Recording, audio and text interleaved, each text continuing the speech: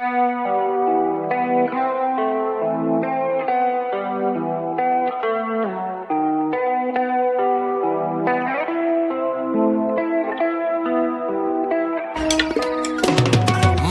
of karate, I bust you down like Itachi, cause you legitimately Hachi. Straight kamikaze, I'm talking to bodies as I go straight brawly. Y'all niggas can hardly be me, I'm not part of the sea. I'm part of the sea like Moses. No psychosis or hocus pocus. I put importance to staying focused. Ignore all the BS on my timeline, I throw a lifeline for those thinking I ain't about mine. Hit you upside your head with a tie iron.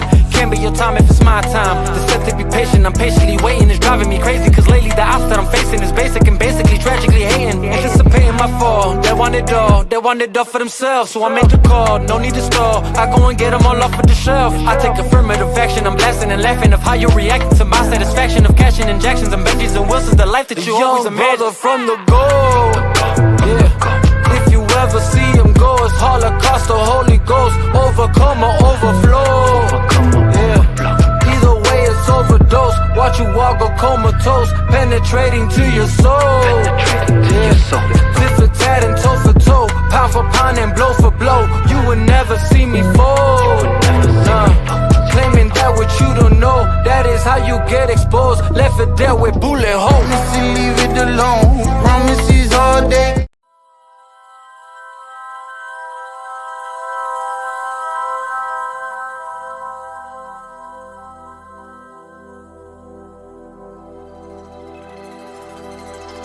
Stranger things, but things I seen be the strangest. City of the shy man, these streets is dangerous. This ain't the city of angels. Ain't no dreaming big, just scheming to get you from different angles. Niggas been snapping way before Thanos, getting smoked out now way before camels. Desert storms is how these quarrels get handled. To the victor go to spoils, our heroes are on our mantle. Keep your business from your bitches, they quick to gossip and ramble.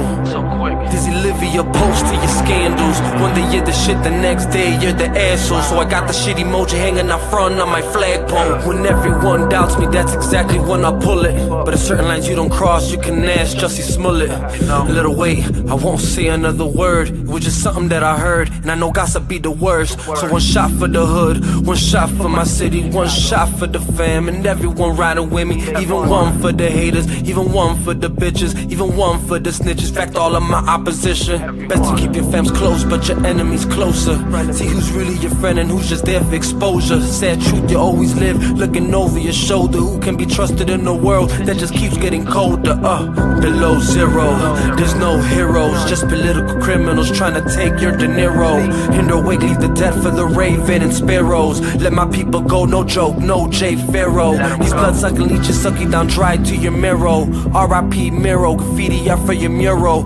Tragic loss, I pray for the pain to go away, that the blessings to be gained for your family may come in plural. Dear Joel Lopez family, my condolences for your daughter. Prayers up for the baby man, also the baby's father. Fucked up and pregnant women are tricked into being slaughtered. Using abuse more graphic than 50 shades darker. Cause it's clear we'll never pass the dark ages. Surrounded by these murderers, rapists and racists, chauvinists and faces, the famous and faceless. I'm geniuses, I'm brainless, bougie but basic. This pure shit or lay shit, real shit or fake shit. I'm loved by the most hated, still under those overrated. Almost went Frank Gallagher, living my life shameless. Family is everything as we deal with these stranger things. Words of a king under the sun, nothing ever changes. Changes.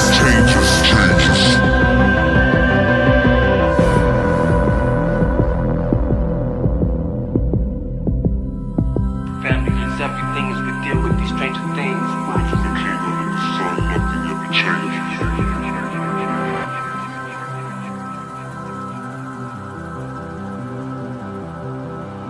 Nothing ever changes.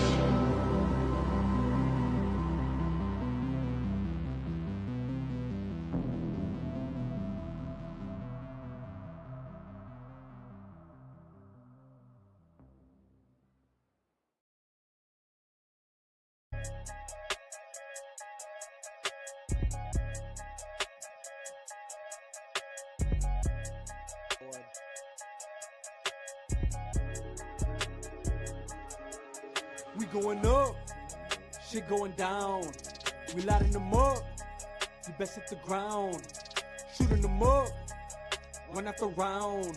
When there's blood in the air, you better not dare to come around town. Father, please forgive me, have mercy on my soul. Fools keep trying to test me and I will never fold. It's the way that Wendy raised me, the city of the gold. Load 'em up and let 'em go, load 'em up and let 'em go, load 'em up and let 'em fly.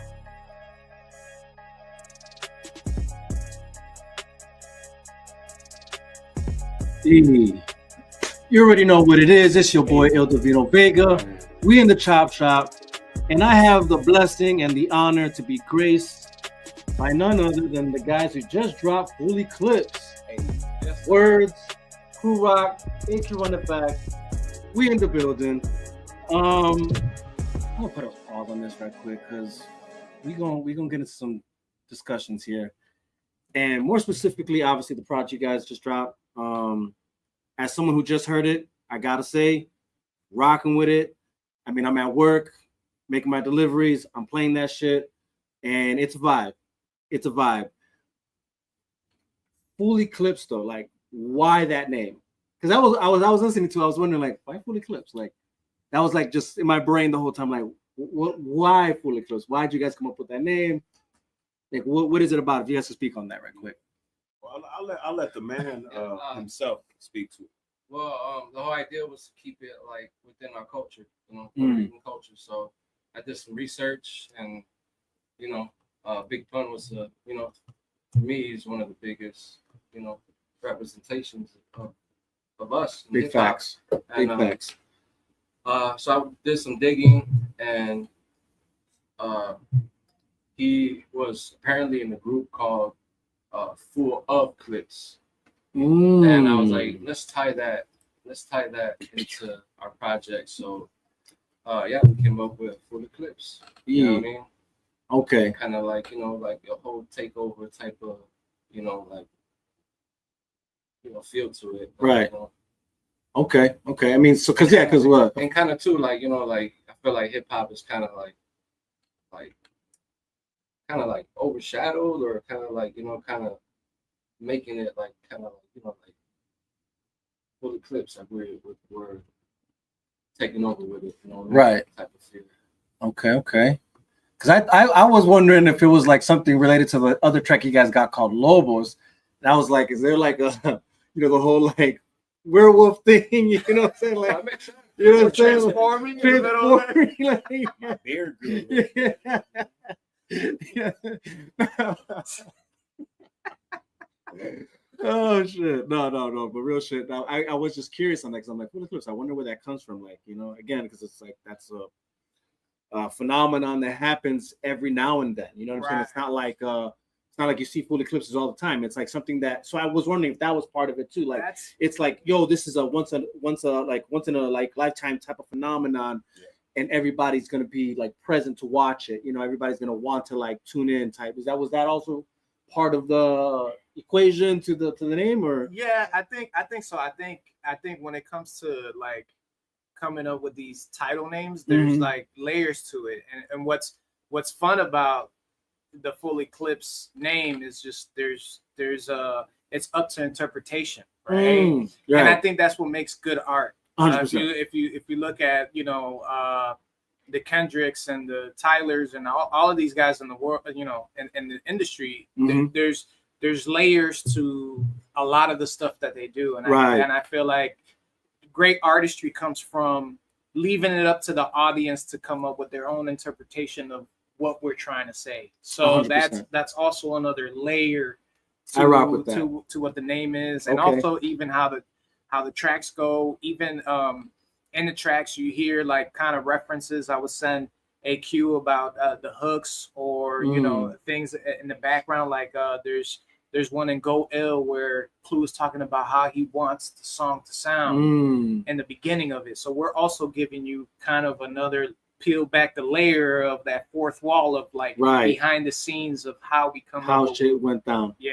I like that. And here's the thing, I definitely want to talk about each song a bit. I'm gonna see if I can post it up or see if I can bring it up on YouTube, because I want people to get like at least a sample without actually revealing the whole thing. Because key here is like, I want y'all to go check this out. Like, it's really a dope album. But if I can give you guys a sample, I'm gonna do that. Now, before we get into it, I will say this: Q, Downturn. Speak to me on that, because that for sure. Like, I know when you first showed it to me, I'm like, man, that is just crazy. Like, you know, because it's saying a lot. Yeah, It's saying a lot. So if you could go ahead and touch on that, like, where was your headspace? Well, I feel like there's a lot of talk about hip hop being dead, and dying, and this and that, and it was kind of like me talking to hip hop and letting hip hop know that there's still those of us who still represent it, and kind of like we're trying to keep it alive, and the intro was kind of like, all right, there's gonna be the intro, hip hop dies, and then when everybody listens to every track on this, it's kind of bringing it back, you know what I mean? Kind of. So that was how everything's watered down, and it's just like disposable, and kind of like people, like a lot of artists, like fall into trends and kind of like using just the whole kind of like flipping shit and not really taking the time to really create something that's going to be like long lasting, right? That type of. Right. No, for sure. I mean, that's how when I was listening to them, like, you're saying, like you were saying a lot of deep stuff in that, and it's so crazy because it's really essentially it's a skit. It's a skit, but like it says so much. And when I'm hearing it, it really gets me. It got me like excited and anticipating. What am I about to hear here? Because it's like, again, it's saying it so much. Like it sets a tone. It sets a precedent for whatever I'm about to like get into. So that's why I thought it was dope. And I'm gonna try and see if I can share right quick, which I think I can. I think I found it, which I'm happy I did. So I'm gonna go ahead and share with you guys, so y'all can hear what I had to hear, and it's amazing. Kind of having the sound effect too in the back of it being on a record. Yeah, exactly. So let's go ahead and share that. And let's go ahead and press play right quick.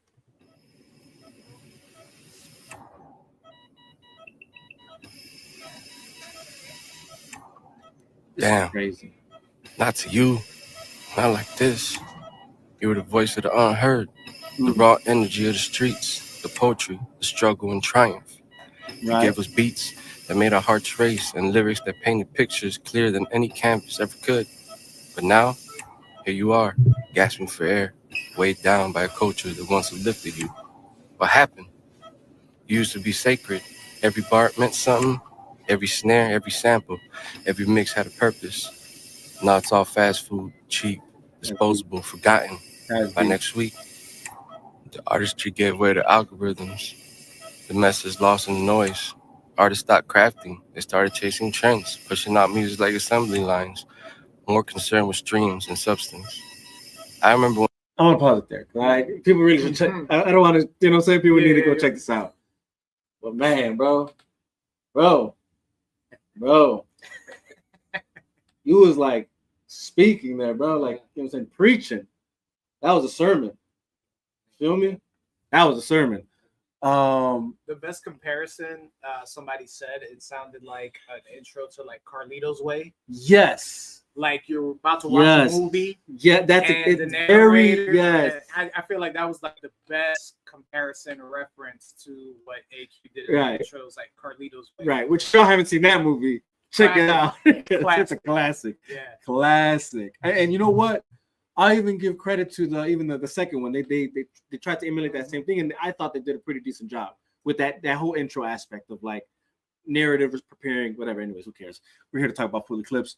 But nonetheless, that's how I felt watching this. 100%. It did feel like, again, I'm about to step into something that's going to be like preparing me. It's preparing me for what's to come. Setting the tone, setting the structure. And setting the mood that I'm in, like, oh, okay, he's, like that whole, I'm talking to hip hop on the deathbed, and I think if anybody's honest, that's exactly where we're at, right? Yeah, we're kind of like in a weird space right now. Weird space, right? If I'm right, like like it's like what's happening to hip hop? Where is hip hop right now? And it seems like to me, like like it's on its deathbed, and it's I would even argue that it's not about, because someone would say like, well, hip hop is dead. But it's like, no, it's not. It's like, what is hip hop right now? And it seems like to me, like, yeah, like it's on its deathbed, and it's I would even argue that it's not about, because someone would say like, well, hip hop is dead. But it's like, no, and this is what I do, guys, and anybody who watches this, you guys know I'm devil's advocate all the time. One could argue like, well, it's making so much money right now. There's so many people getting put on, and it's so profitable. What do you mean it's that? Like, it's probably more alive than ever. And it's like, I'm sure there's plenty of billionaires that are on their deathbed making more money than they ever had, but yet they're near death. You know what I'm saying? Like, money doesn't really say much. You know what I mean? And I think that's important to note here, because it's like, yeah, maybe there's a lot of people making money right now, but that doesn't necessarily speak the truth about what's happening to the craft itself, the art itself.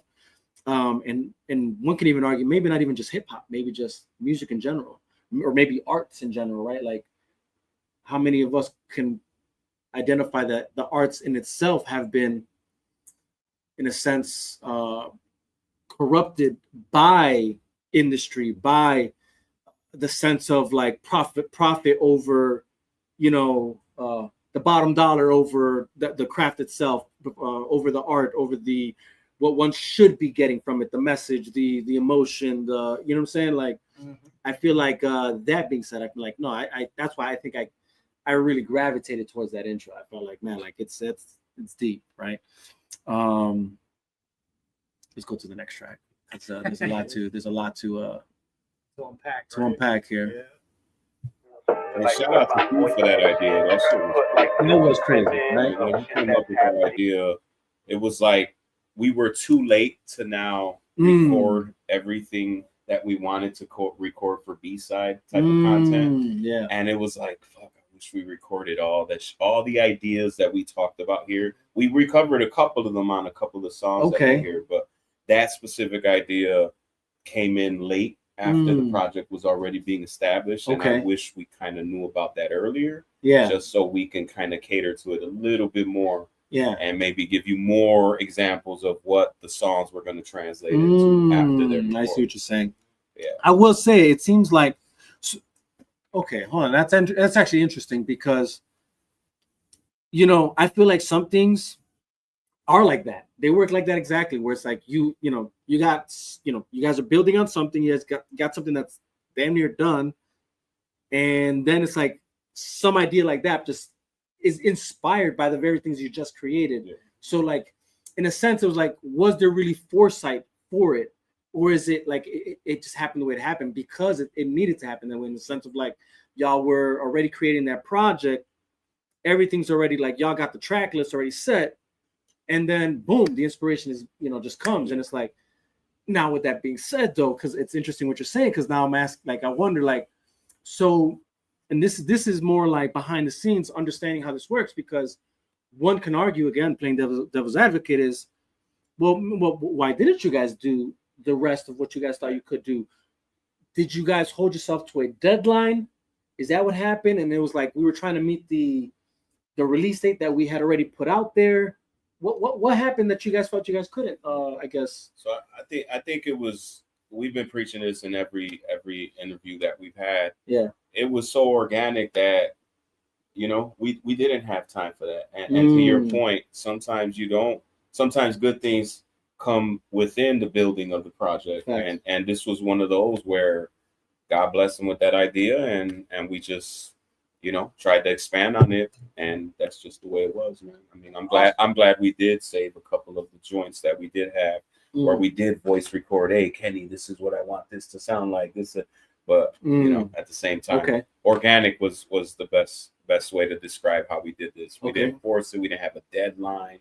We had a deadline once the project was all done, when we agreed, like, hey, these are the songs we think we're going to use. Right. When do you think we should roll this out? And then there's another gem that I'll let him talk about later on with the ending. That's a whole nother whole nother tidbit that to piggyback off of what he's saying. Also, too, I feel like, even as we're documenting the process of it, it's also hard because you kind of want to be in the moment, especially if you're trying to be in the creative space.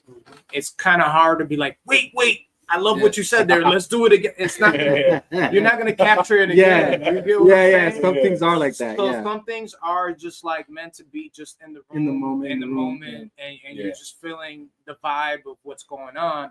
Also, some of the references I sent him was, a lot of it was like beats that he had sent me a while ago or sent us a while ago, Mhm. and then I'll be at work and I'll be like, oh, boom, I got this melody real quick. Let me just jot it down, but also let me send it to him because he kind of had that idea early on, like, hey, document kind of the ideas that you have, references or whatever. So we kind of went down the line. Some of them were emailed to us ahead of time that we already knew, like, oh, this is for sure going to be a banger. But then some of the stuff we created like on the spot here. So we really didn't have time to be like, oh, let me pull out my phone. Let me start writing instead of documenting. Let me write something to it before you know, this energy dies out.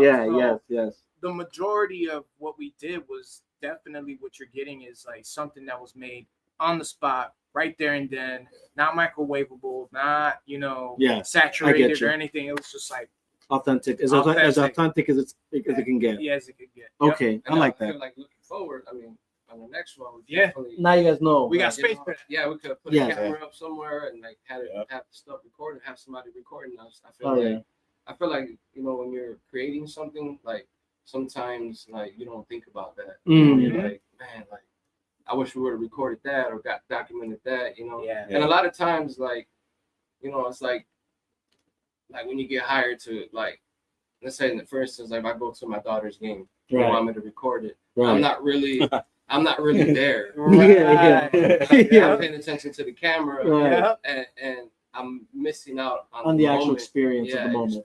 I get that. That's 100% true. That's a great comparison. That's actually really great. Yeah, because that happens a lot, right? And like so many of us are like, so sometimes you're like so focused on actually trying to do that you're just missing out on the actual moment that you could actually be having. Shout out to Daniel Martin. I'm not sure whose people's he is, but Daniel Martin, that's proud of y'all, man. What's up, Dream Tech?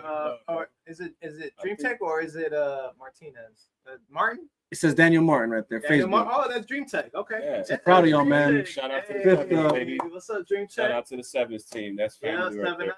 So, all right, for sure. I will say to just one last line on that mindset. Yeah. Drake said a line that always stood in my mind early in his career. I can't live life and hold the camera. And that was one of those scenarios where we could not. Go ahead, my brother. Like we cannot, you know, do both at the same time. But now that we learned this from this one, I'll take one, bro. Now that we learned this from this one, you know, we know what to do and what to expect for the next one. I mean, whether it's a part 2 or I like that. You know? I like that. I'm gonna go we got some Modelos. We're not even sponsored by them, but maybe in the future. That's why y'all get this. That's why you get the black side. Maybe sponsoring. As a matter of fact, what is that? Modelo, what's up? Is that Modelo or what? I don't know. Somos Latino, ¿qué pasa?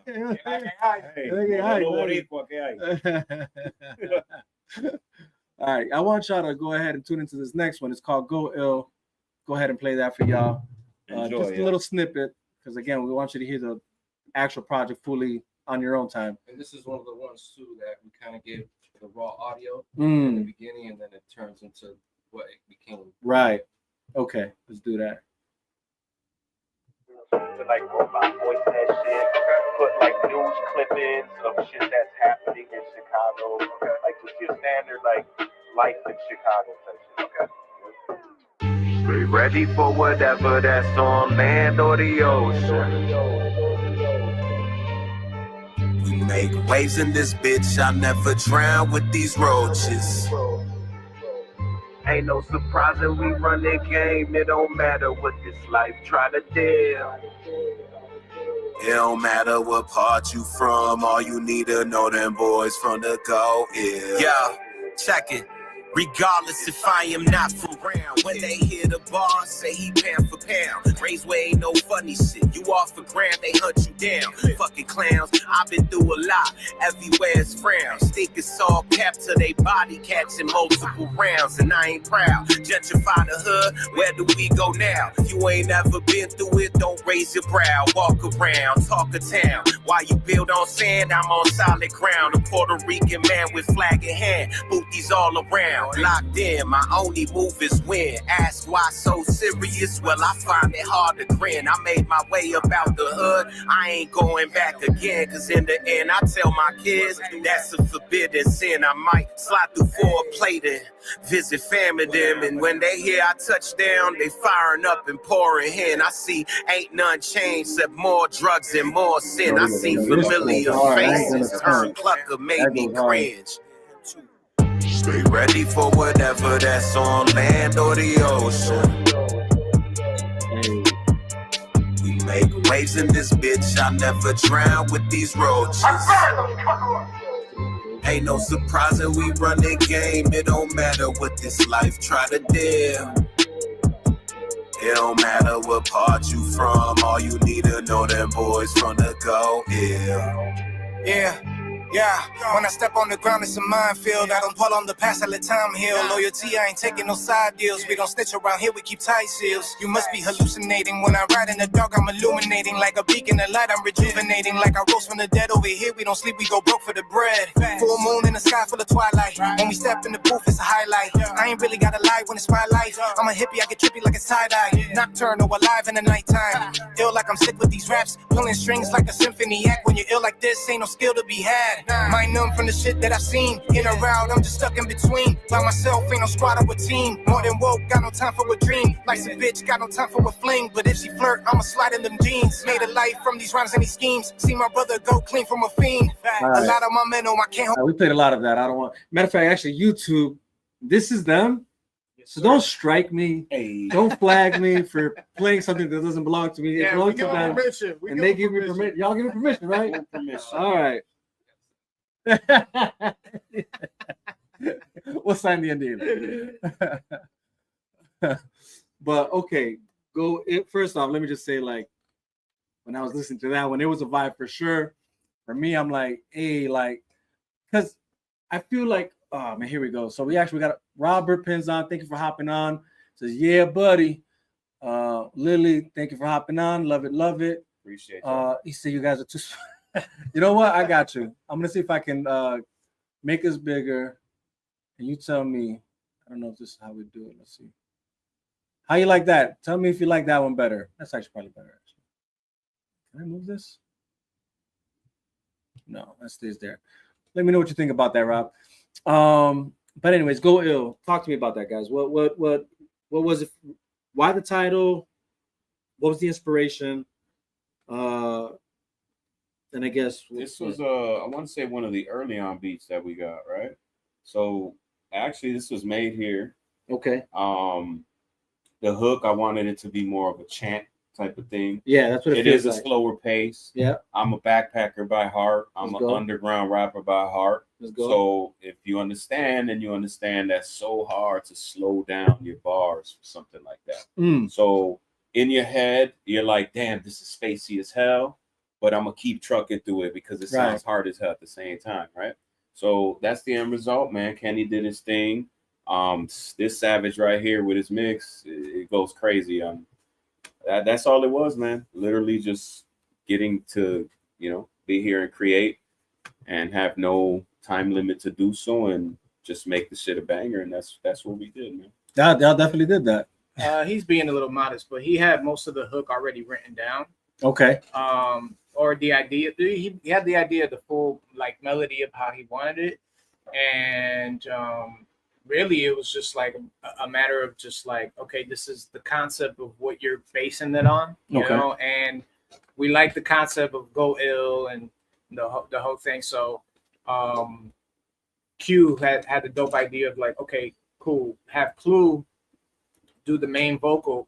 But if you really listen closely, I'm doing the high vocal behind him. So there's still elements of both of us in the hook. Right. You know, whether you hear it or not, it don't matter. But there's still elements of, we try to keep it like a duo type of feel, even if it's just me faintly in the background getting some high vocals to what he already laid down. So y'all gotta have those good speakers, you know what I'm saying? Y'all right. The headphones. That's right. And it goes back to like the title of the project. There's layers to what we're doing. You know, it's not just like, yeah, face value. You listen to the song, oh, this shit goes, man. This is dope. But if you really listen to the vocals and the mixing, and the genius behind the mixing, like you hear elements of us still in there resonating within just the transitions from the hooks to the verses to the ad-libs. Like there's elements of both of us everywhere. It's everywhere. No, that's dope, man. That's dope. Like, I mean, they have both different tones, you know what I mean? 100%. So, like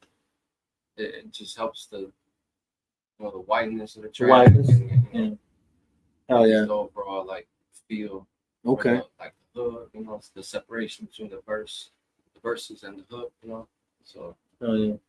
I like that, man. So let's go ahead and hop into the next one.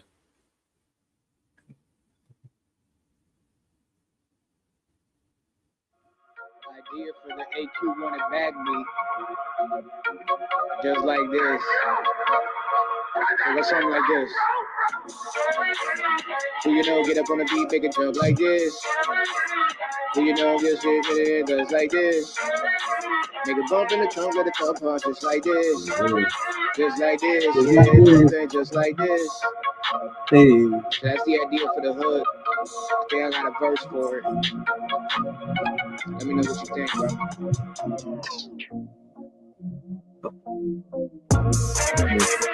Well, you know, get up on the beat, make it jump like this.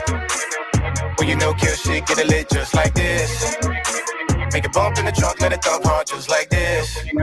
Just like this, yeah, jump in just I feel like this. I keep doing everything I physically can to be put on the map. You keep on putting out all of this music, all of it's useless, none of it slaps. If it keeps changing, I adapt. This life is a maze, I've been feeling trapped. If this was a race, you get overlapped. Don't understand it, I get over that. My shit is too wavy, I'm going ballistic, I'm pleading insanity. Why would you risk it? The demons are out, they gon' pay me a visit, but I do not listen, I just stay the mission. My foresight is 40-40 with the vision. I feel like I'm Rick and Morty when I'm tripping. She told me she feeling horny, put the tip in. I give it that good, then I'm dipping. Yeah. Well, you know, get up on the beat, make it jump like this. Well, you know, kill shit, get it lit just like this. Make it bump in the trunk, let it thump hard just like this. Clue. Just like this, yeah, jump in just like this. If it's over the gate, ain't no debates, be my name with the grace. I'm in my bag, you hearing the tapes. This flight in the drag, just give me my papes and it better not be late. Jose Aldo ain't a break. You never see me with no goofy niggas or move around with no flakes. When the pressure building, I just bake. When I'm in the building, I put weight. Slide ahead, nodding when that shit dropping. I'm a huge man, can't wait. Look away from me, y'all too close. All that sweet shit, high fructose. Shots up, I don't do toast. A goofy mugs that do the most. All right, hold on. We're sharing too much. It happens though, yeah. Okay. It happens. Okay. It's bangers. Right. It's bangers. Right. Bangers. Woo. Yes, sir. Boy, just like this. Mm-hmm. I feel like a lot of this project was like, them taking me out of my comfort zone, me taking them out of their comfort zone, and kind of meshing like, like just the instrumentals with like hip hop drums and kind of like, because I'm into now like making like boom bap beats, like before I love it. I'd be making like I was making like, like trap beats and like stuff like that. But and these beats, I'm giving you like hard hitting drums. Yes. Even if they're like boom bap, they're smacking. They're smacking for sure. Bass line and kind of a hybrid of. Oh, for sure. That's exactly what it sounds like. I mean, and you're on the money. The more we go through this album, you're gonna see exactly what he's talking about. So whose idea was this one? Like, who was like, yo, this? Who came up with that hook? That okay? Because it was a vibe. I'm like, yeah, just like this. Yeah. Just like this. So he had sent me that beat a long time ago, and he's like, yo, I made this shit, and I was like, oh, I like that, but I couldn't to his point, like I'm so used to like boom bap, slower moving tempo beats that I was like, man, there's something here that I need to tap into, but I don't know what, but it's making me move. Yeah. And there's like this little like vocal line in between of me saying just like this, like in between there. That sounds like almost like a girl singing in between of like a call and response in the hook. So I was like, okay, she's filling in those gaps. So then I need like a phrase that's going to be repetitive that has a melody. So that's why you hear on the voice note, on the reference, I'm almost mumbling, but I got the melody, just like this. So I had just like this as the main phrase that I wanted to say. Now it's just a matter of like building around it and then, coming up with like a verse or whatever that's going to transition into the actual song. Hell yeah. And then, I mean, Clue heard it. He was like, "Yeah, I'll jump on it. I got a verse. I'm ready. I'm ready to cook." That one was kind of like self-explanatory, like one of those like magical moments where it's like, "All right, this shit works." Like, let's just put it. Let's just put it because I got the hook. I got a verse. He had a verse. He's always writing. So you guys already had the verses ready for it? I did for that one. Yeah. Well, he did, and then you wrote to it. And then I had a verse, but I was kind of hesitant. I like, I don't know if I want to use this. And then Clue was like, "Dude, you better use that." Okay. So I was like, "All right, bet." And then we kind of just laid those down. So that's interesting. So yeah, because like I know for sure. Again, this is behind the scenes stuff. Like, so it's like I know sometimes there's beats I listen to, and I'm like, yeah, it's like I think I got something that can go to this because it's already written, And then sometimes there's those like I got to write something to this, you know. But this one for sure, you guys already had your for this one here, For this one for sure. How like versatile, that they have something written already for someone, and they made it work. Exactly. And that and always being ready, I think that's also like, you know what I'm saying? Because it just shows how much work you guys are putting in, even outside the studio. That's what I want to touch here, because some artists, they're just like, they're too laxy-daisy. You know what I'm saying? Like they think, oh, I got to be in the studio. I got to hear something to write or blasey, blasey, blasey, blasey. And then it's like too much time prolonged.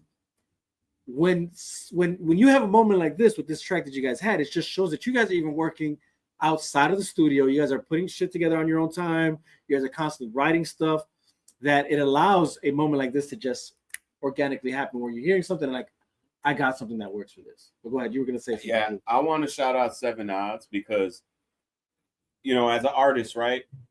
Personally, I got a book of rhymes, right? And to Q's point, like I had that verse written for like a straight backpacker joint. You know what I'm saying? And 7 Odds and they put out a tape that was only put out on tape like a couple of years ago. I want to say like 3 or 4 years ago. Okay. But because it was only on tape, it wasn't heard much. So I was like, you know what? I'm gonna give this verse justice, and I'm gonna drop it on this shit right here. So shout out 7 Odds, yo. Shout out 7 Odds, you know what I mean? Go check out that tape. I know it's a rare collectible. Right. I only have one that's unopened. It's sealed. Right. But yeah, dude, that was one of those where that was probably like 7, 8 years old. That verse. Right. That verse. That's the only one I did that on. Interesting. You know what? That happens though. Like sometimes you find yourself recycling something that came out so long ago, I feel like that also does say something about your writing ability, because the fact that you can take something that's that old and somehow it's still like significant right now. You know what I'm saying? Like that's a rarity. You know what I'm saying? It's not easy to take something that you dropped long ago and somehow it still can fit and be relevant today. So that in itself is like, and the delivery in it a certain way, because I'm pretty sure the delivery was way different. Completely. Again, it was like straight like boom bat, but in the backpack style. Right. And again, my heart's with the backpack. That's where your heart is at. Hey, man, I love it. You guys that are watching, share this link, man. Let's get some like it, share it.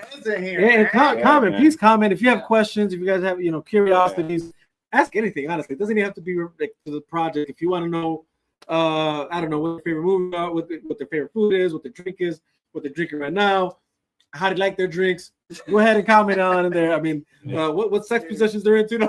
Yeah, I mean, if you want to get specific, say whatever you want. I'm gonna shy away from that conversation. Ladies, no. For sure. we got some married men in the building. I mean, I know. I'll probably be the So look, the savage answering those questions. Facilitate them 2 words. You and I are gonna get our asses beat. I'm already getting a match. It barely came out my mouth. Right. Like, I didn't say nothing. You babe. thought? I didn't say nothing, babe. I was texting you. Look. I'm crazy. I'm looking around. Wifey is the shit. Oh, that's hilarious. All right, let's go on to the next one. Excuse me. No, you good. So this beat. Si tú tienes 2 libretas, yo tengo una maleta llena de letras que no son exclusive. We got an exclusive. para ti, para tu compañía. Want the whip with the emblem. For the ones that I lost in my mind, I remember them. Light up like Edison, roll up another just to take a dose of that medicine. Gotta be listening, move to the beat of my drum, I'ma always be different. The noise keep voicing the doubts in my head, but somehow they keep listening. Been on my own grind and in my own time, I try to level up some more. Cause if I don't try, then That's true, no? This was Si tú tienes 2 libretas, within the yo last. tengo una maleta llena de letras que no son fake. Para ti, para tu compañía. want the whip with the emblem. For the ones that I lost in my mind, I remember them. Light up like Edison, roll up another just to take a dose of that medicine. Gotta be listening, move to the beat of my drum, I'ma always be different. The noise keep voicing the doubts in my head, but somehow they keep listening. Been on my own grind and in my own time, I try to level up some more. Cause if I don't try, then it's a bold lie, so I level up a little more. They spinning the block like it's Mario Kart, with funerals finished and burial starts. But this is the pain that created the arts, and fire the trees when we break them apart. Don't speak to many cause you can't be trusted. You ain't surviving, prepared to be hunted. God is a potter, I pray to be sculpted. Blueprint, look at what I constructed. Limited time on this earth, ignorance primitive, minds be at work. Deliver a message when I write a verse. Disfigure the mic till I find what it's worth. Trapped in a booth full of solitude.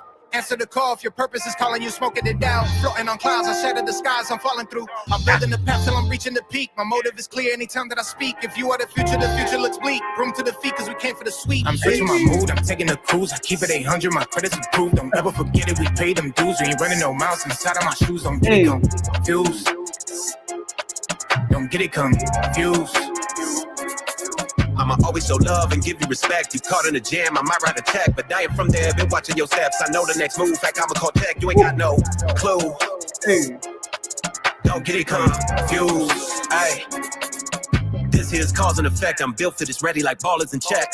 No, I never fought or regret, but it all on the line like a war out of vet. I've been given the order to shit on recorders like none of you niggas is stressed. Cause the shot, I can't put that to rest. I got dots, I'm still trying to connect. So you telling me Famo got hit in this driver chase Uber, no thing, let me guess. Instead of dropping them off, you go back to the hood, tell me that shit ain't SUS. I find out mine SOS. I ain't even about violence, but when it's familiar, I'm fighting like be my guest. Think back shit, give me the press. We living in a new wave, in a new age, made it out the maze, got be praised, flip a new page, it's a new day, see the smoke haze like some wolf grays. Any given day, life been crazy. Stay in my bag, no TSA. I love my team, but I'm self-made. See my 8 streams, buddy getting paid. Lord by my side, walking on the tide, try to exit us. It's a slow climb. A few years ago, I was running orders like I'll be there in no time. In no time. In no time. Go listen to that damn album. In no time. Yo, that's Lucid one, honestly. Man, it's crazy, dog. Every time I hear it, it gives me goosebumps. Yeah, and it's timely too because Drake started talking all that shit about UK rappers, shitting on y'all own style. Hey, they want the beef apparently. They want the smoke. UK rappers, if y'all really think y'all got it. I'm actually a fan of. I am a fan of UK. I'm just not a fan of that statement, and I'll be damned that I'm gonna just stay quiet representing. Right, 100%. No, that's 100%. Look, at the end of the day, I'd fuck with y'all shit, but America.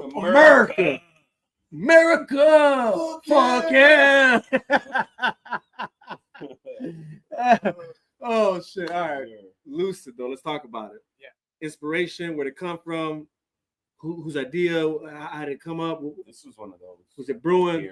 Yeah, it was brewing. I had a chunk of the hook already that I had wrote to a different. It was a different beat. Okay. Similar tempo, but different beat. And Okay. I remember coming to the studio and Q was like, "Yo, I just check this loop. Check this shit I just created." Uh-huh. And I was like, "What Yeah. the hell?" So rapidly, I was like right next to in his ear, like when that drunk person tries to show you a verse and shit, like, "Yo, let me rap to you real quick," in your ear and shit. I'm like doing the same to Q. I'm like, "Yo, Q, I got a hook. I'm taking the crew. I'm making them move. Keeping it. My credits improved. I'll forget it. Pay them dope." Right. And I'm like, "Oh my god."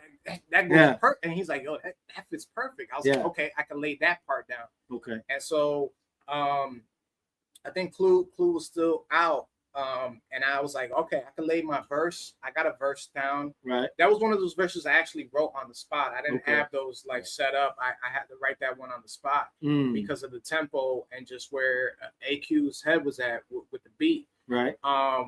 And so I laid it down. I had the hook, half of it, and then he was like, "Ooh, I like what you're doing with the hook. Let me freak the other half of it, 100%. you know, and write it in my way." So that's when he added the "You ain't got a clue, get it confused." You know what I'm saying? So it all worked out, and then he had his verse, and then it just kind of like it was kind of what he said. To reiterate what he said, it was one of the last songs that we kind of added to the project because we felt like we needed something that moved, and we were kind of in that realm.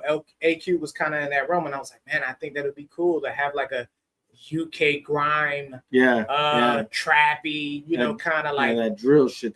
Shit, you know, but also giving it that depth with the bars and the lyrical skill, you know, like let's show them that we can do something outside of just like a slow pace, typical A-B pattern. This is like all over the place, you know, like like on the beat too, like it has an old school like 80s synth.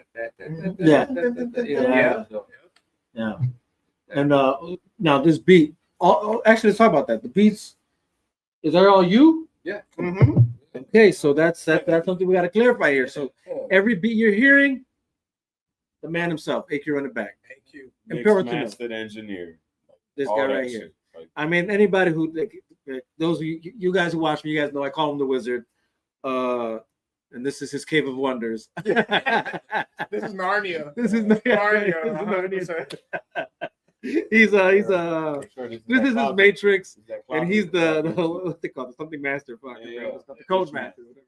What it's called? There you go. So, dope track, Lucid. I mean, just again, one of the many. Also to add, while he was making the beat, one thing I love about AQ is that he's open to like suggestions. You know, he's 100%. Open to like, you know, he's working on something. I was like, Q, what do you think about it? Like a counter melody on top of. So when you hear the piano, that was something that I was like, yo, add that. I need that on there. You know what I'm saying? And he was like, all right, cool, because initially it was just the synth, and then once the piano.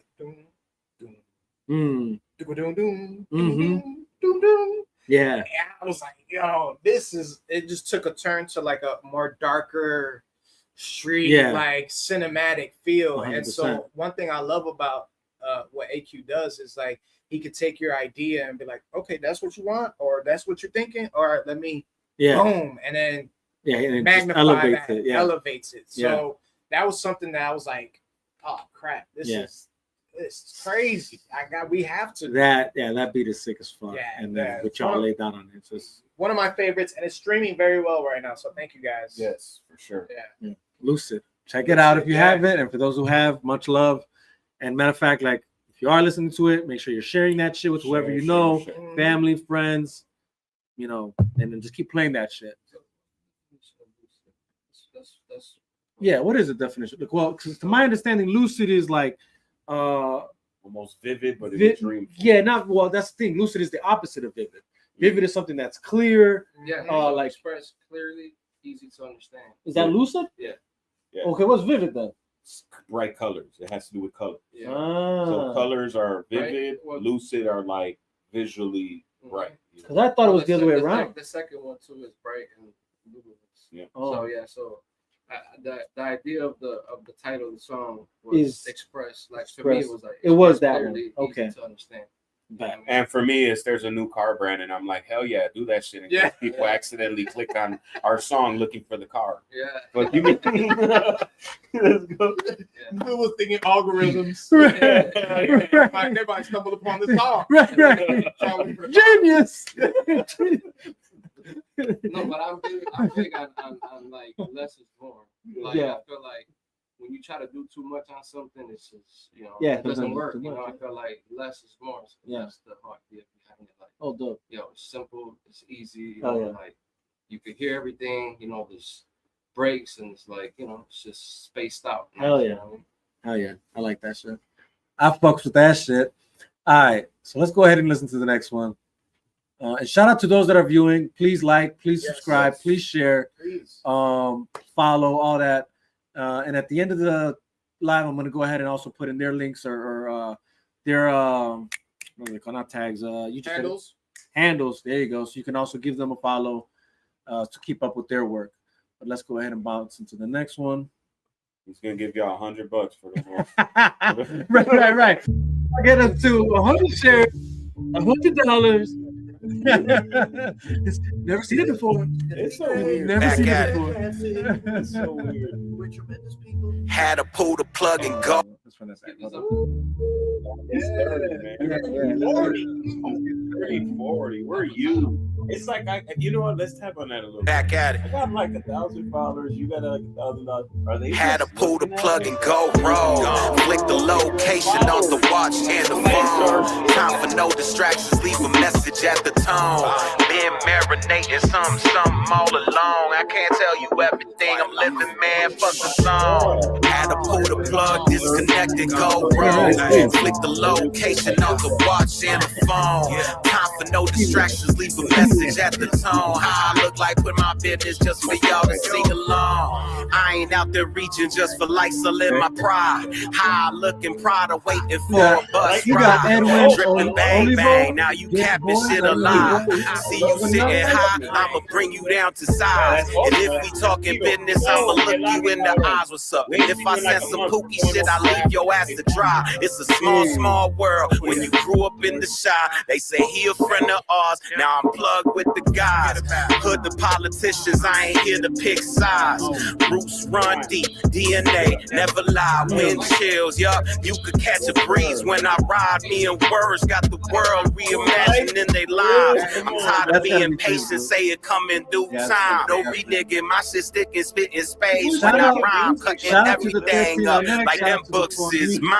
Flick the ass, slam the ass like next in line. Flick the location off the watch and the phone. Time for no distractions, leave a message at the tone. Been marinating something all along. I can't tell you everything I'm living, man. Fuck the song. Had to pull the plug, disconnect and go roll. Flick the location off the watch and the phone. Time for no distractions, leave a message at the tone. How I look like with my business just for y'all to sing along. They say you insane if you don't change up your approach. I've been ghost, I've been keeping to myself, no time to host. I'm just trying to light a match up in this bitch and watch it blow. He keeps calling up my name, if it don't change, I'll never grow. They don't ever give a fuck until it's late to sing your praises. And they wonder why there's people out here robbing, catching cases. They don't hear us, they just fear us. Revolution has its phases. All I do is keep on writing, keep on flipping through these pages. I got rhymes for days. When you shine, they hide for shade. You be talking all that mess. Well, nigga, it's time to pay. You been doing them TikToks well, but you still kinda lame. I've been doing this for a long time. Well, now it's time for change. Man, it's been a while, I've been in and out. Man, I swear that I've been in about with my inner child. Lost so much throughout the years, I'm trying to find a winner's route. Stack my paper to the ceiling, trying to stack those big amounts. Okay. We're going rogue, boys. We're going rogue. Sometimes it's like that, man. Sometimes it's like we going rogue, boys. So, I mean, yeah, let's talk about that. I think I like this one a lot because I feel like I find myself in that moment a lot. Like, you know what? Time to go rogue. Y'all ain't gonna hear from me, see from me. Just I gotta go off the grid. But let's talk about it.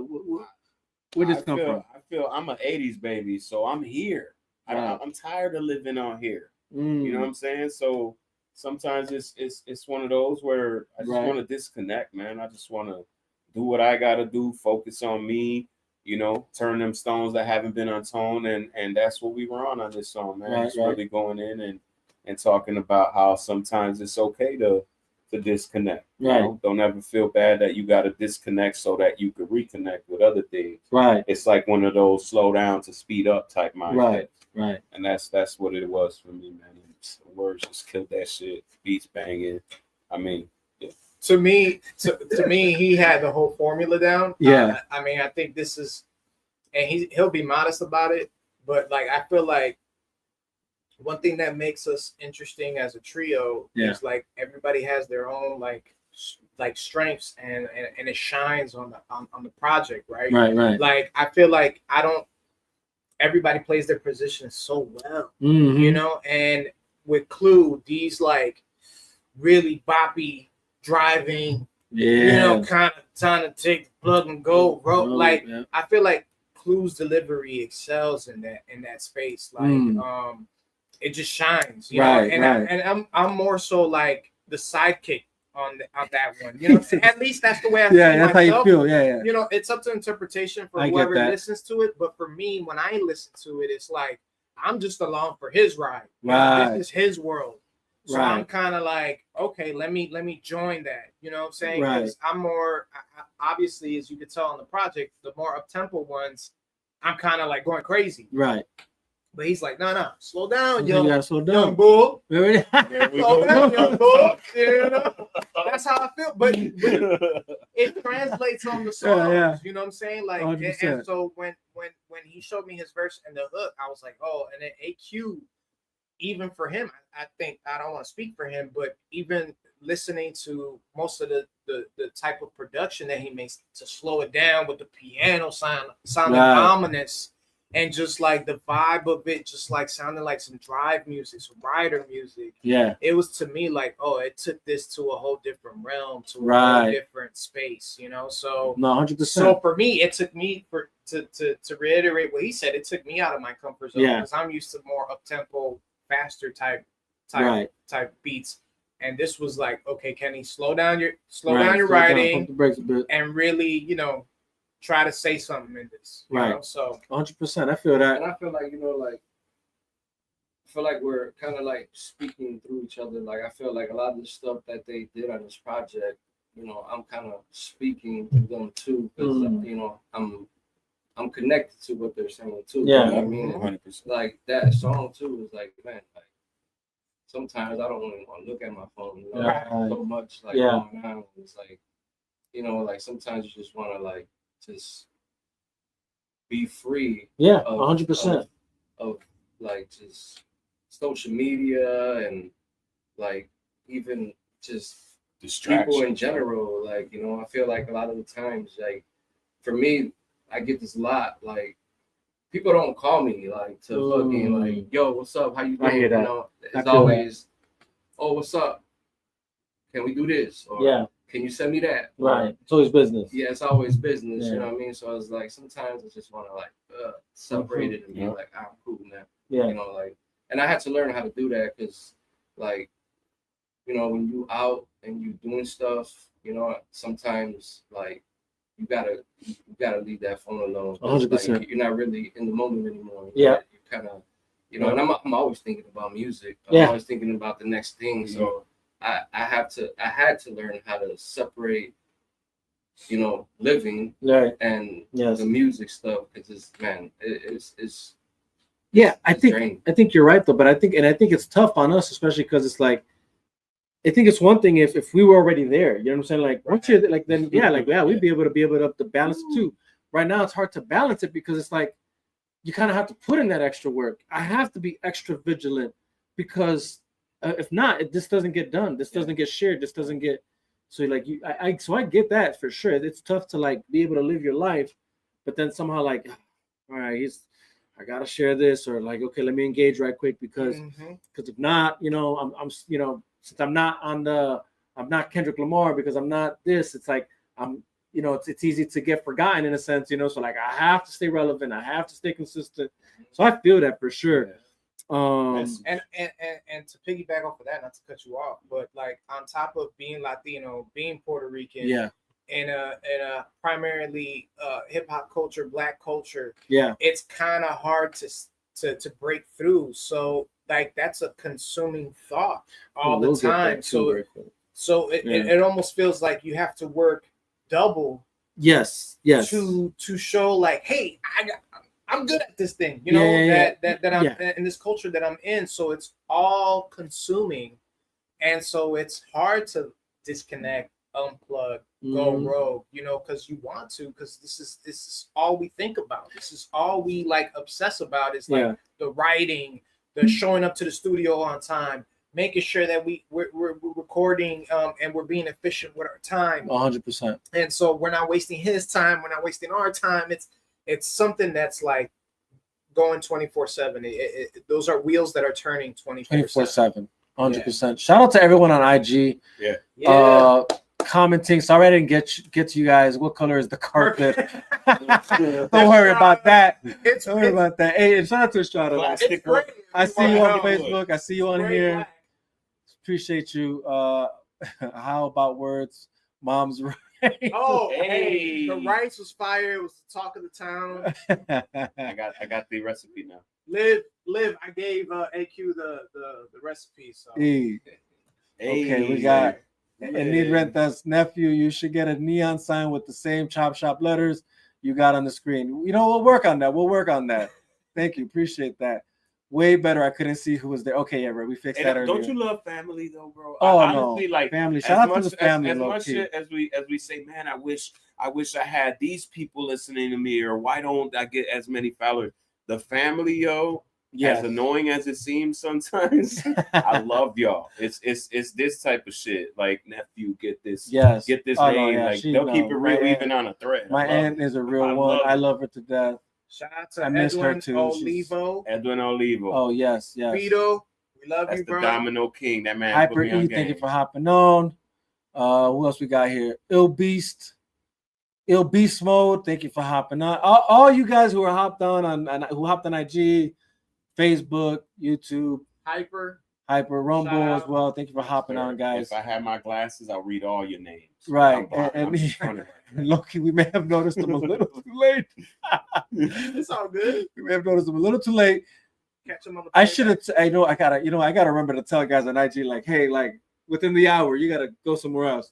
Because it's usually up to an hour only for some reason on IG. I don't know if you think that's true, because on here it shows that we're. Oh no, actually it looks like we're paused. Never mind that. All right, well, yeah, I gotta let them know. Like, hey. So wait, so we do it.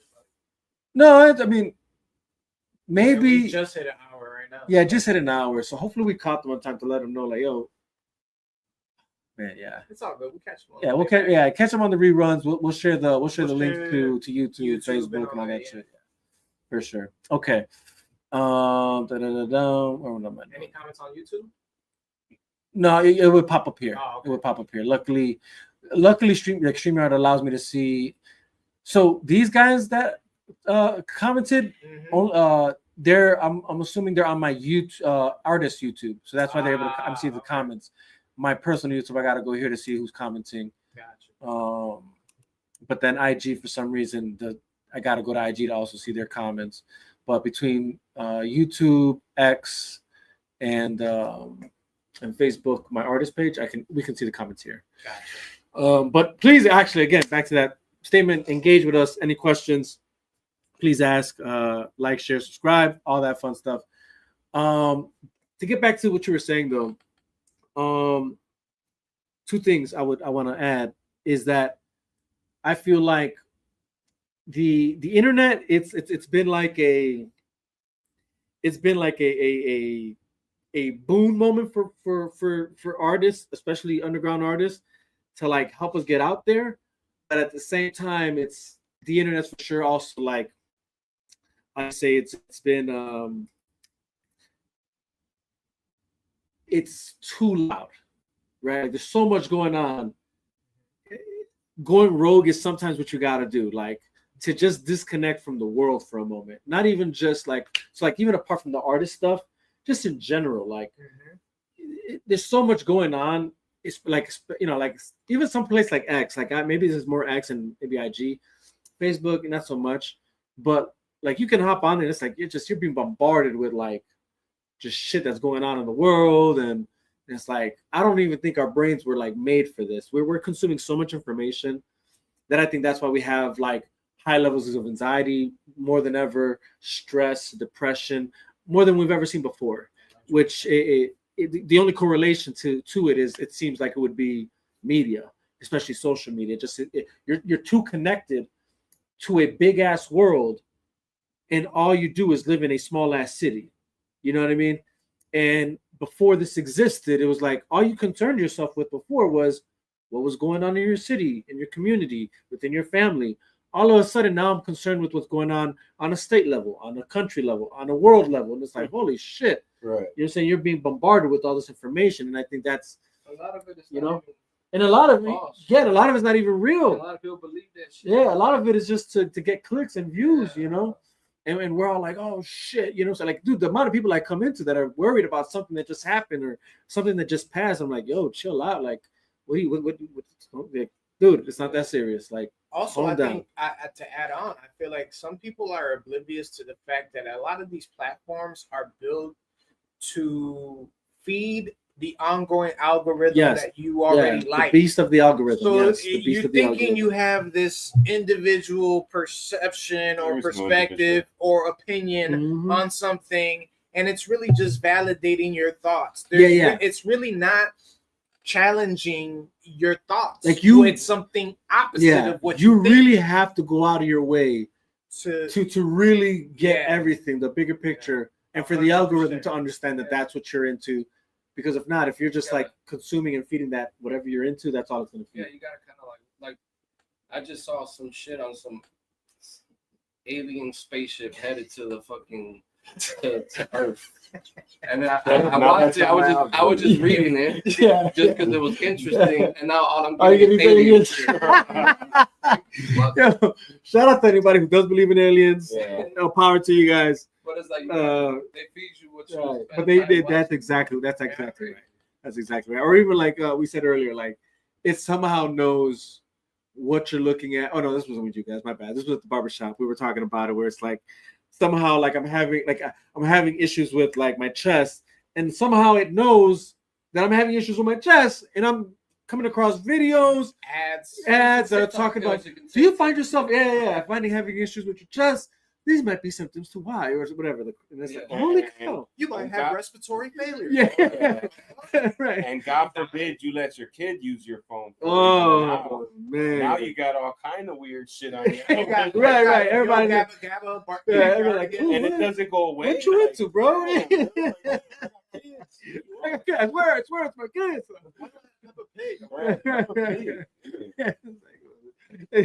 Do my friends some things. A minor. All right. But there's something else you touched on that low key is somewhat of a topic of discussion on the web right now due to who was it? Fat Joe and Jamal. Was that who was that? They were talking about the influence of hip hop, whether Puerto Ricans deserve or not to have it. It's like, yeah. I mean, I guess I guess I'll start off on that one. My bad. First off, Fat Joe don't speak for all of us. You know what I mean? And that's real shit. Full disclosure, though, I honestly didn't catch the full interview or the talk. Somebody just shared with me that was a thing, and I should go check it just to see what was said. I have my thought. I already kind of had. I will say this: when they told me that was something that was happening, I was like, I kind of had thoughts on that, but I have yet to actually check out that discussion. But go ahead, please. What he used to do is fucking. He got a platform. Why don't you put his people on? Exactly. You know what I mean? For years, he's had a platform. Yeah. Oh, why don't you put Big Punch on? Shots fired. You know, publicly, so that we all don't have any misconceptions in our own head. Right. I don't care what you did on the back end. What are you doing for them now? And you know, if it wasn't for Big Pun, there would be no Fat Joe. I don't care about the ITC. Gotcha. You know what I mean? Yeah. Like real talk.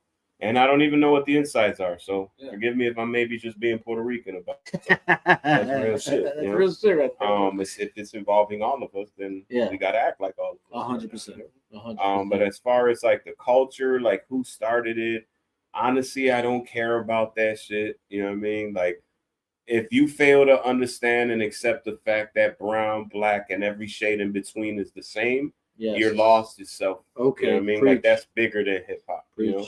And that's where I'll leave that at. As far as hip hop, this is what I do, and that's it. I feel that. No, that's true. Look, I think so. I will say this. I feel like that's a valid point. And at the same time, though, I feel like the point you brought up earlier is also true. So, because it's almost like though I 100%, I think what you're preaching is the purest form of what that concept should be. Unfortunately, that's not the concept that exists. Yep. And we are dealing with a so-called, I guess you could say, ceiling or hurdle that because and this is why credit where credit is due, though I agree with both of what you guys said on the Fat Joe front, credit still should be maintained where it's like, let's not pretend like there isn't an issue there though, because there is an issue, right? Where that industry has become how do you say, what's the word I'm looking for? It's been gatekeeped. It's been grabbed and gatekeeped on this so-called narrative that actually isn't too true, because and that's the thing, because and unfortunately the conversation of how did it start is somewhat important, because there's if on the at least on the very notions of what I discovered on my journey of learning the history of hip hop, Puerto Ricans for sure had a big influence on it, and to deny that would be it's heresy to the craft itself, right? And then the reason it's heresy, or the reason that the reason that you're building on top of that heresy is the reason now you're feeling legitimized in gatekeeping the craft itself, right?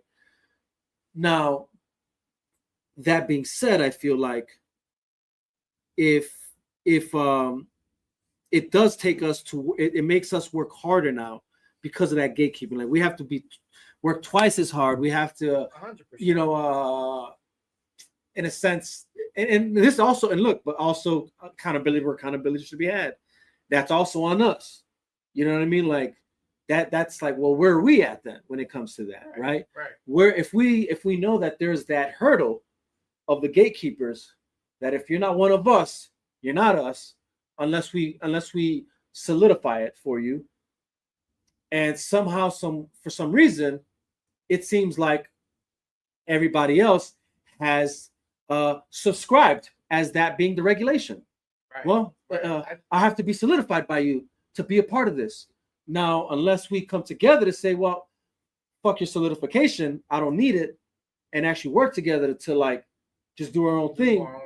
Yeah. And again, not because we're trying to create a divide, because I wish the status quo was exactly what he said, because that would be the most righteous outcome. That would be the ideal you know situation. But yeah. the reality is it's not that. It's not that, unfortunately. And I know you wanted to say something. Yeah, my bad. You in the background. I feel like we should be doing the same thing. I feel like we're too kind and we're too open-minded with letting other people, not I ain't trying to sound like, you know what I mean, but like whatever, man. Like let's say like the whole reggaeton movement, like the whole sound, like everybody's doing that shit now. You know what I mean? Like even African type beats. Yeah, like we should hold that down and be all right. Okay, a little bit more guarded. You could do something with it now, like like a little more guarded with it. It's like I hear that. Cool. Like we got our own sound, and now everybody's got that sound, and now what are we left with? You know what I mean? Now we gotta either evolve and create a different sound, or like. And with that, because of the status of where shit is with the gatekeeping, we then become the gatekeepers of shit. That's like, what are we doing now? Now there's a division between Boricuas and Dominicans, dembow and reggaeton. No, 100%. There's always something that I started, and it's beautiful to think you start whatever, man. Right. But I would rather focus on where it's at. If I pass right now, I would, and I had any say so or anything afterlife, right? I would like to see where it went after. I don't really care that I started it. I want to have the blessing to see, man, this is where they're at after. You know what I mean? And then as far as like this rap shit, there's this division, man, that's like hard for me to understand as a Puerto Rican. Like I seen, and I might be going off subject a little bit, but it's still on subject, right? Okay. I seen a TikTok of an African American lady shitting, and I use the word shitting sparingly, openly, right? Shitting on little Puerto Rican girls, doing footwork in our Puerto Rican Pride Fest, talking about, look at these little bitches. They don't even know what they're doing. We started that shit. That's our shit. Like, come on, man. Like, what is the point of that? First off, the lady was an old snaggletooth ass bitch. Like, you ain't doing no damn footwork. First off, why are you just stirring the pot? Right. You know, and we get a lot of that, people that just stir the pot because they have this open platform to do so, and then you don't hear about them again.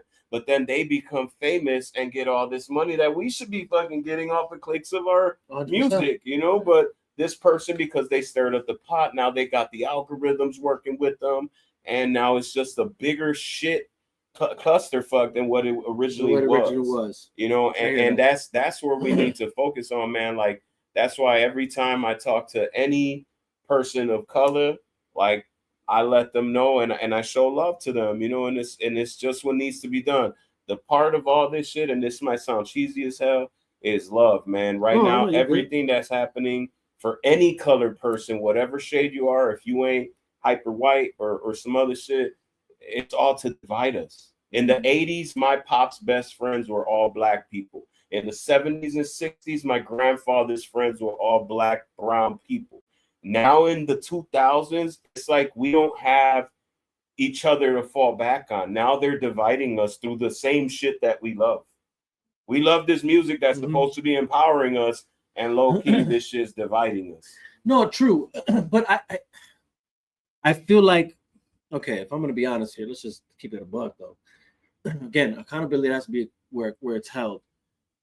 Who's been dictating that, though, right? It's like we can't pretend like that just exists out of nowhere, or like it's like no one individual has that accountability, right? Like, and I'll say this because I agree with you. The reality is Puerto Ricans by nature are already what you're saying, right? Like what should be, and that's the reason why, like you said, like, you know, reggaeton, we don't gatekeep that, and that's why you kind of see that kind of spread out, and it's kind of making its waves in every kind of culture. But that's even been with any other sound, right? Like I remember there was what was it, Japanese salsa group back in the day. I remember them. You know what I'm saying? La Luz. You know what I'm saying? La Luz. And they threw down, but they threw down too. And we used to clown them. Why? They were so dope. But they were good. Yeah. Right? And that's what I mean. Like gatekeeping, I get it. Like that shouldn't be a thing. And I think Puerto Ricans actually, for the most part, we don't do that. We don't gatekeep on anything. And that could be, look, that could be to our detriment, or it could be to the very fact of, like, you know, maybe we stand on what we actually believe and what we live our lives according to, right? And that's in a sense is love, right? Like Puerto Ricans are probably the most welcoming, most hospitable people I know. You know, as far as, like, you know, you can go to the island and it's like, you know, you see anybody and everybody there. Like, you know what I'm saying? Like I remember the first time going to Puerto Rico and I'm like, yo, like, there's like a lot more people than I thought. You know what I'm saying? Like the cultures. You know what I'm saying? Like I thought I was gonna go over there and it was gonna be just straight Puerto Rican. The way it is normally when you go to anywhere outside of the United States, right? You can go to Mexico, you're not gonna see nothing else. Right. It's just Mexicans. Right. You can go to Africa, all you're gonna see is Africans. You can go to China, all you're gonna see is Chinese.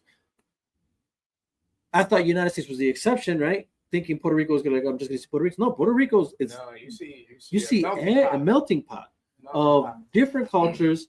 And so I feel like that's who we are as a people. To maybe go back to what you were saying about who's accountable for those things. Mm-hmm. I don't feel like any particular moment or group or anybody is accountable for that. I think that we just haven't had, especially in the hip hop space, we haven't had enough representation past late 90s. I mean, we had the Beat Nuts, we had Pun, we had Thurston Howell III that we talk about a lot, you know, who's very underground, but represented us for a long time. Rican. So I just feel like it's more of an underrepresentation. We haven't had enough of a breakthrough to even be accountable of anything. I feel like nobody has had, especially in the Puerto Rican realm, the risk factor to jump in the hip hop space and be like, hey, we're here, we're still here. We didn't disappear in the 90s, and it was just the Beat Nuts and Terror Squad and your cliche. Right. Well, and then here's the thing, like even the reason I said even the fact that we have our stamp in hip hop is because you can go further back into like the DJs that actually brought hip hop to the forefront. Right. Crazy Legs. You know what I'm saying? That whole scene, the Breakers. So it's like that's what I'm really getting at. Like we go way back into this. So it's far beyond even the 90s. I'm talking about like the birth of hip hop. Yeah. You can't ignore that we were a part of it, is my whole point. Right. But you are onto something, right? And that's that. And yeah, I probably use a strong word with accountability. Right. That's not really what I was trying. I guess in the sense of like devil's advocate, I use that word, right? Because it was like we can dance around like, I guess, who's at fault for it, but you're also right, and that's that. It really doesn't matter. What matters most is that are we actually going hard to make sure that we are represented within the very art itself? Exactly. And then that also goes back to if there's anybody who's going to do it for you or for us, it has to be us. I personally feel, and don't expect it to come from others. Yeah. Right. Have it come from within the very, group that you're representing. My bad to extend this, but we don't really get a lot of platforms to speak on this, right? Right. This goes beyond music. Let's forget about music for a minute. Name a leader right now, a Puerto Rican leader that you would say, I will stamp my cosign on them. Name a leader, for any aspect. Culture, for fucking finances, for things happening in Puerto Rico. Name somebody that you will give your cosign to. No, that's nobody. That's actually a really good point. Name somebody in the African American community. You've got rest in peace Martin Luther King, rest in peace Malcolm X, Al Sharpton. You got all these leaders, right?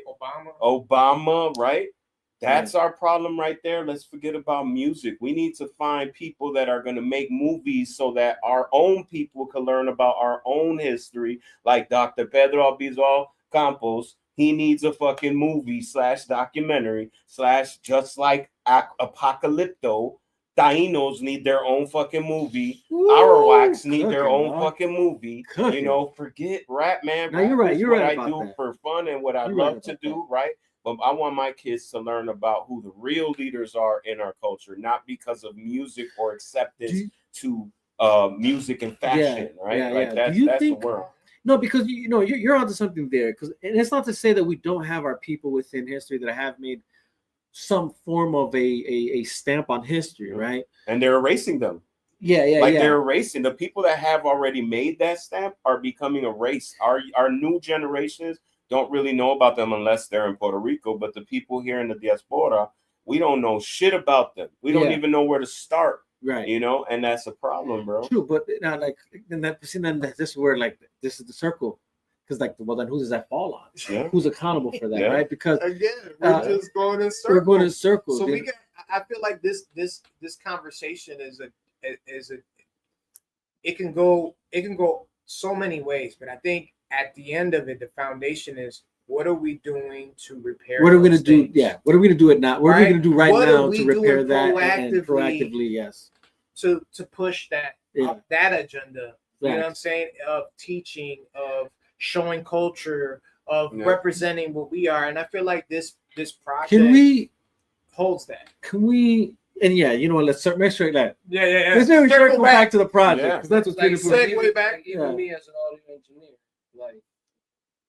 I hate when somebody asks me, "Do you know how to do trap?" or "Do you know how to do hip hop?" Just because I'm Puerto Rican, I'm already considered a Spanish engineer that only works on tropical music. Yeah. Just because I'm Latino, Puerto Rican, Latino for that matter. Yeah, so it's to me, it's that goes to show you, bro, you already got this narrative of me that I'm only a fucking Spanish engineer, that I only know how to make music for the Spanish. Nah, man, and at first it was like that. I wasn't getting a lot of hip hop artists, and I wasn't recording hip hop or rap or whatever because I started off with Latinos and reggaeton and stuff, and then it switched over. Now I got the Latinos asking me, "Oh, do you do this type of music, or do you I'm like, bro, music is all." Music is all damned if like, you do, damned if you don't. yeah, like music is what's the word? Universal. It's universal. It really You know what I is. mean? Like, it doesn't The matter arts are what you universal do. for that matter.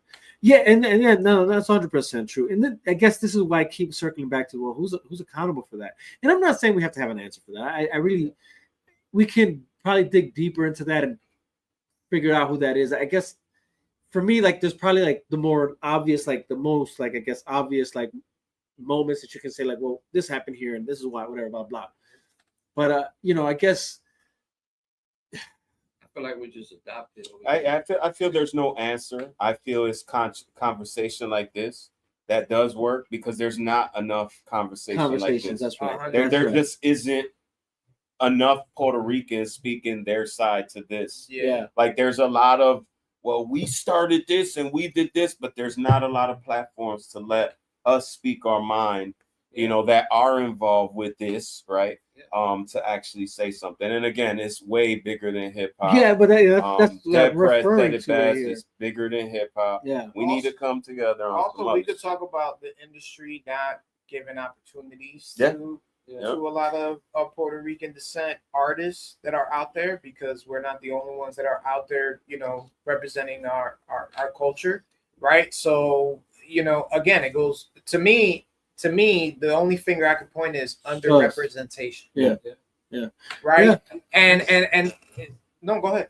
I just feel like even a lot of Puerto Ricans are dumb to know anything about our culture. Like, like don't know That's shit about it. enough info, yeah. Like, how the fuck, like, you know, and this is not bashing any other cultures, but like, we had to change the color of our flag to be able to fly it. And you got all these people from these countries coming over here and being able to fucking fly their flag, including non-countries, not even a country, a fucking preference. Yeah, like, Yes, how the fuck is that? Yeah, Like, you know, that's true. Like, I bet you a lot of Puerto Ricans don't know that. That's, Like, no, you're right. We had to change the color of our flag in order to be able to fly it here. And you would get jail time if you get that light blue one, which is in front of my house. I mean, now you can fly. It's just, you know, now you can fly, but still, that history is important. That's what's important right now.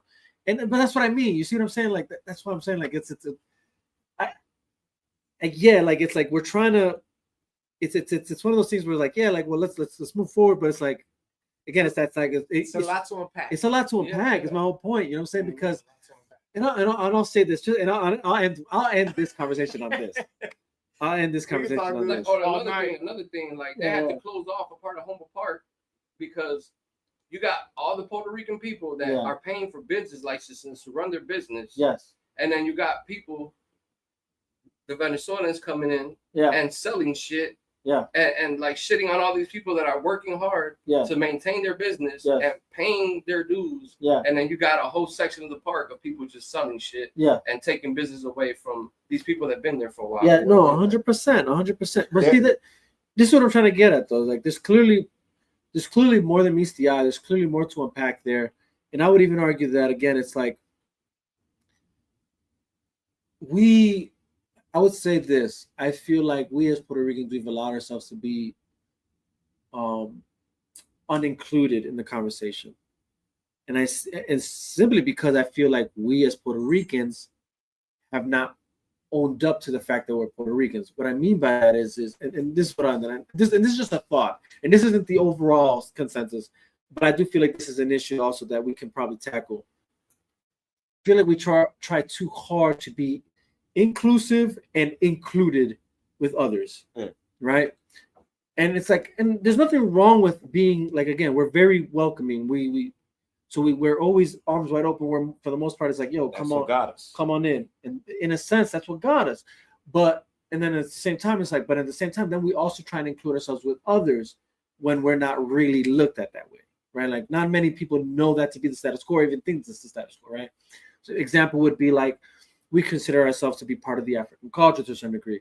And it's like, but when you're doing that, then it gives the argument for just, well, let's just focus on African culture then, because that's more bigger. You know what I'm saying? That umbrella is more bigger than Puerto Ricans, right? And because we want to be included in that. And even though, yes, historically there's truth to that aspect, right? Like, yeah, when you look at Puerto Ricans, we're a mutt of a race, you know what I'm saying? We're mixed with so many different cultures that So yeah, there's truth to that. But all that to say is that we tried so hard to fit ourselves into that narrative that now we're being fully eclipsed by that narrative. Yeah. Where Puerto Ricans don't really have their own identity anymore because aren't you just black? Yeah. But check aren't you guys just, you know what I'm saying? Yeah, but check to a certain degree. And then again, I don't want to say that's the full context of that conversation, but I just feel that is an aspect of that conversation. But like even our own people don't fuck with us. Like how many fucking producers and engineers are in the city that, like, for instance, I just had some dude that he's an engineer. Like, you know, I'm following him. You know what I mean? Engineer, artist, whatever the fuck you want to call him. Mm-hmm. Like, how I'm showing you love, and I go on your page, and you're not even like showing the love back. You know what I mean? You go on my page to check me out to see what the fuck I'm doing, the copycat and shit. But we're all Puerto Rican. We should be supporting one another. How many engineers and producers have I worked with? I feel like that's I feel like that's a Chicago thing, though, man. To be honest, I feel like that's a Chicago thing. I feel like many people in Chicago just don't fuck with each other. Bro, I had a studio in a building where it's all nothing but fucking Puerto Ricans. Yeah. And niggas don't fuck with you because they're on some fucking hating, on some. Yeah, just we're selfish. They're selfish. Like, not necessarily hating, but you're selfish. I've always had my door open for everybody, and it's like, why? I didn't do shit to you, right? Like, you know what I mean? Just because I'm putting in work and I'm doing all the shit that I need to be doing, right? You know, instead of hitting me up and be like, yo, what is you doing? Like, let's work together, you know? 100%. And it's like, it's just bullshit, man. No, you're right. Even our own people is like that we here, especially, you know, we're against each other. You know what I mean? Instead of working as a unit, and that's 100%. Part of the problem too. Like we're all working separated. You know, like if we work together as a unit, the people that are doing shit here, it'll be a bigger movement. That's part of the big issue. 100%. You know what I mean? 100%. No, you're right on the money. I will give a shout out though to somebody I came across, somebody's page I came across. It's the inventor. I'm sure Puerto Ricans or non-Puerto Ricans have seen the black and white Puerto Rican flag. It's the inventor of that flag. He's from New York. His name's Qatari_Elvis on Instagram. Check him out. He's the originator of that flag. Now there's a purple one for woman Puerto Rican that he's made a big, thing about, and I'd like for y'all to check him out, because there are people out there that have a different way of doing things than I can, right? Because I'm not vested enough into knowing what to do, right? But these are people that have been putting their time and their work in for this exact topic. His name is Qatari, Katari_Elvis, ELVIS.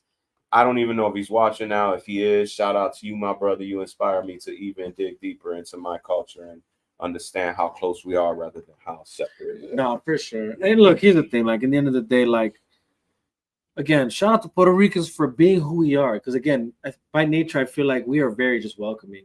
It's like we are very welcoming people. Like, we show nothing but love.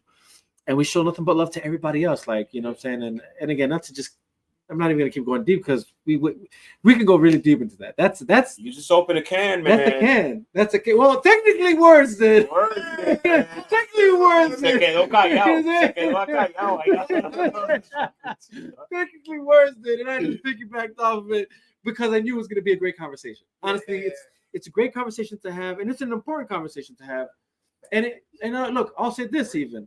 For anybody who's watching and feels like you have something separate to say, that maybe you don't think the way we're thinking, or like, again, I think even right now within this whole conversation, I think we all had separate points to be made that might seem like they're even contradicting to each other, like to one another in the sense. But what's important is that the conversation is being had, and we need to have more of it to get to the root of what is important here to that topic of discussion, right? And so that no one is fully eclipsed by anyone else. So back to that full Eclipse album. Back to that full Eclipse album. It's to the point where sometimes I don't even put a Puerto Rican flag after my shit because I'm scared. Damn, is this gonna stop other people from listening to me because of all this? It's like, damned if you do, damned if you don't. Right. You know what I mean? No, you're 100% right. 100% right. I think we need Go ahead. Beers. Go ahead. I'm gonna go ahead and play the next track on the album. Go ahead, do you think? I'm gonna go ahead and play the next track to the album, and in the meantime, we went deep. We're all passionate about it. We went deep, but that's okay. That's all right. That's okay. No, that's 100% right. We do get in our own way, and that's what I was trying to point out. Because like, all right, looks like we're still having the discussion. Because what I'll say is this: is like, and again, I'm not even saying that we're wrong in this, but what I'm saying is that clearly we're taking advantage. We are taken advantage of because of this, and I just feel like we fight so hard for everyone else, and then we fight so hard to be part of everyone else, that then there's no room for us to just fight for ourselves in a sense. You know what I'm saying? And like, because even like you were mentioning the whole like what's happening in Humboldt Park right now in Chicago, and it's like, but that's not because they intruded it. It's because we welcomed it, because that's who we are. We're like, yeah, fuck it. You know what I'm saying? Like, hey, you know what? And then against them, but it's kind of like. But I'm saying that's who we are. Even to the point where we let the gates open. Like it's not Puerto Rican's fault or the Venezuelans' fault. No, they well, got nowhere else to go. It's how they gonna make money. I get it. On both sides. Like they gotta. Too, yeah. Well, yeah, exactly. And I would say this: it's like again, we clearly are just that people, because it's even beyond that. Like even to the point where like in our own festival, we let people raise their own flags during a Puerto Rican Week festival, and that's who we are. We're like, yeah, represent, like, because we're happy about that. Because we fought so hard so that we can raise our flag, that we're happy to see you raise your flag. But that has to be stated and that has to be known.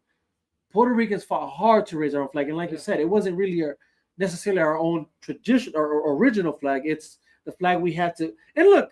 And how do we represent ourselves? In the end of the day, like, whatever. If that's what we have to do, that's what we have to do. Like to be like transparent and honest. Oh, wow, right. Why motherfuckers go to the Puerto Rican parade to see the Puerto Rican bitches. Right. For that. We have and then you got the Puerto Rican females representing themselves as fucking hoes. Hold on. Well, hey. Not all of them, but you go over there, like what the fuck? Like hold on. We got some like, beautiful women. Puerto Ricans women are just beautiful women. Yeah. And we do be acting wild. It is what it is. But like apart from but that's another discussion to be had. I feel like that's a whole other category. Yeah. But nonetheless, that is an important talk to have for sure. Can't even go to the park without fucking trying to. You really can't be safe. Yeah. Feel safe and. And that's on us. That's on us. That's on us. Yeah. And that's why Humboldt Park has become gentrified. Yeah. That's on us. To just add on to this conversation, because it's very loaded and it is very loaded, and we're all passionate about it. The only way I can kind of make sense of it for me is when I first started doing music and hip hop. One part of what I loved about hip hop was it was so inclusive. It was so welcoming. Yeah. Right. So seeing the Big Pun, seeing the Fat Joes, seeing Fabulous, who's like half Puerto Rican, half black, seeing like the Carmelo Anthonys, even in basketball, seeing the JJ Barrels, seeing, like growing up and seeing all of these representations of like half black, half Puerto Rican, half black, half Latino, like made me feel like, oh, I have a home here. I feel like I can be accepted here because I think you're onto something there. Yeah, because of the type of music that I listen to. So could it be said then on that what you're saying? Could it be said then maybe that somewhere along the line that narrative changed? Because you're right about that. And you know what? We overlooked that, my bad. We overlooked that. There was a point in time where it did feel inclusive, right? Yes. Because even apart from what you're mentioning as far as the Puerto Rican artists and representation of that. Yeah. Even other, that was technically around the same time Eminem came into the limelight. So you had white artists. Right. So it seemed like hip hop became, in that moment of that era of that time, which was like the late 90s. Yeah. Early, there's the 90s. Let's just say the 90s, late 90s. It seems like that was probably the best moment for that concept of all inclusiveness of hip hop. That and maybe not, again, we're using hip hop as the as the base. base, right? But the reality is it extends further. Yeah. And could it be maybe said that somewhere along the line into the millennium of the 2000s, that changed, and all of a sudden 1000%. the whole race conversation became a thing, became magnified. I think once social media became a thing, everything became much more magnified. Right. So it goes back to the algorithms validating maybe a certain point of view that you feel about a certain group of people, right? So then now that thing is magnified times 10, and now you find like 20 other people, 30 other people, 100 other people that maybe feel the same way. So then that perspective continues to be perpetuated throughout culture. And throughout a certain generation, and it's not like, to me, this conversation boggles my mind because 100%. I never grew up thinking that way. That's super key. I grew that's up. Super key. We have definitely overlooked that. I grew up with projects on, like hip hop projects like Ruckus Records or Sound Bombing.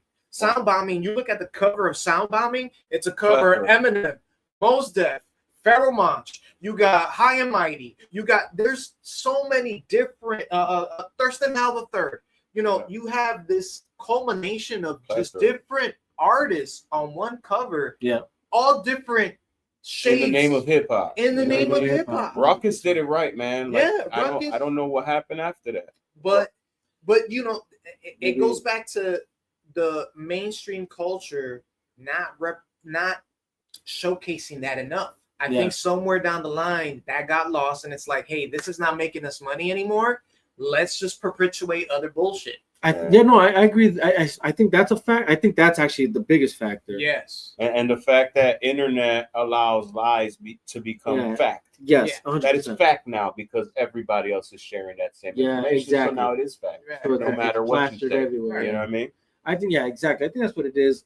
But I think, if I'm being honest, look, matter of fact, let's just end it on here because this is gonna go. Yo ass, boy. This will go down a deep rabbit hole. Come on, New York. This will go down a deep rabbit hole. I ain't gonna lie. Hey, this is gonna go down a deep rabbit hole. But I feel that's just by design. Like, you know what I'm saying? Like somewhere along the line, I feel like the idea of the race bait, culture shock shit became part of a way to divide us because. My bad. One last thing to that. Yeah. And it becomes a bigger issue when you have a celebrity that becomes the face of their narrative of the story, 100%. aka bitch ass Lord Jamar. Oof.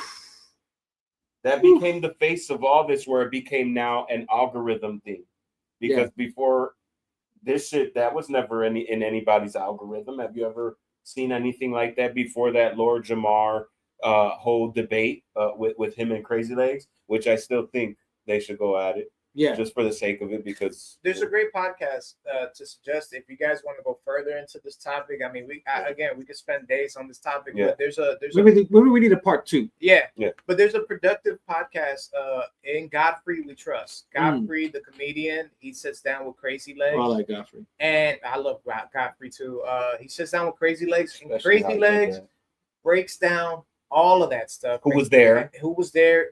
Down to the beginning and the inception of hip hop, and how we got to this point now where we're having these conversations, these loaded conversations on Puerto Ricans being a part of hip hop culture. Also, you got to take in consideration, I was a big Brand Nubian fan. That's where Lord Jamar comes from. 100%. I even know a Lord Jamar verse by heart. I used to recite it in lunchroom battles all the time, and people used to think it was my own verse, and it wasn't. It was a Lord Jamar verse. Right. But so I have mad respect for those guys, but also you have to take it into account who's giving out this information. This is somebody who thinks flat Earth is a thing, and that's a whole nother can. So also you also have. I don't want to get into that. You ain't know, but you also got You gotta check. You gotta cite your sources, man. You got to see where you're getting your information from, who you're getting your information from. Why is this and why is this even a thing? Make your own assumption. Don't let somebody's narrative take over your.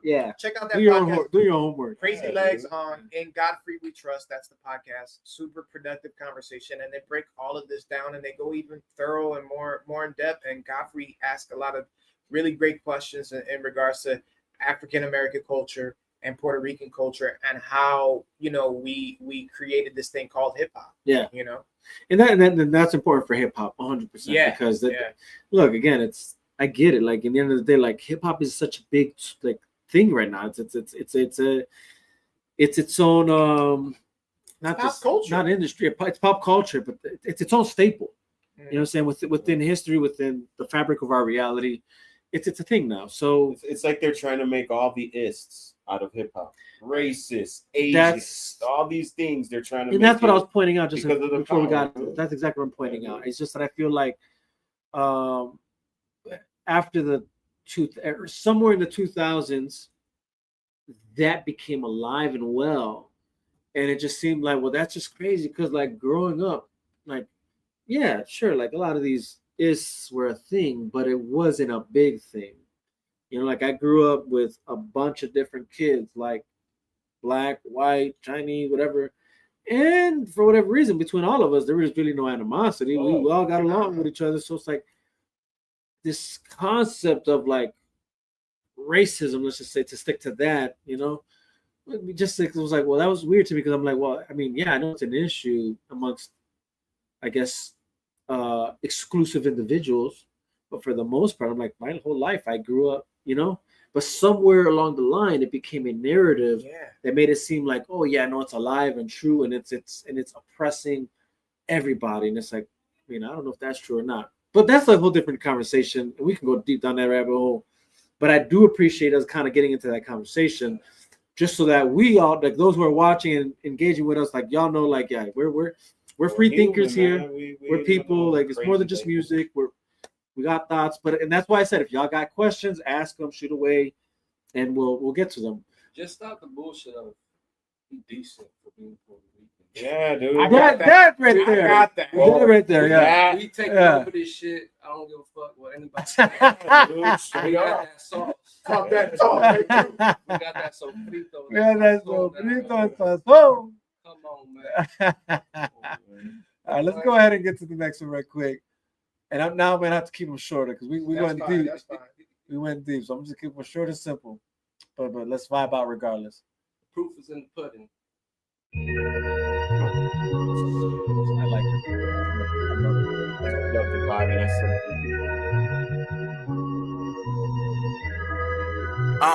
Lord knows I be trying, but every time I pull ahead, the devil right on time. On some bullshit, tell his ass fall in line. This A quality, you B-list, out of line. How we kill this shit, do it all by design. Cause every night I pray before I go and close my eyes, hoping that tomorrow it will bring up brighter skies. Navigating, dodging all the snakes and the lies. See the hate in their eyes, Lord knows I be trying. Yeah, I be trying. Lord knows I be trying. Yeah, I be trying. Yeah. Lord knows I be trying. I do this for the diehards listening, trying to paint a picture from the image I'm envisioning. When it's wartime, man, it's all about positioning. So many copycats, man, they owe me some dividends. You gon' have to lay in the hole you be digging in, or you gon' have to crawl out the hole you been living in. But fuck it, I'ma have to go and drag them out. I had some doubts, now I gotta bag them out, tag them out. It's a John Doe, blood everywhere, wear a poncho. Time is money and you know I'm getting to it pronto. A boricua from the Isla del Encanto. Hey. To all my island niggas reppin' yo le canto. Woo! Hold on.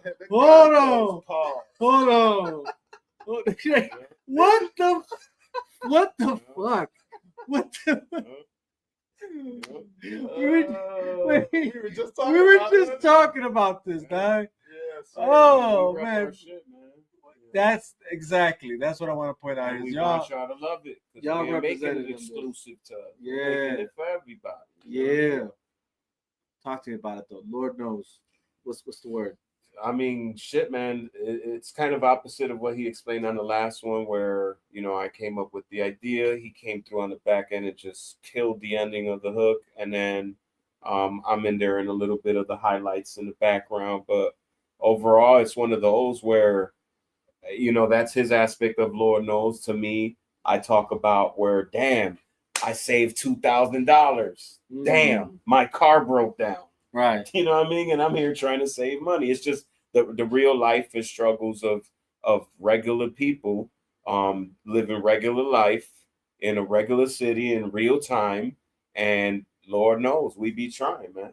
You know, you take a step ahead and it's like you take 5 steps back because of trials and tribulations, you know. Mine is like I be trying not to kill a motherfucker, you know. Yeah, Angry, you know. It's like Lord knows I be trying, you know. Yeah, that's why I say Boricua, you know, time is money, you know, time is money, you know. I'm getting to it pronto, or when I say you got to wear a poncho, you know what I'm saying? Because it's like a Dexter. The way I see my verse is like a Dexter kind of scene where I'm just like, and there's blood just splashing everywhere, and I'm just like, I'm gonna kill a motherfucker, but Lord knows I be trying, you know. Lord knows I be trying to keep the peace. So that's kind of like my perspective on it, and just the overall build to the song. AQ had this like, I call it an Alchemist type beat. Because it just feels like an Alchemist type beat. Yeah. And when he played it for us, me and him went crazy. We were like, yes, this is right up our alley. This is our bread and butter. So let's knock it out. So I had a verse already kind of tied in. He had the hook pretty much written out. And I was like, okay, let me add on my second half to the hook.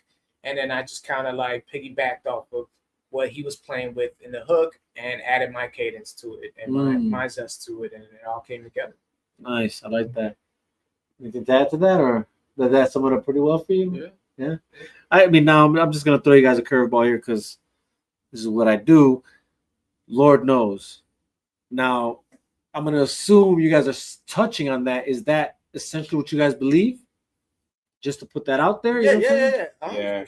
Yeah, dude. Jesus is Jesus. You know what I mean? That's what it is, and it's not how you live your life. It's how you try to live your life, and I think that's what God looks at your heart the most. And it's a matter of putting Him, even in them tough times, knowing that the Lord is and the Lord is in control. You know, even if I sinned 1,000 times, you're still the Lord. Forgive me. That's why you died. You know, and that's, I don't mean to preach. No. I mean, that's why. But that's something that's real for me in life, and that's since a kid, thanks to my grandfather who changed his life from a mobster to then becoming a preacher man, you know, and I seen that whole transition and how it changed his life, and I seen a lot of things in life, just like many of them. It's yes, Jesus is Lord. That's why I asked, because I mean, y'all talking about it. I just need to know, not just that I need to know, but the viewers need to know, like, you know, because look, I think some people rap about that shit or talk about it because it's cliche now, because it's like we all talk about the man in the sky now. You know what I'm saying? Like it's just a conversation piece. But like, do you actually believe that? You know what I'm saying? Because you know, again, we live in that era now where it's like, it's more of like a catchphrase. Yeah, it's more of a saying. So that's why I said it. I don't really believe there's a big man in the sky, or I really don't believe there's God, or I don't believe in Jesus. You know what I'm saying? We just said it because it's a term. Right. It's a term that's said a lot. No, I think even if you look back in my catalog, I've always had songs regarding to having conversations and my own. You know, by myself. Like sometimes you might see me talking to myself, but it's not talking to myself. It's talking to my higher power, and just like trying to sort through my thoughts. Yeah. And so that's what Lord knows. That verse is like, oh, you might see it as like punchlines and like, oh, he's a killer. No. It's like those dark thoughts that you get in your head, like, yo, I just want to do the wildest shit right now because I'm so angry or I'm going through a tough time in my life. Right.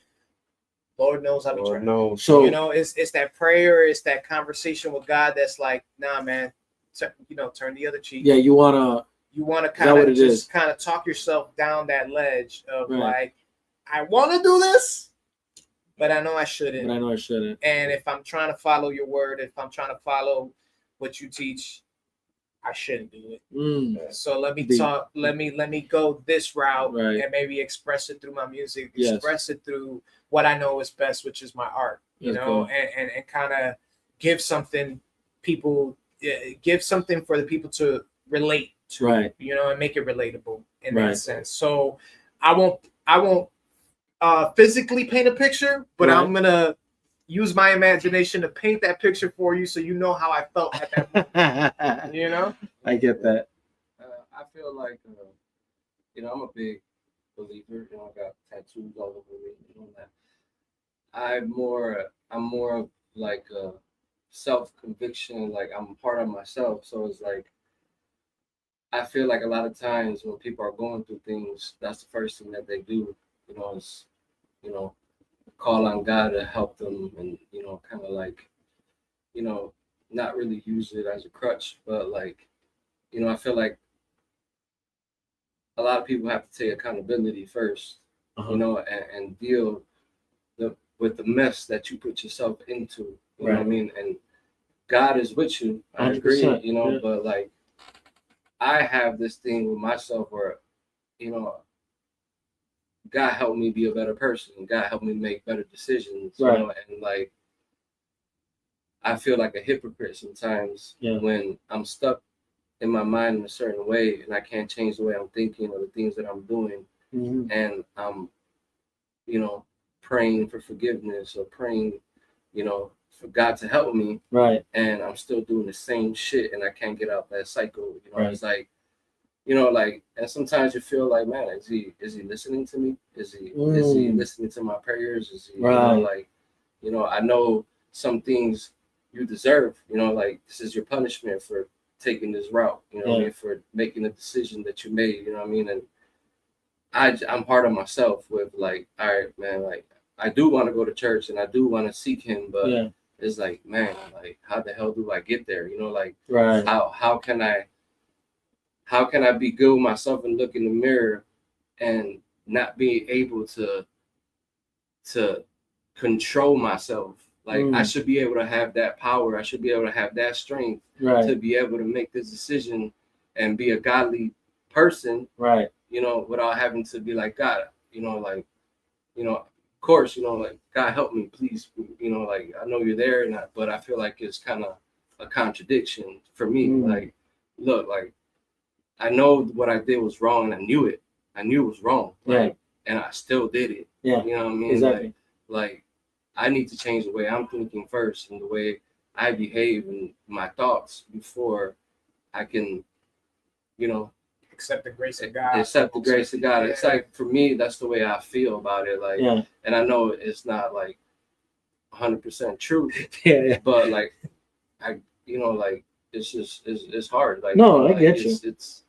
It's in a lot of times you ask yourself, what's your purpose? Like, what's my purpose? What do you still? I've seen friends die, close friends die, and like people that are close to me go through some crazy shit, and I'm like, whoa, what are you sparing me for? Why are you sparing me? And a lot of the times, like I sit back and I'll be like, man, like I know that I've had people, that influenced me with the whole, religious stuff, and they always told me, man, you could be a preacher, you could talk, you have a crazy testimony and this and that, but I don't want to do that, So God put me here, in the studio. Look what I'm doing, there's guys that still come from the hood to the studio to come record with me. And by the way I move and by the way I conduct myself, and they're vulnerable. They're coming here and they're sharing their thoughts and their feelings on the microphone, and they come into a safe place. And I feel like that's my purpose. Like,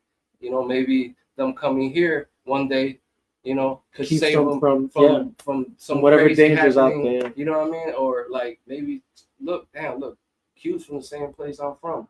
Look what he's doing. You know what I mean? Like, I feel like it's just like I hear you. It's crazy. I hear you. I would say this to even answer that question of why, and I think that just goes to the whole like it's his love, it's his mercy. You're right. You are still alive. Like that's the grace given to you whether you want it or not. Right? You're saying you're trying, you want to take action before the grace is like afforded to you, but it's already given to you, right? He already paid the price, and that's why you're alive. That's why you wake up every day and you're breathing. But then for like what you said, for your purpose, what you're doing here, it does take guys off the streets. It does bring them here to a safe place, being able to just open up, share what's in their heart, which, if we're going to get to the real shit about it, it's like that right there in itself, like what men go through in general, it's a dog eat dog world out there. You know what I'm saying? Like we're constantly competing, whether we know it or not, whether we acknowledge it or not, we're competing for some reason. You know what I mean? We're playing that game. You know what I mean? And we go through so much. We don't really speak on these things. You know what I'm saying? And then magnify that when you are then like for whatever reason, you know, like not for whatever reason, but like I mean that in the sense of like whatever your reasons may be, when you are for whatever reason engaging yourself then into like that street life that puts like that even adds more onto your plate than what you really already need, because we already go through it enough. When you're just trying to live a honest life, you go through pressure, and you're trying to also like add this the street complexity to it. That's just way too much pressure. You know, so like trust me, like I would say that like grace has been given to you.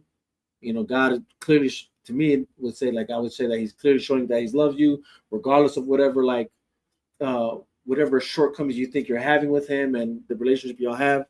I mean, clearly all of us are here, living, breathing, and that's a testament to God's love, mercy, and grace. And I think us meeting like during that season in my life, at least, I was broken, dude. Like I was going through something really crazy. And this here replaced my therapy sessions, which I don't think you should stop ever doing therapy. Everybody should have therapy. It's good for you. It's good to talk. It's good to get different ways of approaching different things in life, right? That's just being transparent to y'all. Mental health is very important.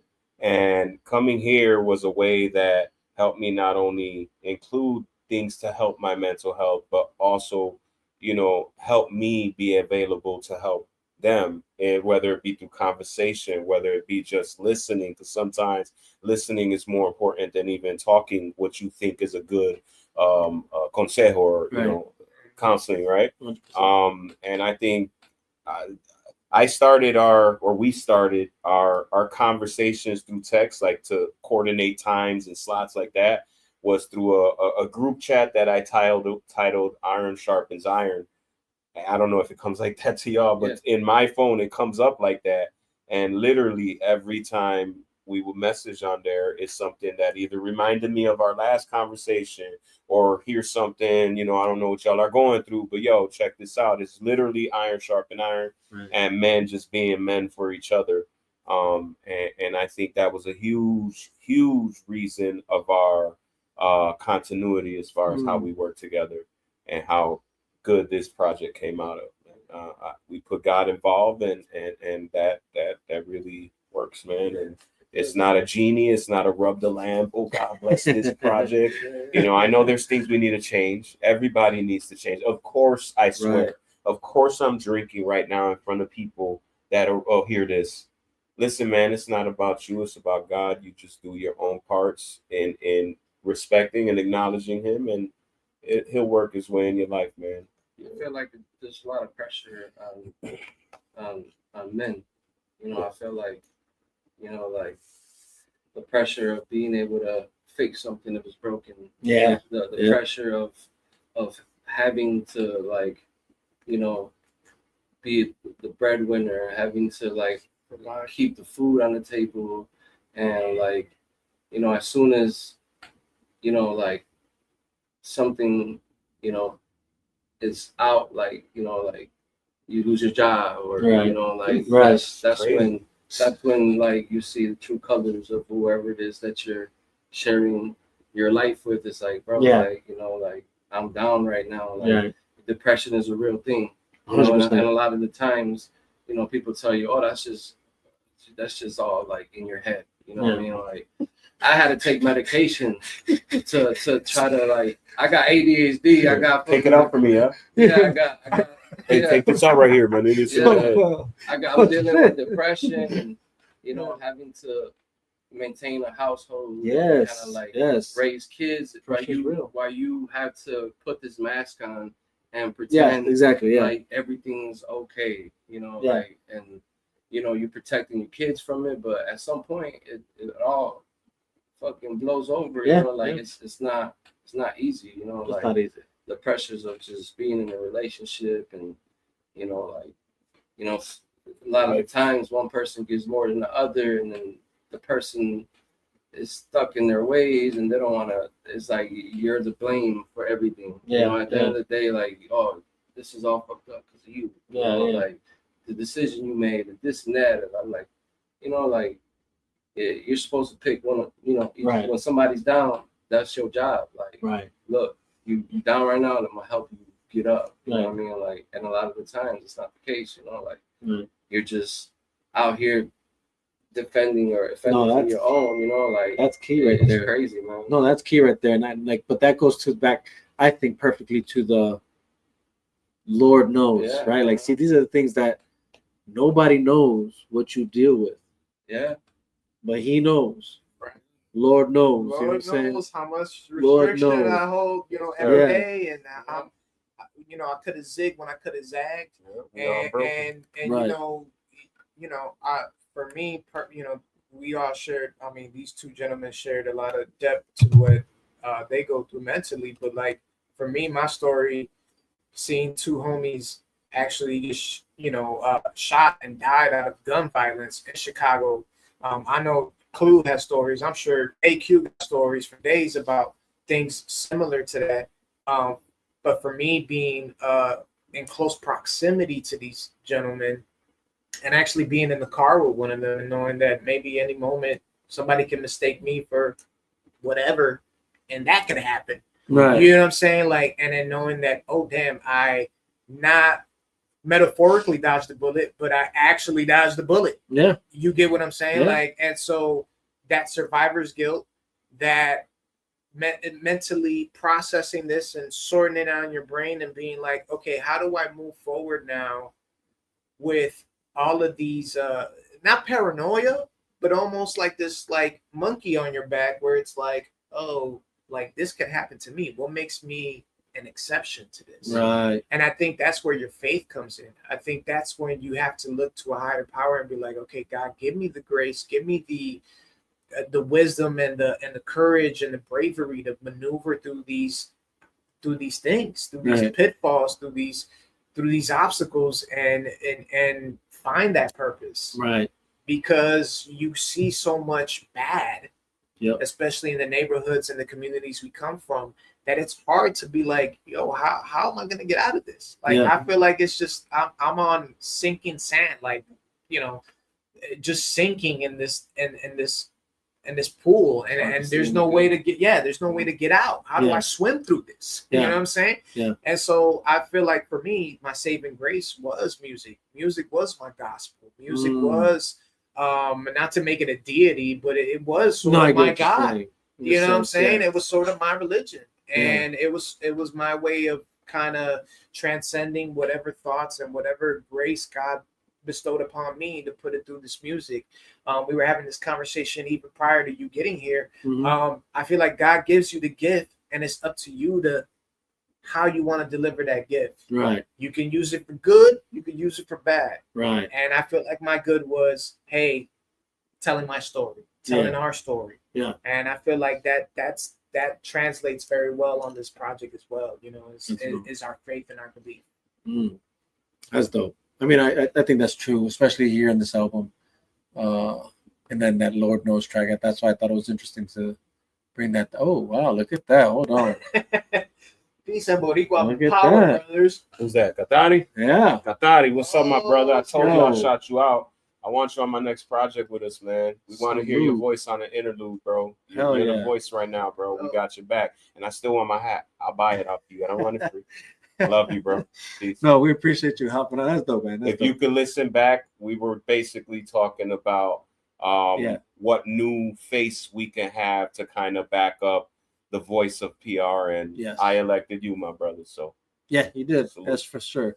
So salute to you for hopping on. Salute to you for commenting. That's dope. Super dope. Like, share, and subscribe. That's dope. I like that. That's dope. No, but that's deep what we just touched on, and I think important because like I said earlier, it's like, a lot of artists talk about it as they're really about it, but they're really not about it. It's just, they're just saying it off of like, oh, I know this is something they say, or oh, I know this is something I can reach out to people that do believe in it, but I don't really believe it. You know what I'm saying? Like it's more like a bait than it is like truth, You're more than welcome to come with me on Sunday to Free Church. There you go. Go. Let's go. I like that. All right, let's go ahead and show the next one.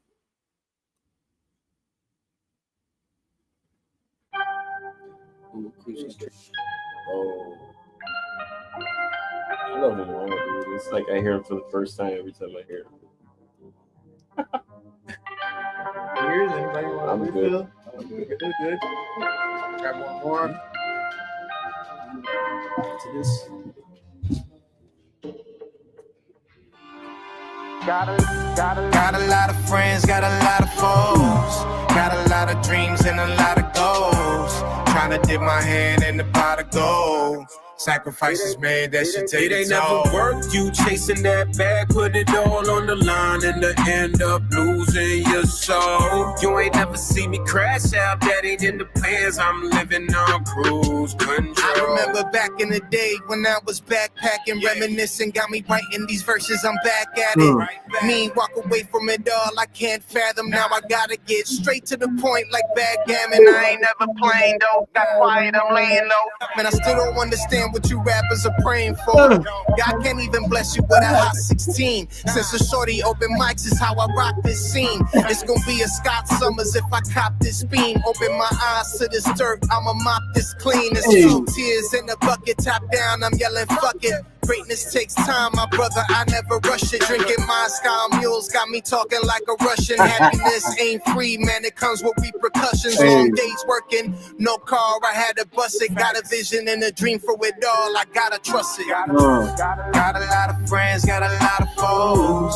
Got a lot of dreams and a lot of goals. Trying to dip my hand in the pot of gold. Sacrifices made, that should take It ain't never worth you chasing that bag, put it all on the line and to end up losing your soul. You ain't never see me crash out, that ain't in the plans. I'm living on cruise. Yeah, I'm living my goals. Blue faces till the paper can't fold. I'm from the gutter where butter could be your ticket like gold. But then that same scratch ticket can have you sitting in the hole, losing your soul, thinking your baby mama turn hoe. That's why I listen more and pray up. I'm from there, they show love, I can't make it up. Select the heat, the hate, I'm free and space up. I'm at a fork in life, fourth and long, never forfeit height. Puerto Rican strong, that's in my blood, now I don't live for lights. I'm in flight, looking down, I don't see you lames in sight. Sip a tank of gas, piss on rappers, rockin' flint and night. See Miyagi shave you and rappers seppuku stick they on blade through them. Knowing they over they head get name ruined. Small world shining, big city lights moving. At any given moment, I might be big back pursuing. Hold up, leave a message with my AI. Tell the assistant park lot the question, I got no time. Close sign. Got a lot of friends, got a Yo.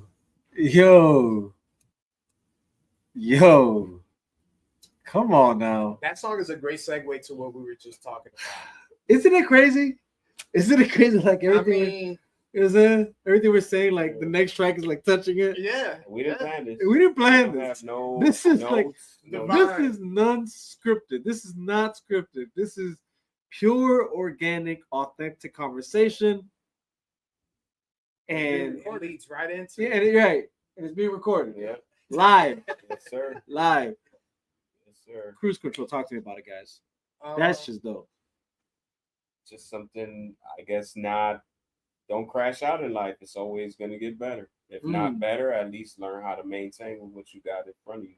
Okay. Like these are the cards you're dealt. Right. You can either fold or you could play through it and hit board at least, you know? Right. Hey, let's go. Okay. Yeah, I think how that song was made, that song was made on the spot. I think AQ was working on the beat. That shit right there. And and you know what's crazy? That beat, I'll be completely transparent. Yeah. I wasn't crazy about it, only not because of the beat, not the production. Yeah. I never AQ's genius. That's wizard. He's gonna play again. He's gonna play his role. He's the grand wizard.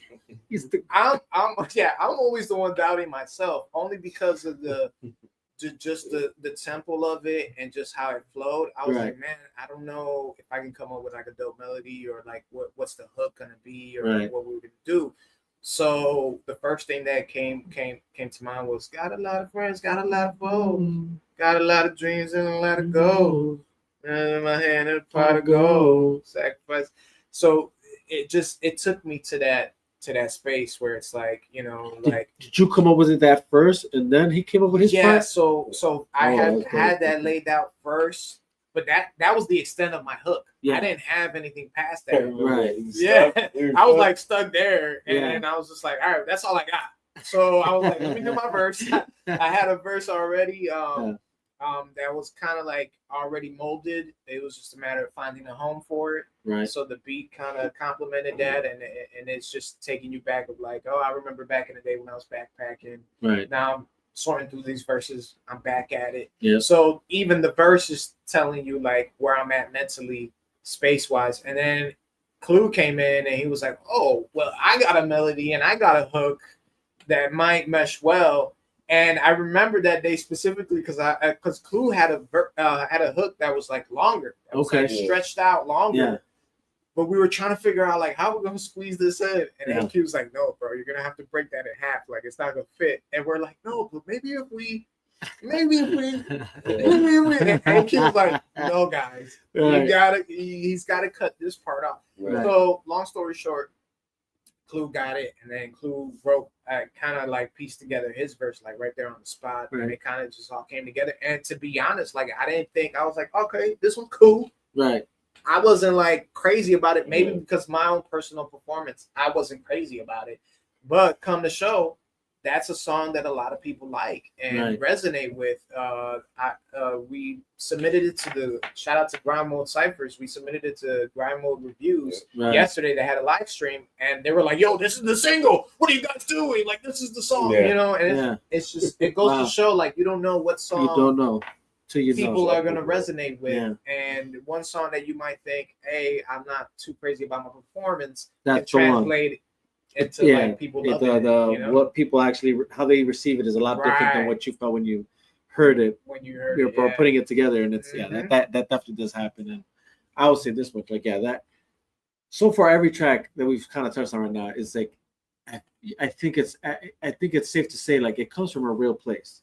And I think overall that's what it is for those listening. It's like you feel the authenticity behind the bars, behind the hooks, behind the beat, the title itself, right? It's setting precedent for like what I feel is true, and even on a sense of relatability. And I would say like that's what every track for me so far delivers. You know, if I would say it like, you know, and for me it's crazy, like, you know, like even putting the whole project together is like, you know, you have this idea, but I feel like sometimes subconsciously you're kind of like doing something that for me a lot of the times when I'm sitting in front of the computer, I'm just like in a zone. And like subconsciously I'm doing shit that sometimes I'll be like, how the fuck did I do that? Or how did I come up with that? It's like it's crazy. And like this whole project was like that. It was like even like down to the titles, to the ideas of the project, it was just all like, and like to sit back and look at the whole project at its whole, even the title, the name, and the meaning behind everything. Was like we all came together at a perfect time. We were all going through shit, and it just like organically like came together. And like there's so many like different interpretations to this project, you know, to every song, to even like the cover, and you know, like it's crazy to me. Like it's just God doing his work, you know, through us. No, that's true, like, right? That's true. God's definitely doing his work through y'all, man. That's definitely a fact. I want to see something right quick. Let's see. What are we on? And I don't think we're ever glorifying anything. I don't think, in fact, none of our songs are out there glorifying smoking or drinking or being out there. Like I think all of our songs are more like a journal documented behind enemy lines. I think that's some more of our content is like the survival aspect of that. You know, I like that.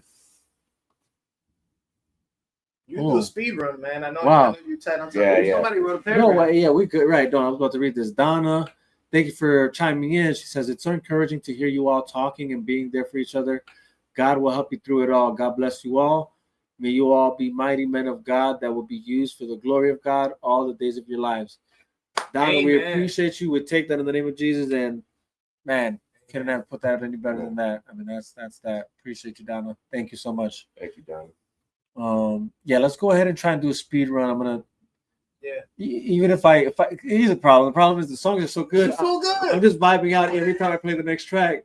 And I'm sure they're vibing. I'm sure they're vibing with it too. And honestly, I'm not on a time crunch. I'm more so concerned with y'all. I don't know if y'all on a time crunch. So I'm vibing. I love okay, but let's do it. Let's just keep vibing. But that was Cruise Control. I'm for sure gonna try and keep it limited so that y'all guys actually look. And I doubt you guys are gonna come back and play this every time you want to hear the album. Go play it yourselves, obviously, when you have the chance. Full Eclipse, Words, Clue Rock, Aqrunitback. It's just great. So you see the flare on? Oh yeah, actually. No, the flare on the album cover, yeah, right? Hold on, let me put it up. On Words side. So when we were doing the photo shoot, he let one loose. Yeah, that was like a ghost. You know how they say you can capture ghosts? Se le salió el demonio. Silly. That was last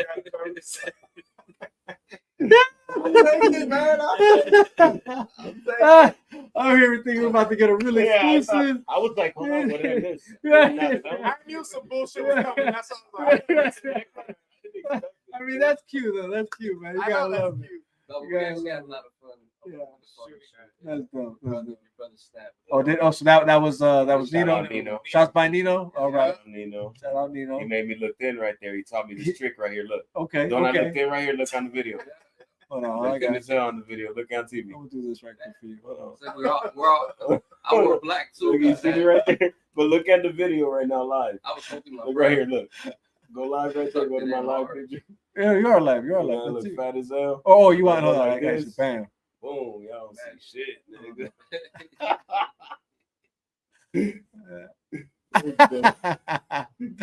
Let's go. That cinematography or videography is all that. Nino. Shout out to Nino. Shout by Nino. Fitness expert. Yeah. Let's go ahead and move on to the next track. That was Cruise Control. Where's got his hands up? You don't even worry about He worry about none. By himself. He ain't worry about none. I'm in the photo shoot, guys.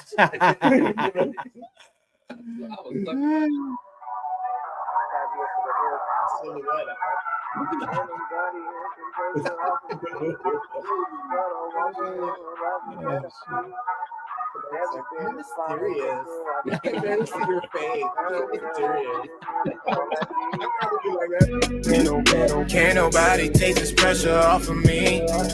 Tryna walk beyond horizons that I see. Never been a follower, so I just lead. Gotta grind up in this game till I succeed. Can't nobody take this pressure off of me. Tryna walk beyond horizons that I see. Never been a follower, so I just lead. Cut me open in this music, so I'm gonna stop it there, just to because that was a good hook. That was, and then I want y'all like obviously break down what y'all bringing it to the track. Pressure though, like you're right. We did just talk about this. Is that where the songs come from? Where it derives from? Why you guys put it together? And then, like I guess individually, what you guys feel like brought that forward? You know? Yeah, I mean the hook came to me. He's again AQ emailed me the hook. I mean the beat. I had the hook already, kind of like the melody in my head. And honestly, if I'm honest, it came from a place of like working with this guy, the pressure. You know what I'm saying? I'm not lying. It's pressure, bro. Because I'm coming in here and I gotta have something prepared. Right. You know, so part of it was that, but part of it is like the pressure, not just the pressure of like showing up for my guy, but also showing up for myself, showing up for my family, the pressure of showing up for my partner here. Yeah. Like it's a lot of pressure. So at that moment, I was at work. I was dealing with a lot, and I was like, can nobody take this pressure off of me? You know what I'm saying? Because I'm hard on myself already. So to have all of these other pressures outside of what I'm already putting pressure on myself, it's like, bro, it could break a regular person. Oh yeah. I'm surprised I'm still surviving. I'm surprised I'm still like still going and still pushing through. And it's a blessing because even pushing through these pressures, I have these opportunities and these great opportunities. So it would be selfish of me not to like fold and curl up in a ball and not want to deal with the world. So that's where that hook came from. It was like, having the pressure of him emailing me and be like, "Hey, there's another one. You better have some." Like this, you know, like oh shit, like oh fuck. So that's where the hook came from, and then I think the verses just came. We kind of build off of that, and I kind of built my verse right there and then. Clue came in. He was like, "Yeah, I like the hook. Let's do this. Let's lay it down." I want to be also transparent. Like we have 9 to 5s, man. We got busy lives. Right. You know, these guys got kids and got other things going outside. So a lot of times I would show up. Clue was like, "Yo, I'm still clocked in. Like I'm still working. Like I'll get there when I get there." So a lot of the times I would just lay down ideas with AQ, and we would just sit there and kind of like, you know, brainstorm ideas. And then by the time Clue would get to the session, Clue will have like a base of like where we're heading, and then he'll either nay or yay, and I might have something for it. And this was one of those cases where it's like kind of already laid out. Clue came in and he was just like, "Yeah, I like the vibe of this. I like the hook. I might be able to add some stuff." I think he added some ad libs on the hook as well. So there's elements of Clue in there. And then yeah, the rest is history. It was just like, you know, even my first line, pressure makes diamonds, opportunity, timing, got it all in alignment. Hey. So even what I'm Spit that. Yeah, so even what I'm expressing right now, that's exactly what I felt. It's in real time. Yeah, Wow. everything was exactly like that, except I was not clocked in. I was not clocked in. I was not clocked in in regards of like still working. Right. Like he was still in the field. Thank you. I might get fired. I'm just saying. No. Real talk. It was the hook. The hook was amazing. I love the hook. That's what inspired the verse. Right. It talks about everything from me being the crown king of my bloodline, hailing supreme to take it to the next level. Then it talks about my wife dealing with me and my what I bring to the table. You know, she's getting tired of that life. I be giving all my sacrifices still daily. I wouldn't trade it. I'll still roll the dice. You know, it's like just talking about the pressures of life, and you don't always have to expect a golden exit out of what you're working towards. Diamonds aren't always made for pressure. You know, sometimes there's just dirt that you got on your hand and not have a diamond, and that's the struggles that we go through, and we just use that as a badge of honor, and you know, that's what pushes us. And Chicago, basically, that's Chicago, man. Everything people talk about Chicago and struggling. And we mean that shit. We come from that type of struggle, and I think it's different, man, because I've been to other states, and the love y'all show towards each other, even we don't get that a lot in Chicago, man. It's a lot. It's a dog eat dog world here, man. It is Hunger Games, man. It really is. Yeah, Hunger Games. That's probably like the best thing. No, it's Hunger Games, dog. That's probably the best description I've heard about Chicago up until now. It's fucking Hunger Games out here, dog. AQ, what do you think about pressure? pressure? Like I said, you know, I feel like a lot of these tracks, like, you know, I'm speaking through them. You know, a lot of this stuff, you know, I was going through some, you know, still like 100. You know, going through some shit, and it's like, you know, I'm creating like an instrumental, and they're speaking on how you feel. Yeah, and it's crazy, you know, like because we all go through the same shit. 100%. You know what I mean? So it's like, to me, it was like, man, I'm speaking through them. You know what I mean? Right. And it's like, you know, and it was dope to have, because there's this narrative on studios, or the stereotype that, you know, we're in the studio and we're just having fun. Or there's a party. Right. There's a party, and there's girls here. Right. Oh, there's 100. Hundreds of them. You know, they're here right now. Yeah. You just don't see them. They're dressed in they're in the background. They're behind this wall. You just don't see them. So to me, it was amazing. That's what our fun afterwards. Yeah.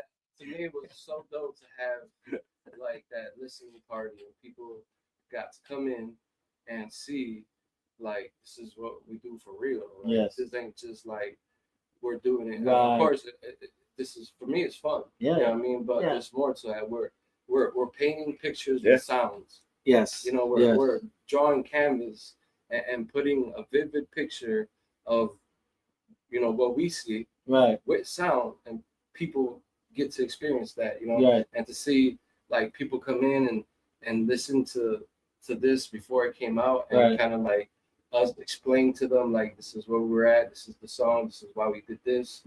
I feel like now those people that were here and left, now there's that narrative is shifted. Like, okay, I see why Clue comes to the studio, and this is his time to be able to like release and be at peace and and have some clarity and be cool. You know what I mean? Like for me, it's like, especially like, you know, for me, people don't understand like the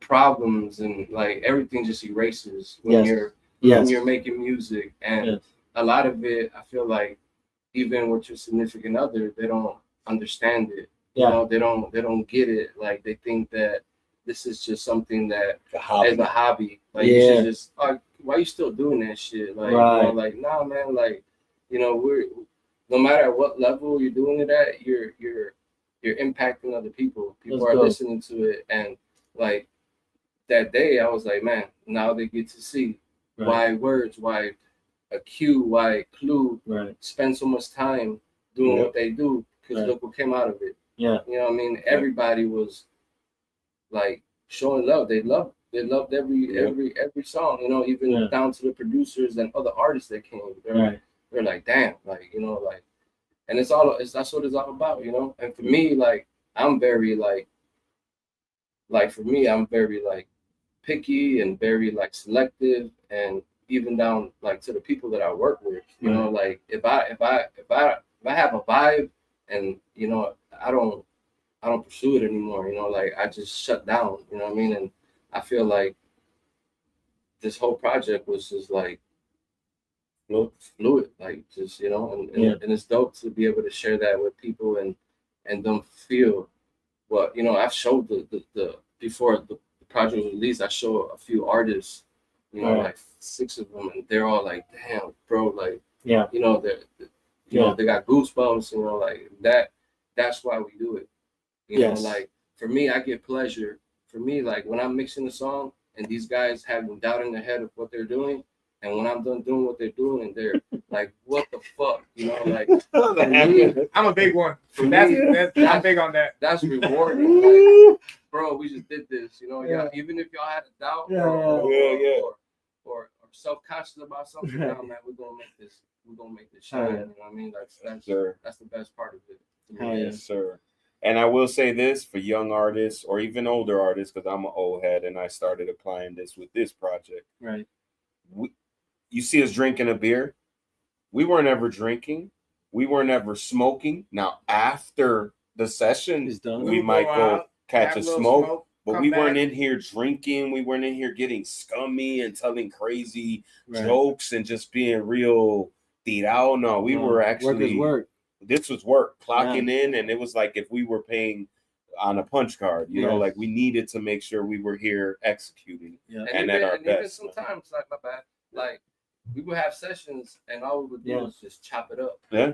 Just talk about shit, and you know, I feel like that's important. That's important. No, that is know? important. Like we have important. We have to talk, and we have to like, you know, bond. You know, let bond and let you know, like I feel like a lot of the times, like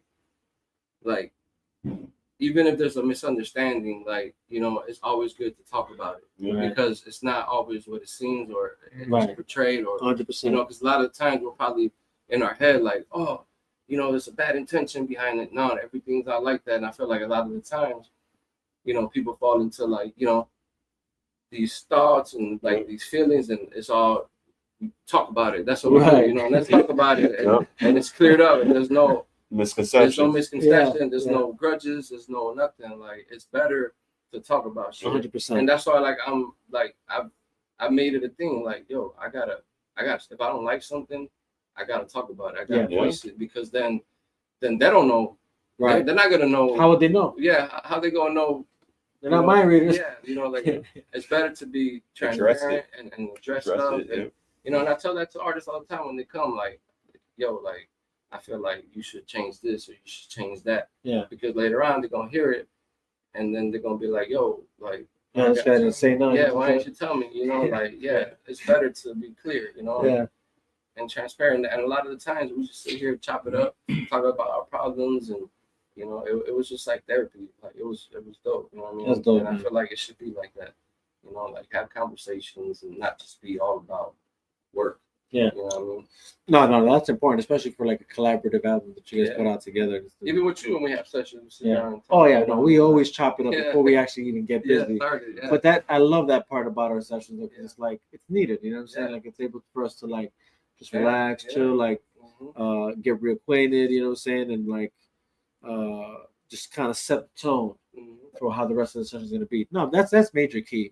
So that is actually a good point to be made for anybody who's like doing this. It's like, like, you know, you come in for business, but also come in to be open and personal with the person you're working with, so that way there's no confusion, there's no misdirection. It's like, no, everything's clear, everything's honest, everything's open, and at the same time, everything's working. How do you say? Working consistently, where there's no like, oh yeah, I'm kind of fucked up now. Hold on, you know what I'm saying? Like, or man, I was too high. Like, no, none of that shit. Just look, if you come in here, get out of business. Let's make sure we knock the shit out, and then like, hey, we can do it afterwards. You know what I'm saying? We could roll up a blunt right quick, go outside, smoke one right quick, or you can go ahead, pour yourself a glass, whatever, or not. I don't care. Like if that's not your even better, sure, great. But like, if you're coming to the studio, like, you know, like you want to have that kind of relationship with whoever you're working with, where there's openness. And not to cut you off, no, you're but good. To add on, like I feel like you also have to be someone who's open to that. Yeah. Right. A lot of people are not open to that, or maybe feel comfortable being vulnerable in a space like that. Yes. Which is kind of contradicting, because it's like, you're coming here to. I would hope that you're coming here to spit something that's or sing something that's real. Right.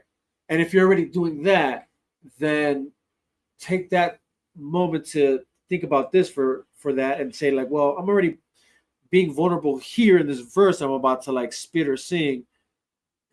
I should also be able to like be confident enough to like be vulnerable with my producer or whatever artist I'm collaborating with, because it's like, I already hear what you're saying, so like, well, let's talk about it, bro. Like, you know what I'm saying? Like, well, what's really going on then? Right. You know what I'm saying? So I guess I'll be the one to announce it. Yeah. So AQ now has in his packaging, what is it? The $90. So the $90 an hour is just the hourly, but then there's $95. It comes with therapy.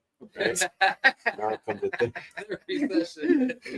No, but on the project too, I feel like he was looking at it. Really? Do you take insurance? Do you take my insurance? Blue Shield? PPO. You take PPO. But I feel like this project for me has been a learning experience that I've never 100% like fully like did a whole project and the rollout and kind of like just organizing it, you know. Like, and I feel like we're learning from that. So when the next one comes, we'll be 100% prepared on how to do and line everything up. I like that. And it's pretty good now, you know what I mean? But like the next one, now we'll know like, okay, this is what we got to do. This is what worked. This is what didn't work. Right. And then apply all the things that we did with this project on the next project, that, you know, the stuff that worked, you know what I mean? No, 100%. So it's for me, it's still like a learning curve that I'm trying to like, you know, learn as I go, and you know, so it's for me, the next project is going to go even harder, because now we got everything lined up on how we should do it, you know what I mean? 100%. 100%. Shout out to Salvio. Oh, that's my ex-coworker. Saludos, pai. Saludos a ti. Saludos. You know what I'm saying? Salvio. I used to work with him at Wingstop. He was a cool ass cat. La guagua. He was just bring that up for some reason. La guagua. ¿Por qué ustedes dicen la guagua? What? La guagua. La camioneta. Let's go ahead and get to the next one. That was pressure. Now we're about to hop into 24 hours. 24 hours.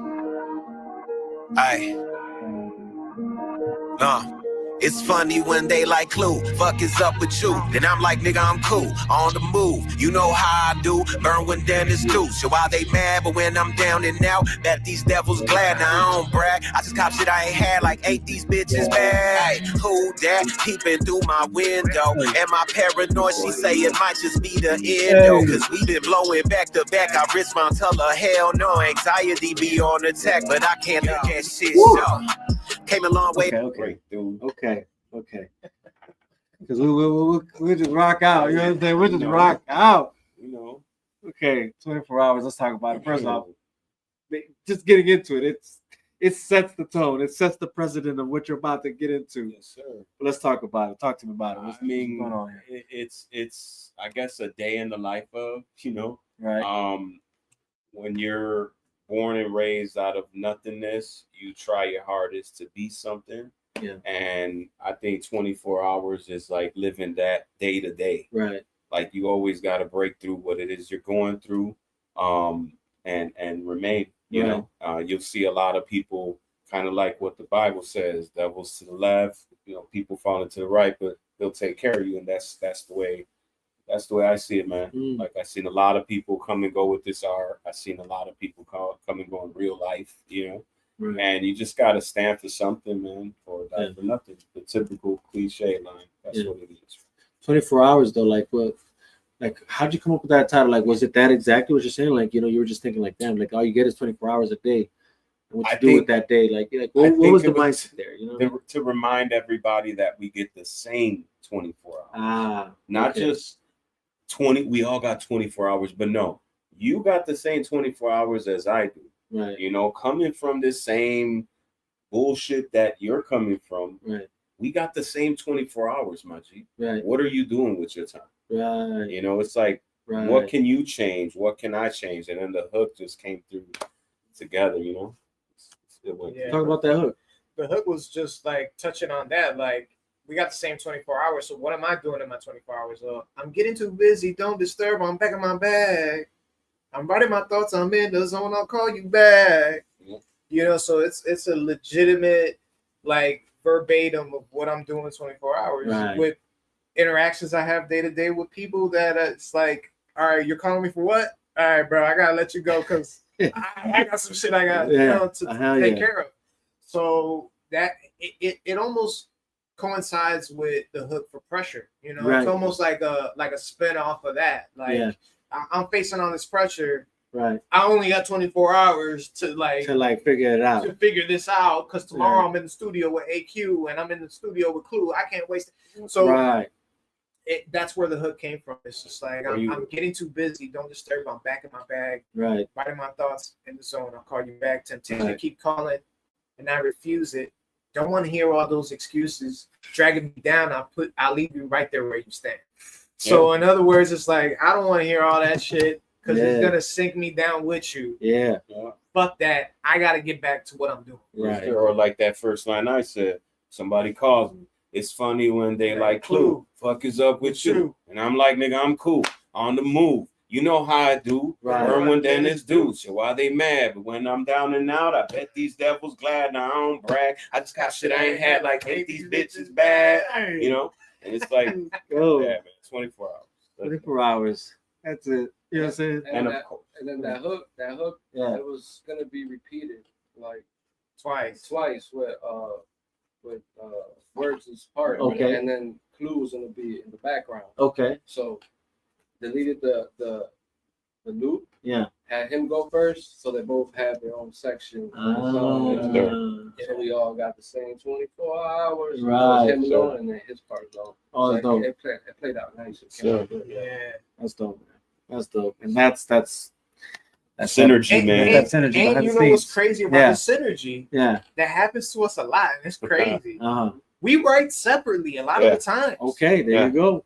A lot of the times we're like in two different freaking planets. Right. And we come together, he comes in, he's like, oh, I just wrote something that has something to do with what you just freaking think about. So dope, bro. And and it's just crazy. It goes back to like this higher being, this higher power, this divine intervention for you know, for lack of a better word. Right. And AQ providing the soundtrack to all of that, meshing together and providing this cohesive thought. Right. It's wild because it's not happening once or twice or like a shot in the dark. It's happening consecutive, like repeatedly, you know, throughout the project. And it's something that's like, I say it all the time in every interview. It's a blessing, man. This is a blessing. I get to come here. This is not, oh, I'm here. No, I get to come here and work with these guys. Right. This is a privilege, not something that I take lightly or that I take it for granted. You know, it's something that's special and yeah, it's one of those things where we write separately, and a lot of times it's like very similar thought patterns. Right. You know, and it's crazy. It's crazy. That's all within 24 hours. All within 24 hours. Yeah. That's dope, man. I like hearing this shit. And I hope y'all enjoying this as well. Yeah, we still got, you know, we're 2 hours and 45 minutes in. So y'all are riders. Shout out to y'all. Yeah, shout out to y'all. And you know, let's get to the next one. Oh, God. That's so good. Rapidly rap shit. This Clue, let's go, Chicago. Hey, my shit potent, you impotent, fuck out of here.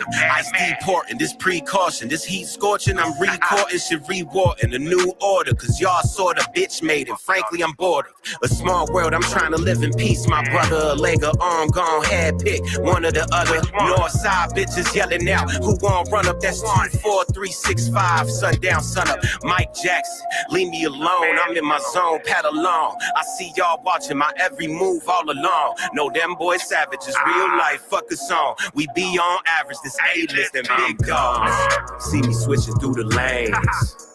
You could hear the 6th gear revving, I'm gone. You can never see me last. Run up, I'm on your ass, motherfucker, I'm gone. Till the world in my palms. Q set the screen, I roll with it, now we gone. On some big body Chevy shit. Down fully for some Ibaditos, we gone. I engage anytime I flip the kill switch. Even in the living room, I always tend to kill shit. I know I'm nice, you know I'm conscious of my skill set. Rap it, then I serve it, it's gonna always feel this fresh. Yes, sir. Quarter O's. Asking me, what are those? What are those? Yes, sir. Woo! It's gone. Shout out Shy-Tone. He's not here right now, but he's featured on this track. And yeah, that guy's special. You know, much love to that little brother, man. I mean, one of only 2 features. Yeah, on the album. On our album. Well, 3 features, but 2 songs that have features. Facts. So, but let's talk about it. Gone. Where did it come from? What was the idea? Like, how did it come about?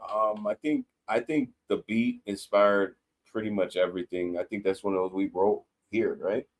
Yeah, I know Gone for sure. Yeah, Gone, the hook, wrote it right here, and it was dope. I didn't know how. I knew the idea I had in my head when I was recording it. I'm like, fuck, this ain't gonna sound right. But of course, the man here. The wizard, together. Yeah, and he made it's like he had a fucking mic in my head, knowing what I'm trying to articulate, because that's exactly what I wanted to sound. Right. You know, including the little speed car that you hear zooming by. Right. And then of course, I mean, shit, man. When you're a fan of the people you do music with, it's always gonna be like. And of course, you know, it's one of those where, you know, I speak for us all when I say we're a fan of each other's music. Right. So that makes it even better, you know. So yeah, and Shy-Tone. Yeah. Wow. That kid surprised me. So to add on to that, this was one of those where it's like really again, everything is reality based, but we were actually having dinner at a Jibarito place. I'm fully for some Jibarito. So that's how that part of the hook happened. Like, wait, where do you guys go? Jibarito, I don't even know they got a commercial. Shout out to Jibarito. They got a commercial. I have to go over there. So we literally sat down, had Jibaritos, and that's how the hook came about. It was like, down fully for some Jibaritos, we gone. You know, so that's how that came about, and then Q had the idea to do the challenge, because we wanted to find a cool way of not only giving younger artists an opportunity, but also how do we promote this first single? I think that we had.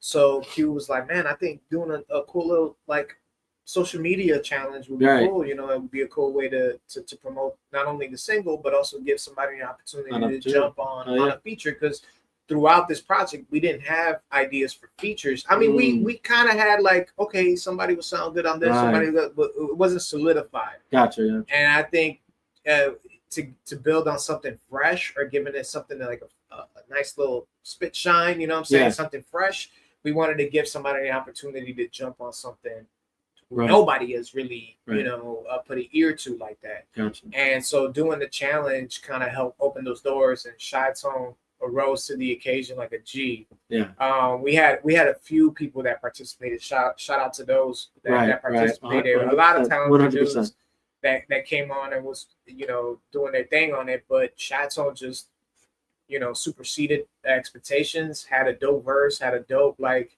way of presenting it online, and he came here. It was about business and laid that shit down. I mean, I think he has more of an idea of how Chi-Tone came, because I wasn't here in the studio when he did it, but Chi-Tone, I mean, that kid is consistent. He's got projects out.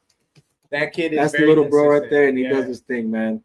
Not only consistent, he recorded the verse for our shit here, and then sends us individually verses for a song that he has individually for us to for other projects. For other projects. Yeah, he told me about that. I was like, oh, dope, dude. And then we killed them shits ourselves, you know, because I heard his joint, he killed it. Yeah, you killed it. You know, and he was rocking with that shit. I remember when I talked to him, he was like really excited about what y'all worked on. I'm like, and low key, I know Chi-Tone's another guest I'm gonna have on for sure. Hell yeah. I love that kid. He's dope too. Shout out Fatal J, man. Appreciate you, brother. Street Fighter Vega, that's the name he's giving me. And I take it, I take it with a badge of honor. Vega, let's go, boy. Yeah, no, that's the homie right there, Fatal J, man. Appreciate you, bro. But yeah, so Gone, dope track, man. And yeah, that was that whole, I remember there was the whole competition thing. That idea, like, is that like, you know, when you came up with that idea, like, was that like, how do you say, like, on the moment, or that something just as you guys were working on that it came along, or was that like just immediately you guys knew like you guys want to get somebody on that, or was it like something that grew over time? You know what I mean? Like, was it in the moment that you guys are creating that you're like, maybe we should get a feature on here, or was that like, hey, you know, we should? Or I guess what I'm trying to ask is, which one came first? Was it the idea of the feature? Or was it the idea of the competition, and then you guys chose that song to be the song to have a feature on? So how'd that work? We finished the song, and then the genius came up with the idea of, hey, we should do something different. Okay. So that song was always or not always, but that song just automatically was the one y'all said, this is the one we want to get the feature on if we're going to do that competition. Okay. So there was no other song up in the air for it. That one was the one. So I think AQ always had the idea of doing a challenge. Yeah. We just didn't know what song or what it was gonna sound like, or what the idea was. We just knew, hey, we want to do something along the lines of giving somebody an opportunity. Gotcha. Okay. That was always in the lines, but it's like I think AQ told me, he was just like, we'll figure it out as we go. We'll find the one that calls us. Okay. So and then once we did, so the idea for sure was already there. It was just it was a matter of finding which one you guys wanted to do it with, and then Gone came, and you guys are like, that's the one. Yeah, we're doing a video for that one. Oh, dope. Yeah. So we know shooting that video. Now we just gotta put Chi-Tone on the video and then finalize it. But there's a video coming out for that for sure. Yes. Stay tuned for that. That video. So stay tuned. Music video coming out for Gone soon. Sounds like it's gonna be fire. Oh, I can't wait. I mean, yeah, that song just.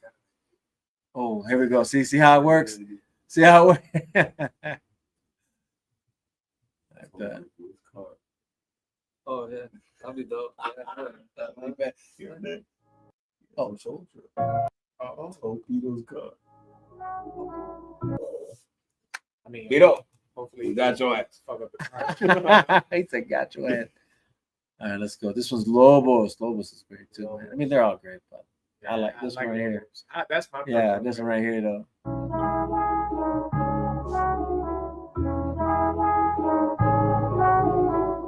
Aye. Rest in peace, Punch Dog. Yo, check it.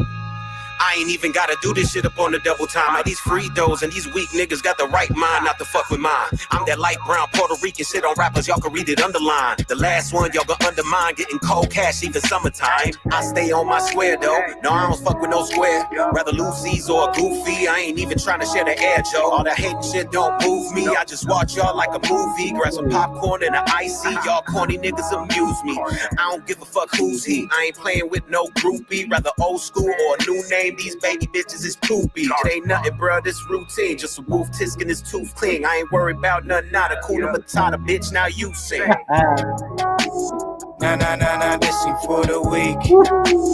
I've been in the trenches, shit is deep. Hey.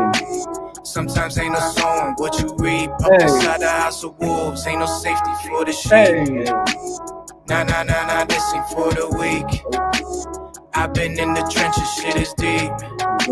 Sometimes ain't a song what you read. Up inside the house of wolves. Yeah, safety. Feels like I've been here before. From a chalice I sip and I pour. I'm a king in the palace of wars. Fuck around, you get stripped to your core. With these rhymes I keep building rapport. Undeniable, you can't ignore. The fact that I flourish the wall. The obstacles now, it's my time to go even the score. Saving that work, bought a whip. All of a sudden I'm back on my shit. Gotta check that I flip at gymnastics. And you see me get lit like semantics. Hey, I will be talking about practice. Been years and I steady go at this. These are the dreams that I could foresee whenever I lay my head on the mattress. Okay. Y'all bring that fire on that one, yo. Y'all were cooking. Y'all was cooking. Y'all was fucking cooking. Nah. Come on, man. Come on, man. Talk to me about it, Lobos. What was going on there? Why Lobos? What was going on there? So AQ, that beat, man, when I heard it, it reminded me of like Future, like something like Pluto, spacey out there, and I wanted to mimic something that like Future would write hook wise, melodic wise, just inspired in that realm. And we have a song that's on his project a long time ago called House of Wolves, and which for those who don't know. If you don't know, Lobos is wolves in Spanish. Yeah. So there was a song that we did called House of Wolves, and there's like this deeper meaning for Clue in regards to wolves. And so I was thinking like, the melody just came down, this ain't for the weak, and then I when you look at trenches, people think trenches like, oh, the hood, you were in the trenches, dog. Right. But if you really think about war in the trenches, it's like these holes they dug deep in the dirt. Yes. And it was super deep just to avoid, shrapnel and all that stuff. Right. And actually, that's what the trenches are. It's actually to protect you from the shrapnel, from the gunfire. And explosions and all that stuff. So that's why I say I've been in the trenches. Shit is deep. Right. Sometimes ain't no song in what you read. Right. Up inside the house of wolves. Ain't no safety for the sheep. Hey. So it's like it's layered, man. Break that down, dog. So it's more so like I consider, and not to be on some other shit, but it's like I consider myself a wolf, right? Yeah. In this world, you have to be. We were just talking about being a man and being having survival mode and just trying to live life.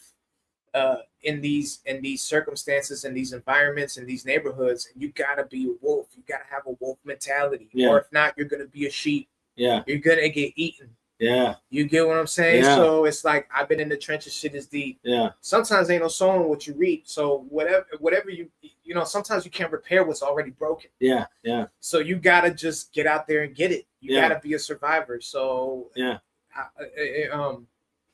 up inside the house of wolves. Right, we call ourselves wolves. Ain't no safety for the sheep. Right. There's no time to be oblivious. I don't know what's going on. I'm just living life and blah blah blah. Like no, we wolves out here, man. We're trying to get it. Yeah. And you should be getting it too. Yeah.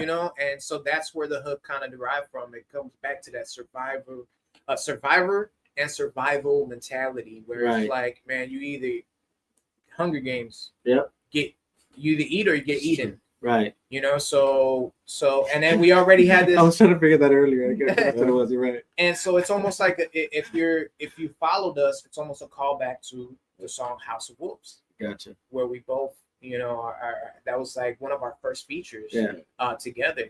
So it was like a callback, but also layered 100%. version of life. 100%. Okay. Also, rest in peace, Adolf Wolf. Yeah. It was an old rap buddy, more than that, old friend of mine. I want to say childhood friend, because I was only like 19 when I met him, 20 years old. Gotcha. I want to say the best damn rapper in Chicago. Yeah. And I'm one of those that I got to tell him that. Yeah. You know, so Dope. it's not just me saying that shit because he passed. Dope. Adolf Wolf, that's my brother right there. Rest in peace. That was another way. Wow. Another layer.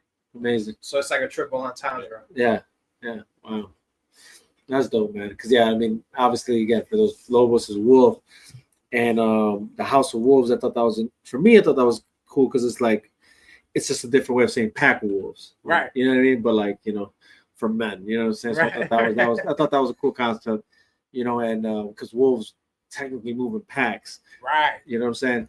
I mean, granted, I guess sure, maybe there's the lone wolf every now and then, and that's the Lobo, you know what I'm saying? Which actually, for those who don't know, for the DC heads, that's why Lobo is called Lobo. It's because he's a lone wolf and he runs by himself. That's one of the things. But so I thought that was a cool line. You know what I'm saying? Like, I do want to say one more thing. Track. Lopez. If your last name is Lopez, Lopez means Casa de Lobos. Ooh, shit. So I didn't even know that. I learned that like you dropping some shit year on me before. Yeah. Wow. That's another reason why when I came up with the hook, I told Clue, I was like, hey, you're gonna like this. Yeah. When I got for the hook, you're gonna like it. Yeah. Trust me on this. Because Yeah. he was writing the hook. He's like, I don't know what melody. I don't know. I was like, got you, though. I already wrote something that's gonna resonate with you. Yeah. And he was like, oh yeah, fucking, that's why that hook stayed, because it was just like, oh, I got you. Yeah. I already know. That beat was fire, dog. Oh, that beat is crazy. That beat was fire too. You know what I'm saying? I feel like, like this whole project is dope. Like with me, I don't really show emotion. Right? I'm just like, all right, cool, let's go. But he's not easily you can tell at all how much I like something and the amount of time I spend mixing the record, making sure it's right. That's how I show like, damn, I love this. You really into it. And every song on this track was like, I was in it. You know what I mean? So that's dope. So that's the way I show, like, it's just fucking dope. You know what I mean? Because I don't know. Like, emotion-wise, I don't. Oh, yeah. You're very much a FBI, TI agent out here in the street. You know what I'm saying? Like, I also think he can't crack the code. I understand that mentality too, because he's desensitized. Yeah. He's got so many artists coming in here. 100%. So to impress Q, you really got to do something. You really got to do something to stand apart. Like outside of what he's used to hearing. Yes. So that's why, like, for me, whenever I'm in doubt, when I have those moments, I trust him. When he tells me, no, Wrds, that's good. You're good. That sounds dope. Right. Like he won't go crazy and be like, oh my God. You know, but he'll be like, that's dope. No, you kind of see him take the helm on things that you weren't even thinking. Right. And you start seeing him like put things together, you're like, oh shit. Yeah. That's crazy. I didn't even know that shit was gonna go in that direction, but it's going in that direction. It's when he doesn't do that shit that gets me worried. Yeah. Something. You purposely asked me to fix this? No, bro, it's good. Don't worry. And also too, I think also us showing up, being consistent, coming up with ideas and having those ideas, right? I think also showed him, like, made us prove to him, like, no, we need business. Like, no, we want to work with you, bro. We trust your ear too. You know what I'm saying? Like, it's an ecosystem. I say that so many times, but it's so true. It's an ecosystem. It feeds each other. We all feed each other, and trusting him allows me to trust myself. Right. You know what I'm saying? And go in the booth and really deliver what I have to do. And I know I have to deliver at a high level for him to be like, yeah, I like that. Don't worry about it. You know what I'm saying? Now, if he tells me, hey, you got to go back, I'll take the criticism because I know it's coming from a place where it's like warranted. You know what I'm saying? Like, so So I think the reason why he doesn't have those reactions is because he has so many people come in and out of this place. It's like, you know, what do you got? What do you got to show? What do you really got to show? Yeah, already heard. Yeah. Right. No, 100%, 100%. So I think it's safe to say that you're the alpha for the pack. No, He's definitely the leader. He's definitely the leader. I'll just play. It's still a team, bro. No, but that track, honestly, one of my favorites. Yeah, my personal favorite. Yeah, for sure. Let's go ahead and move to the next one. Got the cool. Cool. Hey. 5. So it's crazy about what? What we talking about? Running your house, got the heat to your grill like a gun in your mouth. Bang, silent. I'm a tyrant, blind to all calls. We unveiling the violence. Got the globe on my hand, I make time stretch. There ain't no roots in my helix, that's a mindset. You a sheep cause your mind ain't aligned yet. This frequency got me switching up the climate. Untamed, the slave is unchained. Stay calm through the chaos, remaining unfazed. Ain't no guns over here, my brother, we run phasing. If a chick don't like me, the fucker we upgrade. All gas, no brakes, there's no stopping this. The end of days like I summoned the apocalypse. Michael Vick even told me I'm a dog in this. V for Vendetta, mask on, I'm anonymous. Bars running in my mind like a treadmill. This type of gas make the pipes in the lead spill. Matrix want the blue or the red pill. This type of drums make a rapper do a dope in my windmill. blood, nigga. Since back in the day, you could test the DNA. They never showed no love, nigga. For the ones in the grave, y'all never gon' fade. Being dope in my blood, nigga. Since back in the day, you could test the DNA. They never showed no love, nigga. For the ones in the grave, y'all never gon' fade. Being dope in my blood, nigga. I've been waiting on this. Do a background, you see cool, never miss. Stay cooking shit up in the booth with a whisk. We can all break bread, but you gotta do the dish. Been putting work in my bag, fuck a whisk. Baseline hunting, hit you with the flow to flicker wrist. Hit your mind right, before you see them blind lights. Fucking with my cream, get you square, niggas Klondike. A box stand slamming dominoes, copy clue win. I don't know their name, guarantee they know about him. Y'all know the rules, no switch, no snitch. Level up any means, high pay, high risk. Cuff you a queen, don't trust no bitch. Watch for a snake, close ones, be slick. Shot-town bred, real Pope pimp shit. A bitch off with your hair coming off like a sin. But if you reach for the bag, cause reach for the mag. Buying all kind of shit for them times we ain't had. Day in the life, I'ma show you a glimpse in the landscape pic. So the whole game dope in my blood, nigga. Since back in the day, you could test the DNA. They never showed no love, nigga. For the ones in the grave, y'all never gon' fade. Being dope in my blood, nigga. Since back in the day, you could test the DNA. They never showed no love, nigga. For the ones in the grave, y'all never gon' fade. Being dope in my blood, nigga. Gané yo, Capicú. The whole way through because I had a video. But go ahead, Q. You have some words. Yeah, so like the whole idea on that was like, for me, the red, the blue pill. You know what I mean? But two, like colors. Yes. Red and blue. Right. And I didn't know how to like, how can I incorporate a scene where there's white? You know what I mean? Obviously the scene where he's out the booth, right? White hoodie, so red, white, and blue, you know, type of, you know. And then it was crazy about that. What's crazy about that that beat was that sample. I found it, and I was partners with Serious Beats a long time ago. He was kind of like my mentor, you know. And I had went to and I forgot all about this sample. Like I didn't even know, you know. Like I sounded familiar, but I'm like, damn, I don't know where the fuck I heard that from. And then one day, I think we were sitting here going through some old footage that I took for Serious on his beat battles, and boom, that same sample came up. Ooh. So it's like, I'm like, damn, this is crazy, you know, that, you know, I found this sample that he used a long time ago, right? And I created, and I wasn't even thinking about making beats at the time. I was like, so like, didn't understand it, right? And then to put my own twist to it and make it sound the way it did, like kind of like, it kind of has like the sound of like, you know, the culture, the vibe of like, you know, the whole like Puerto Rico Indian vibe, like the voices and stuff, and adding the drums to it. I was like, damn, this is dope. And then what they delivered on it was perfect match to the video and to what they were saying. So it was dope to dig through the crates and see like, damn, he used this for a beat battle and he won the beat battle with that beat. Wow. You know what I mean? So it was like, damn. So shout out to Serious Beats, man. He was one of the very few that kind of like, you know, showed me how to, you know, do this shit. That's dope, man. Kapiku title, where'd it come from? Same concept or like what was that? Like why Kapiku? Out of all things you could have like, it's like to me it's like a checkmate, kind of like for dominoes. Yeah, I don't know, like.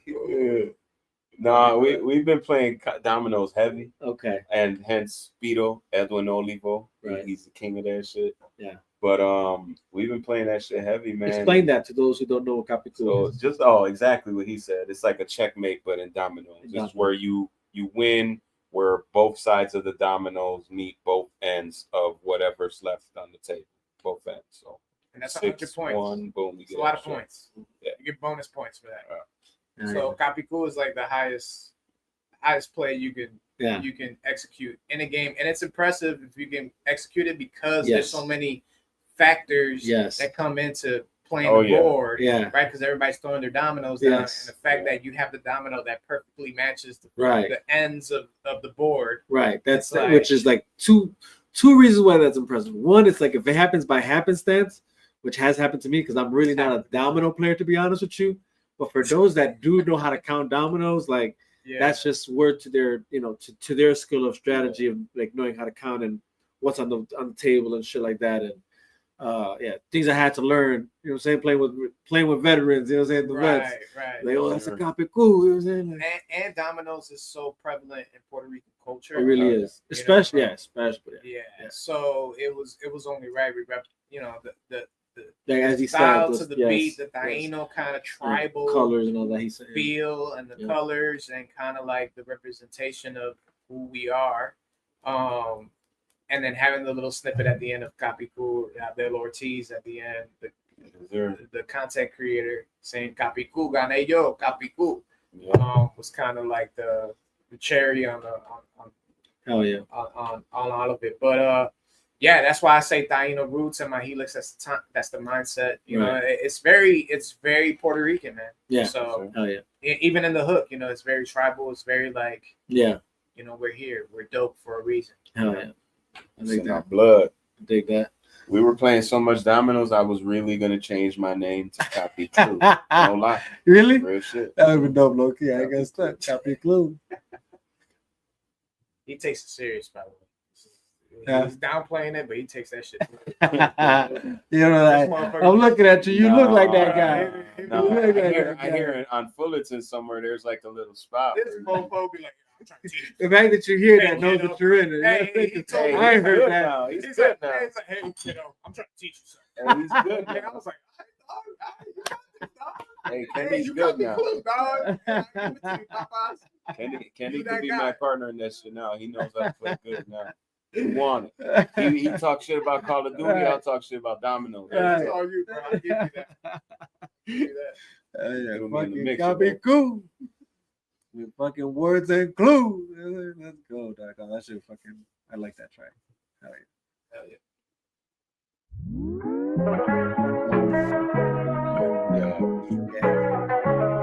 This is one of two. All with digital.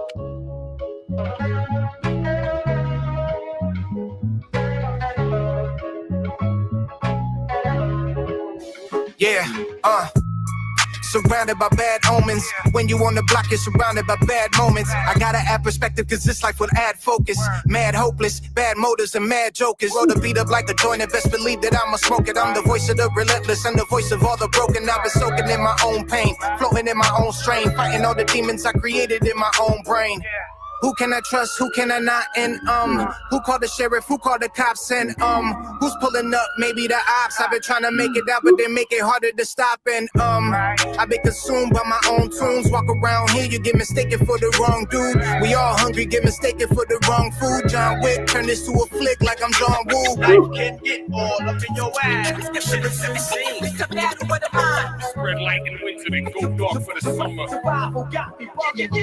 Yeah, boy. I belong belong under pressure. That's how we go. Uncut, treat you the gut, shit on the plate. I'm not the one you should be underestimating. Hey, I pray for my enemies. I'm trying to be cool, but they be testing my energy. Now I ain't trying to go there, but I can't let the shit just be. I'm wolfing the sheep clothes. It's time I show niggas teeth. Yo, I'ma get beasts on them. Said I'ma get beasts. Fuck all the small talk, y'all done woke up the beast. Sometimes I feel blessed, anointed and oil. They hate me, that blood go boil. You put in all of that dirt, you reap with your ass in soil. Move on. Can I live? It's me, my wifey, and kids. I let you niggas do you. I ain't really concerned with his. Keep walking. Right at the left. All that talk don't impress me. Push that shit to the left. But keep pushing my buttons, bro, shit gon' turn to a mess. They say silent the deadly is high, who would've guessed? Bitch got two to the chest, for them know that I'm gon' go. I ain't with all the back and forth chatter, that shit get boring, yo. Life can get all up in your ass. Spread light and winter, then go dark for the summer. Survival got me bugging. I belong under pressure. That's how we go. Uncut, treat you the gut, shit on the plate. I'm not the one you should be underestimating. I'm born different, I kill in any condition. Staying on point like a blade, and that be the difference. Popular thought drains the mind of its own persistence. So I'm just trying to provide the unpopular opposition. Cause a man without a vision is a man that's lost. You want the money and the fame, but never pay the cost. They all phony superstars, so I never listen. I don't pay attention, cause the best, they just honorable mention. So who the fuck are they to try to tell you how? Just always be yourself and don't ever switch up your style. Eviscerate all opponents and leave them in blood. Don't ever do it for clout, yo, just do it for love. They may want smoke, but they don't want it with us. They may want smoke, but they don't want it with us. Give them that headshot, the last thing they see be that green dot. Give them real life, not what they watching on TikTok. Life can get all up in your ass. Spread light and winter, then go dark for the summer. Survival got me bugging. I belong under pressure. That's how we go. Uncut, treat you the gut, shit on the plate. I'm not the one you should be underestimating. Yeah, it's the good, bad, the ugly. They all despise, I need to die for them to love me. I guess it's fuck me, new seed to chuck. They gon' be sad when I'm ending this shit abruptly. The game lame, no more whipping in these rat races. Fuck the culture shit, bunch of victims in black faces. It's mad racist, been finding ways to escape it. When blacks killing blacks, don't nobody wanna say shit. It's so degrading and disgusting what these bitches do. Wanna shake it fast, taking cash like a pimper do. Was few and far between, but now it's typical. Go up in the crib, ain't no cleaning, ain't no fixing food. It's hard to care or even think about this shit. Couple wars going on, wickedness in politics. Take away our rights, trying to turn us into criminals. Scramble up our brains, mixing food up with the chemicals. It's fucked up. Spread light and winter, then go dark for the summer. Survival got me bugging. Yeah. I belong under pressure. That's how we go. Uncut, treat you the gut, shit on the plate. I'm not the one you should be underestimating. Yes, for this one, bro. Hell yeah.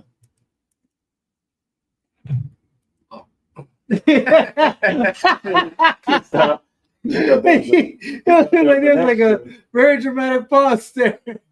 Not for this one. It was this is my favorite beat. Yeah. Like, because I was like, man, how can I make it sound like super hip hop and like have some hard hitting drums on it, you know? Okay.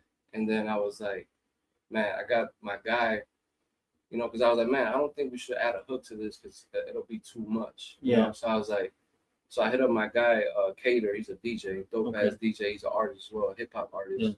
And I was like, hey, bro, what would you think about adding some scratches out here for me? Like, since we're releasing this in the summer, have something to do, like get some MCs, do some scratches, and put some shit for the summer, and then have Big Pun like kind of like closing it out.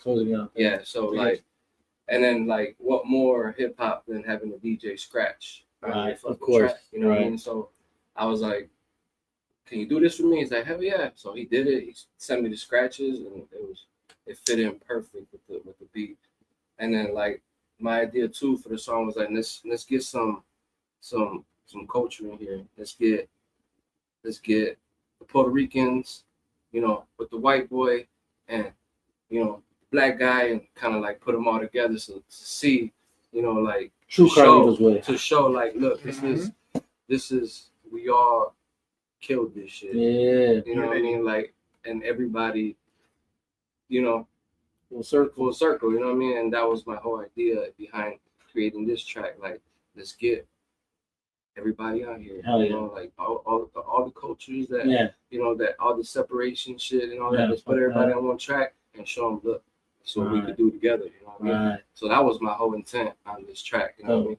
And then having Big Pun, of course, at the end of it. You know? Okay. That's okay. That's kind of crazy because like now I'm thinking like Omen obviously, I guess you could say is like synonym to prophecy. Is that what you're saying on this? Is that what this means, or like where does the Omen title come here?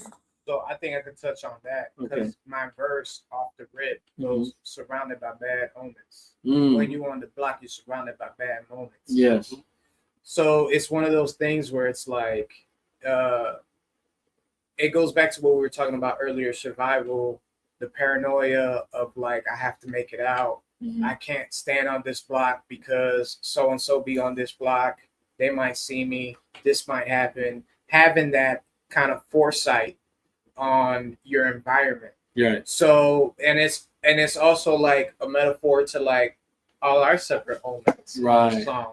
Like all our separate paranoias or things that we think about during our daily lives. Right. Right. So that's how that title came to be. It was more so like, that's the first thing that came to mind when I had the verse. It was just like surrounded by bad omens, you know, because it's a spiritual warfare out there. Right. And you know, again, it ties back to the conversation we had about spirituality and what we believe in, and how as men we try to survive out there. Right. It's like, damn, you know, there's a lot of things trying to get at me. There's a lot of demons. There's a lot of things, bad spirits or whatever you want to call it, trying to attack me, bad omens, bad things. Right. How do I get out of this? Right. You know, and so I felt like that was appropriate for the track, especially having so many different perspectives, having Clue, but also having SMG Jimmy, which was a surprise.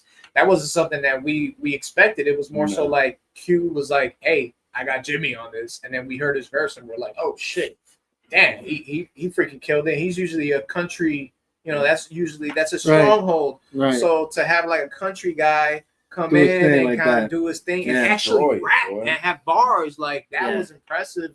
And it goes to show the respect he has for what we're doing. Like we brought him into our world and he was just like, yeah, he was so obliged to do it. He was just like, yeah, let me do it. And then to have Joey Childs, who's also served our country, that he kind of doesn't really touch on that a lot, but he's served our country, and it's just a great lyricist, has great music, very, very in-depth, humble, but very like, even in his voice is very nonchalant. Like even what he's talking about, it almost sounds like he's bored, you know, like he's so like, I don't even care about this shit, you know, but you know, if I touch on the session, when he came in, he was in a place where he was just like, he very much felt that way. And I feel like the verse reflects that mentality. And I feel like we kind of, in that session, reinvigorated something within.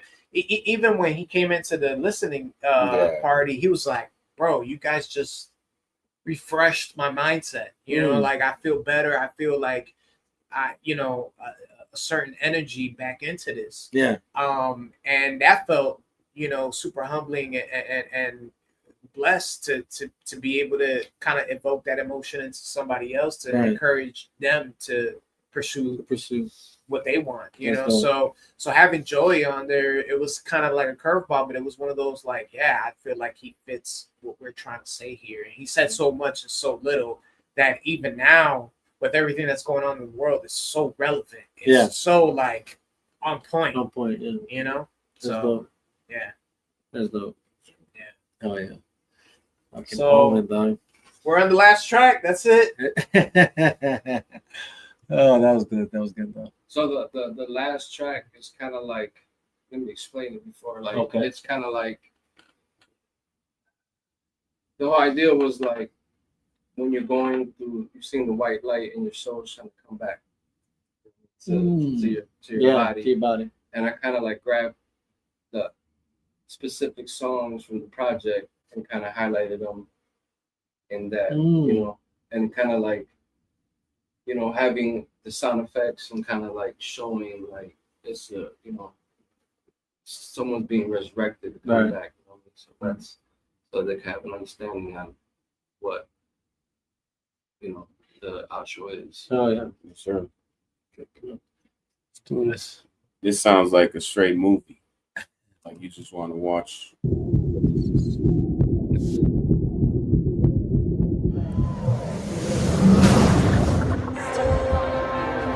matter what part you from, all you need is a second. Regardless if I am not around, when they hear the buzz, they eat down for pound. Great way, no one knows. Lord knows I be trying, but every time I I'll be open in this music for sure.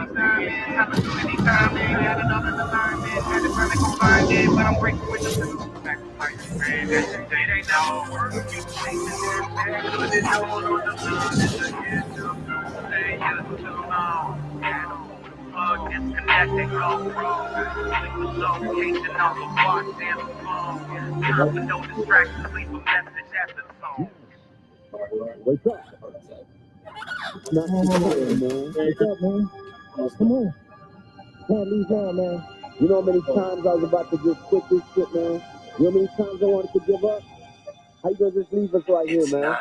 Your time. You got so much time left. Run away from the light. Snap out of it, y'all. Come on, man. Snap Stand out up. of it. Wake up. We need you.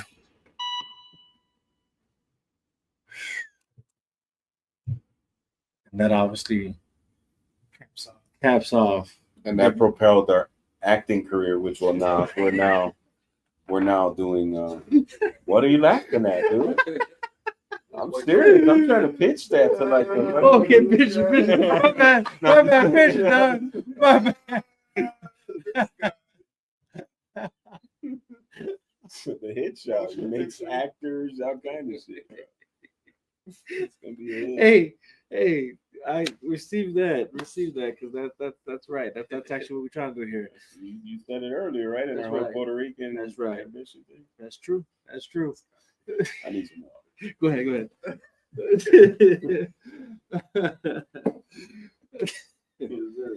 All right. So yeah, obviously you touched on what that was. And obviously I feel like it's appropriate, obviously, because how the album starts. It obviously starts with you like speaking to hip hop, like concerned for it, you know, what's going on, what brought it here to this deathbed that it's in, I guess you could say. Ready? And then to this full circle, like, then I'm sure that's right. That's you at the end, right? Speaking. Yeah. Right. So yeah, I thought that again, it's dope because it definitely does make it feel cinematic, you know, and then it gives it that very much, because even throughout the whole album, it for sure feels like you're hearing a story for the most part. Even like, so, and not to get too deep into it, but like, I guess to kind of just even somewhat touch on it, it just seems like hip hop is important because it does speak on our lives, right? Like that's what makes hip hop special. I mean, or maybe music for that matter, but just to stick to hip hop, like it speaks on our lives, the very things that we go through. Whether like identically, when you hear something, you're like you identify with that, or even if it's just like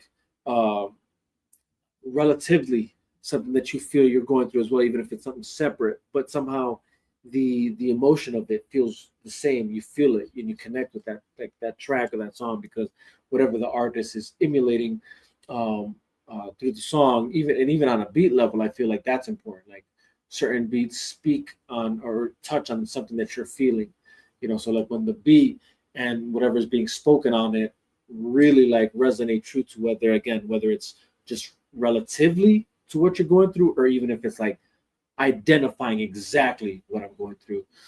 I feel like this album does that because, again, funny enough, like, yeah, the beginning and the end is speaking to hip hop, but is hip hop not what we're living, right? That's what makes hip hop hip hop. It's that it's touching on the very things that we're going through or experiencing, whether that's like the street life, whether that's just life in general, relationships,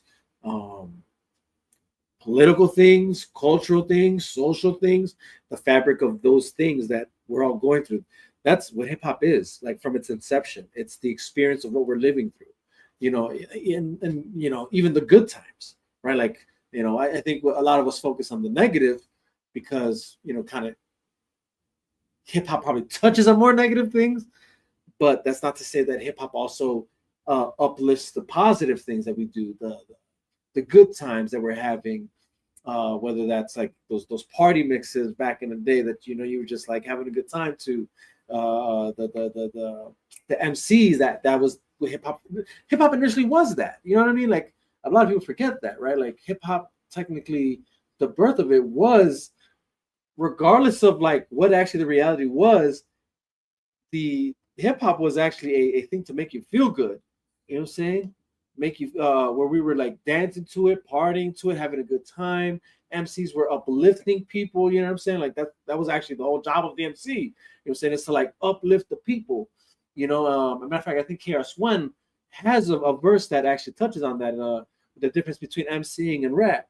You know, and which is important to note because, you know, hip hop has a bad rep due to those that don't understand it, or due to those that are just engulfed by what it, I don't want to say what it became, but definitely what it has evolved to, or maybe what the mainstream showcases. Yeah, maybe that's more important. What the mainstream showcases, right? Because it's not all it is, right? Because the reality is there's very much a version of hip hop that's still alive right now that does touch on that just stays positive, stays just, you know, very much in that zone of things, right? And I just want to say it's important to highlight that, right? Hip hop is more than just the I don't want to say the negative, but like just the hardship we go through. You know what I'm saying? It's very much a part of it because hip hop is a tool that allows you to speak truth to light, right? Which and very much can be things that are hardships for us all, right? Yeah, Which is was, why it was birthed out of hardship. you know what I'm saying? And hence why we got songs like Pressure, you know, Omens, Cruise Control, you know what I'm saying? But even in songs like that, where it's like, yes, it's mentioning the hardships, but it's also kind of, if you're paying attention, it's giving tools to things that can help you cope, help you process, probably better word, process what you're going through, navigate the waters you're going through. So again, this whole album I feel really does touch on something special. Whether it's again, it's almost like it's a double entendre, or there's many lanes in this album, right? Where it's not just speaking about hip hop, but if it is speaking about hip hop, it's speaking about hip hop on a more personal level as well. Like apart from just the music, what it's become, the industry, it's also touching on hip hop from a personal level, life experience, what we go through, because that is hip hop as well. So it's really genius, is what I guess I'm trying to point out. What the album became from beginning to end. Like I said, starting with that skit that prepares you for what you're about to get into. Then you go through the meat of it all. Outro being revival, and again, it's reviving not just the art itself, but reviving the very individual who's tuned in, because we're all going through these experiences, you know. So, you know, just kudos to you guys. Hand clap, you know what I'm saying? Because that's a dope album. I'm sure everybody feels the same way who's already listened to it, and those who tuned in following us through this. Man. The intro, go ahead. The name of the intro was, we were sitting down and thinking about how can we like come up with a name for the intro and the outro, right? That's not like direct, right? Right. It was kind so of obvious. Yeah, right. Obvious. Gotcha. So like, we looked up like what's another word we could use for like somebody being on their deathbed, or so downturn, and then from downturn, what's the opposite of that? Another word that would, you know, mean coming back, and the name for the outro was first before we made the outro. So kind of downturn and then revival came from us just brainstorming on finding the title for the intro and outro. Yeah. That's dope. That's dope. Yeah, Downturn. Yeah, because I know when I first saw them in Downturn, you know, but I feel like it's something you hear. You've heard it before. Yeah, it's not the obvious of things you've heard before, but right. you know you've heard it before, and yeah, the Downturn, right? You know what I'm saying? And I feel like it's a perfect description of the era of hip hop that we're at kind of currently. We're kind of in this like weird space where it kind of feels like a downturn, right? Yeah. I feel like there was a peak, right? Yeah. 2010 to like maybe 2015, 16, 17, maybe pushing it. And then it just kind of plateaued. And then now it's kind of just like stale. Right.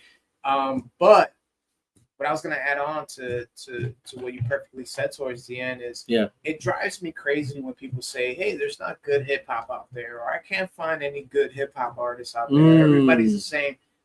If you're a true music head, hip hop head, music aficionado, there's so many dope artists out there that are providing what you need for your soul. I mean, recently I was just talking to Clue about Alfredo and Alchemist. Right.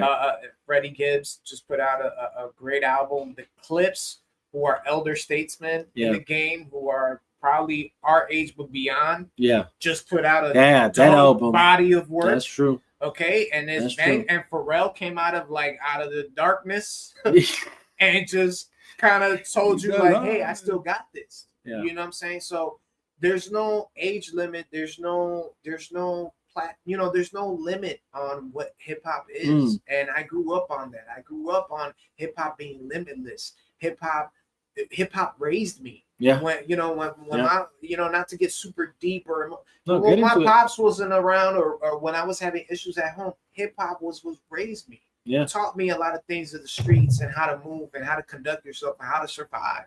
100%. Which is the reason why I'm sitting here having this conversation with y'all. So I give a lot to hip hop, and I feel like this album symbolizes and is a metaphor of what we grew up on and how we coped, as you said, with a lot of the hardships that we faced and how we navigated through it. And it's almost giving a blueprint to the next generation of like, hey, when we're long gone and done with this shit, and it's all said and done, I hope you guys take this blueprint and this manual of Chicago survival tactics and hopefully you apply it to a better life for you and your family, because that's exactly what we're trying to do. 100%. So that's kind of where we're at with that. I mean, that's what it represents for me, at least. What the album symbolizes for me. No, I think you said something key there too. Like it's like a lot of people do say that, right? The whole I just feel like there's nobody out there anymore. I can't find crazy. And it drives me crazy because it's like you're just not searching. Yeah. You're just not looking. You stay stuck on whatever artist you were dependent on for, and they're no longer doing music. So you feel like it's not there no more, but it's like, but you could look, and then maybe your trust is so much in the industry, but they're gonna feed you what you're not looking, what you want. But if you actually go and do the work, you know what I'm saying? And if you find it, share that shit. Share that shit. Don't just keep it to yourself. Share it. Don't be on something like, oh yeah, this is great on, and then feed yourself. Share that shit. And to piggyback off that, I feel like our generation was so used to being programmed, listening to the radio for so long. And then now we kind of run our own radio stations with playlists and Spotify and your own little playlists on YouTube or whatever the case, whatever you use to listen to music, that now it's kind of like you have to do your due diligence to look for that stuff. And the algorithm will continue to feed that stuff to you. But this is why it's important for you to go out there and search, tune into podcasts like this, and really do your homework and trying to find something that's out of the same programming that you're used to. For so many generations, we've been used to just broadcast radio. Same thing with broadcast television. Now television is kind of like a thing of the past. Oh yeah. Now it's all about Hulu, Netflix, all the streaming services. All of the streaming services. So the same thing applies to music. If you want good music, if you want to find music with substance, hey, we're out here. 100%. We're on this podcast for a reason. 100%. Because of the substance. So search.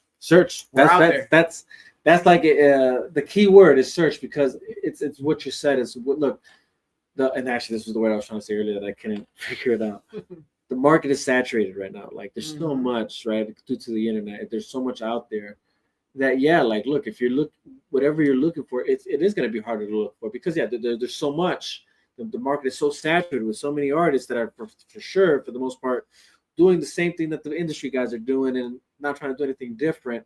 So if you are trying to find something different or something that's more speaks more to your soul, speaks more to your spirit, speaks more to who you really are, you got to look for it. You know what I'm saying? And is it?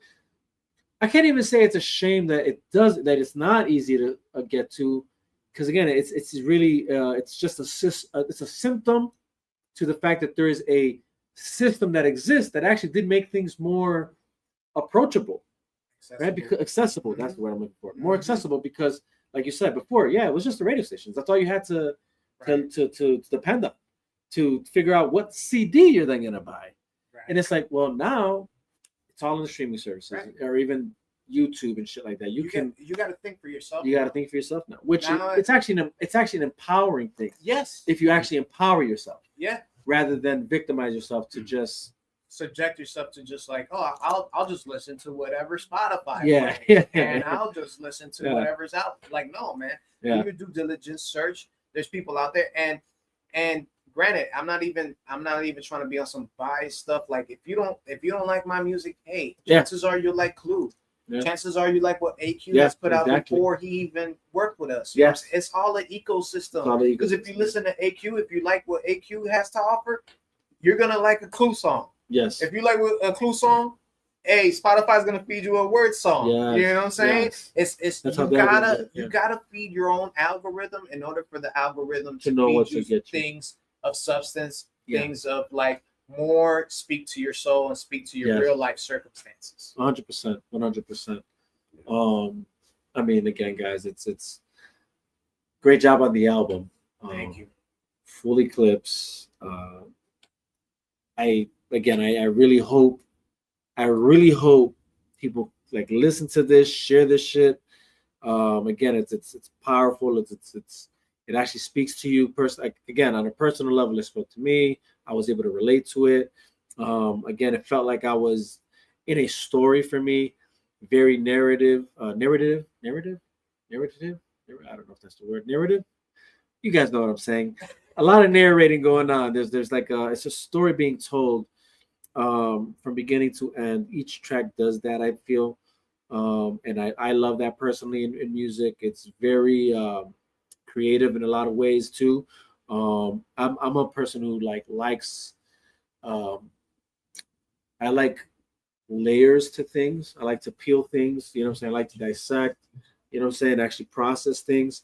And I feel like you guys delivered that on this album. So kudos to you guys. Thank you, bro. And it means a lot. Thank you for having us on the platform, man. Thank you for even doing this with us. Thank you guys for being here for me. Like, even being interested in what we're doing, you know what I'm saying? Because, again, we live in Chicago where there's not a lot of love, bro. There really isn't. There really is. So there really isn't, bro. And even trying to get somebody to listen to a full project, usually people are very like, I just want to listen to one song or a single or whatever. Like, we really put our foot in this, man. Our heart and souls, our tears, you know what I'm saying? Like, I touched on it, not to blow up his spot, but, even during the listening session, Q was emotional. Why? Because, man, we were going through some shit when we did this shit, bro. 100%. Ain't no joke. People kind of confused, like, oh, why is Q? No, you guys don't know. Right. You guys don't know. It's real life behind these things. So 100%. So we thank you for even taking the time to allow us to give us the space to kind of explain this and giving us the platform to kind of just show people that, we're out here, man. We're the last of the Mohicans. You know what I'm saying? Like, we out here working and we're trying to do good in the world. And we want to inspire others. This is not about us. It's bigger than us. 100%. This is about inspiring an entire culture, entire movement, an entire just space, hip hop. It's bigger than us, and we're just humbled to even be a part of this all and have a voice in it. Right. You know? So no, for sure, man. No, hey, look, honestly, I do this because I know what it's like. Like I tell people all the time, it's like my goal, if there's any goal for me personally with what I do, is just to like uplift people that I know deserve it and that are worthy of it, especially because I know how hard it is. Like it's like as we were saying earlier, like it's especially in Chicago, unfortunately, like not many people show love. Like it's hard to really get people to support. Like you can go to somewhere like New York, Atlanta, LA, and it just seems like people live that and they love it and they're here to support that shit. And it's like here, it's like you're just another rapper, right? And that's which is just crazy to me. You know, it's like you would think the idea would be like you want to uplift your own city, people that come out of your own city, even more than just the person you rock with, because what is it? A rising tide raises all ships. Yeah.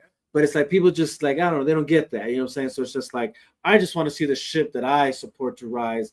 And then there's no tide. Crabs in the barrel. Yeah, you know what I'm saying? And that's Chicago for you in a nutshell, especially on the artists, especially on the music level. Like I'll say that, like musically, it just seems that way.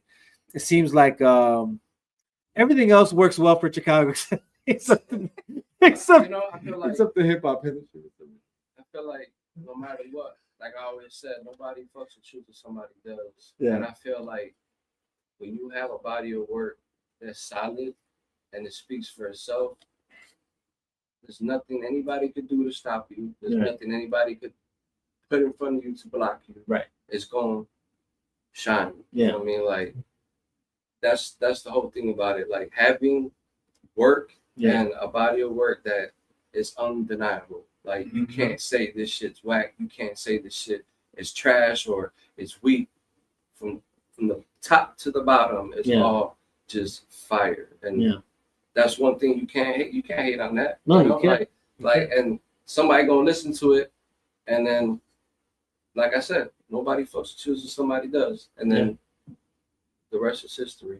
Yeah, it's just creating that body of work. And now, for me, it's like the amount of work we put into this, the amount of hours, the amount of years we put into this, it's just setting us up to be prepared when that moment comes. 100%. You know what I mean? Like, there's no denying it. Like, look, this is what we did. This is what we've been doing. This is what we're gonna continue to do. We do this already. Yeah, you know? So exactly. When that time comes, that ain't gonna be no like. Yeah, there is no pressure then because we went through the pressure. pressure. We doing this already. We gonna deliver. I feel that. No matter what. You know. I feel that. That's for me. That's what it is. You know. Yeah, no, man. That is what it is.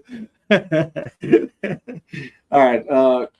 I'm gonna go ahead and just wrap this up on some just closing questions. Just like, I guess we could say lightning round. It actually doesn't even have to be lightning round, but just to somewhat touch on other things other than the album, just to get people to know you guys just a little bit more outside of the music.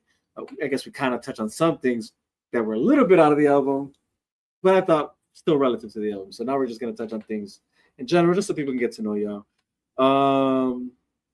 I kind of asked you this last time you were here, so maybe you don't have to, or you can rehash it, I guess. But favorite movie of all time, I guess y'all could take your stab at that. Like, what's your go-to and why? You know, we'll start with you or Carver. We were talking about earlier. One of my favorite movies is Logan. On the Marvel tip, like if I want to watch some superhero in-depth, Logan. Obviously, the classics like a Pulp Fiction, or like what's another good movie? I like me a nice Castaway, a nice Tom Hanks Castaway. Okay. There's a few, man. There's a few in my Rolodex, on the funny side, Adam Sandler's Big Daddy. That one's a classic, Okay. Yeah, it is. To me, it's like, I wipe my own ass. That's my favorite line in the movie. I wipe my own ass. I wipe my own ass. I wipe my own ass. Yeah, there's a ton, man. There's a lot of movies. I'm not a big movie buff, but I like movies that have layers to them. Obviously, The Dark Knight. With Heath Ledger, I feel like that was classic for sure. Classic. That's timeless. I'm just a big fan of just like good acting. So anything that has great acting, that has depth into it, I'm all in. So, how about you, Clue? Not really a movie buff at all, man. But my favorite movie of all time. That actually makes it easier. Is City of God. Ooh, yeah. I like well-written movies that really make you want to write or be so good that you don't even have to speak the same language. You're willing to sit 2.5 hours reading subtitles with a foreign language because of how well written it is. I like and then the imagery. Yeah. There. Oh yeah, that movie's crazy. City of God. Wow, what a choice. How about you, Q? It's gonna be weird. The Green Mile. Oh, the Green Mile. Yeah, well one of written. the first movies Yeah. that made me like cry. Like I was like, damn, the theater fucking balling, you know. Yeah. And then another one is what's that kid's movie where like you got all the emotions? Spy Kid. All the emotions. Inside Out. Inside Out. Out? Inside Yeah. Out. That one too, the Yeah. first one. Okay. It's a kid movie, but it You kind cried. of yeah, hell yeah. Like, it's just so dope how like it's just the way they made that movie, like explaining, the emotion and how you deal with shit, and like it was more deeper than just the cartoon. Yeah. It's pretty dope. So those are Interesting, dude. That's interesting. If you said a cartoon, I gotta say a cartoon. Right. Okay, hit me with that. Oh, reminds me of my grandpa. I can hear that little piano, and I'll start like. Reminds me of my grandparents. Yeah. Because I was raised by my grandparents. And okay.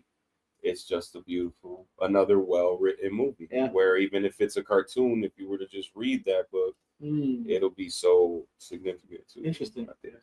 Oh yeah, no, that was good. How about you? You have a favorite cartoon? Cartoon? Dang. Pixar. If we go Pixar, man, my favorite is the classic Toy Story. Toy Story. Oh yeah, Toy Story, yeah. man. We can't go Another wrong. Tom Hanks. Tom Hanks. You must be Tom Hanks, man. Tim Allen. Tim Allen. Buzz Lightyear. You know what I'm saying? Yeah. Like, but the reason why that movie resonated with me is because I was a big toy head. Like I had number toys, and I always wished that my toys would come to life. Come to life. Yeah. That's every kid's dream. So yeah. like even the like as they got older and Andy got rid of his toys. Yeah, there was that. That was kind of like, damn, he's growing up, he's getting out of the toy phase. Interesting. And he don't really mess with these toys anymore. So Yeah. like, what are you gonna do with them? Yeah. So like, I feel like that perspective from a toy's perspective, and then narrating that story, like to me, it kind of touched my soul, because I'm like, damn, you do grow out of it, and you don't know when's the last time you play with those toys. You kind of just grow out of it and just become, a preteen or whatever, and just go to high school and end up, living life. Right. And you don't really put in perspective of that last time that you actually played with your toys and had that imagination that your mind was so fragile like that in your life. So I don't know. I just like that metaphor, hell yeah. To me, it was at that time was so like introspective, No, that is. It's crazy. I think anybody who has toys can relate to that. Like if they grew up in that, like I was all your toys imagination. because it's all your imagination. I remember making movies. Yes. Slow motion. Yes. With your toys, right? You're making your own like scenes and like. Yeah. And in your head, you're seeing all this vivid. Yeah. Doing it with toys. Somebody from the outside just looking at this kid playing with some damn toy. You don't give Toy Story credit, bro. Toy Story is like it's really like surface level. Like it's a Pixar movie, dinosaurs, whatever, Slinky, whatever. But if you really think about the depth of what they're trying to say, it's like man, eventually you get older and you don't know when's the last time you play with those toys and you have that innocence about. It's kind of like almost like the Lego movie. I thought the Lego movie had that same message. When was the last time you used your imagination? It's about that. Yeah. Like it brings that. As a kid, that's what you have. Is all you have is your imagination, and you escape through these toys. And that was a cool, deep story. All right, DC or Marvel, and why? I go Marvel. Yeah, 1000%. Okay. Only reason I mean, to me, growing up, I've read both. I have a card collection to this day where I have both. I even have a couple pages of DC versus Marvel cards. Now, reason I go Marvel is because I like, we spoke on this prior to the podcast, but I like characters that have depth to their stories. So like Logan, kind of like him having adamantium, being kind of this like war vet, war torn kind of guy who was part of the super soldier project, and then they injected this stuff into him, and then Magneto takes the shit out, and then now he's just like this guy with bone claws, and then he's dealing with not ever dying, like just going through just So until he gets old. So I just love that story, the Cyclops story with Jean Grey, their relationship and how complex it is about them both being mutants. Archangel, which a lot of people don't speak about, a very complex character who ends up working for Apocalypse, who grows these wings in the bathroom. They touch on it in X-Men, but they never really, think about how dark that is. You're all of a sudden this mutant, and you're in this bathroom, and all of a sudden these bones are coming out of your back, and you become this angel, and then all of a sudden, it's like the depth in the characters on Marvel is just there's so many, man. There's so many. There's a guy, Omega Red, Maverick. I can go down the line. It actually sounds like you're more of an X-Men fan than a Marvel fan. Well, yeah, I mean, I'm actually that's a true assessment. I'm more of an X-Men fan, the X-Men branch of Marvel than anything else, because I feel like X-Men, there's so many layers. People don't know that Wolverine was part of Alpha Flight. Alpha Flight was a Canadian-based mutant, kind of, so there's just so many things that I feel like the movies just kind of like they don't really do it. They don't really touch on it, where it's like you could do a whole movie on that. And be in depth in that. So I agree. To me, X-Men was like kind of like X-Men, X Factor, all of these kind of like groups of mutants was something that I always loved as a kid. I was fascinated by it. Okay. And even in the comic books, I know I'm going on a tangent, but in the comic books, when they did Marvel versus DC and it was Onslaught. Yes, Onslaught was a culmination of Xavier and Magneto's brain put into two, and then they created this whole being Right. No, that was actually a dope comic book. Hell yeah. So I'm a Marvel guy. Okay. 1000%. I'll forgive you. I'll forgive you just because it's more of an X-Men thing, and I love X-Men. X-Men is my shit. What's your clue? Marvel first. As you grow up, you kind of see the relevance of DC because of how regular they are. Right. You know what I mean? They're more grounded. Yeah. I like that. That's what we were talking about earlier too. Yeah. How about you, Q? What are the Teenage Mutant Ninja Turtles? They're technically DC. Oh yeah. Yeah, you big into Teenage Mutant Ninja Turtles. Hell yeah. That last run, bro. They got to make a movie on that. Hell yeah. Yeah. Oh, Gizmo too. Oh no, Gizmo. They did make a comic, but I think it was originally still a movie. Yeah. But I remember they made a comic of the Gremlins and stuff. Yeah. I don't know. Was that Warner Brothers or Universal? If it was Warner Brothers, then technically it might exist within the DC. You know what I'm saying? Because that's technically how everything else does too. Yeah. But okay. All right. Star Wars or Star Trek? I go Star Wars. Star Wars. Darth Maul. Yeah, you can't. They had me at Darth Maul. He's gonna say Star Trek. None of that shit. He's the Galaxy Quest. They had me at the Klingon. Star Trek. Data. You got it up out here? All right, cool, man. Appreciate you having here, brother. Appreciate you. Thank you, man. All right, bro. Love Have a good night. Yeah. You love my boy. Keep it going, brother. No, we will. We're about to wrap this up. Where are we at? What about Dune? Dune? Oh, actually, yeah. Actually, that's where you're at. That's actually perfect. Yeah, that's within. Is that DC? No, Dune is that's sci-fi. That's sci-fi. Oh, okay. Yeah, if you're not into Star Wars or Star Trek, but you like Dune, hell yeah. That's actually perfect. Actually, I think there's peace out, brother. There's definitely room for Dune in that conversation. You could even bring now you could even talk about Rebel Moon in that conversation if you wanted to, because that's that sci-fi, intergalactic shit. Actually, Dune, yeah. Now, Dune, do you like Dune because of the more relative new? I just watched the old one and it was, remember? Yeah, the old one, yeah, the Minecraft armor. Yeah, but what they turned it into is something. Yeah. I watched it justice. Yeah. I feel like their idea was too advanced for that time. Yeah. 100%. Yeah. So that's the. Okay, Dune. That's actually a good answer. I want to see an Army of the Dead too. Oof. That's a fact. Actually, that's a shame that we haven't gotten it, because I mean, the way I see it, dude was still alive on that chopper. Yeah. You know what I'm saying? It's like a cliffhanger, like Yeah, big cliffhanger. Yeah. For sure. And for anybody who knows, that actually ties into the Dawn of the Dead movie that that Snyder and Gunn did back in the day. So yeah, definitely we are deserving of an Army of the Dead 2. What happened to do it on the chopper? How does he spread the fucking virus? And how do we end up where we see them in Dawn of the Dead?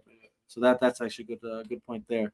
Man, actually, dude, I'm shocked that you brought up Doom, dude. Low key, I forgot about Doom. Yeah. And actually on that note, I'll say like, yo, low key, I'm actually big on Rebel Moon right now, and I feel like Rebel Moon is like a very exotic Star Wars right now. You know what I'm saying? Like it's what Star Wars wishes it could do, but it won't do because it's now under Disney, and Disney's too afraid to do anything out of the kid-friendly stuff. And honestly, low key, Disney's the death of my opinion of Star Wars.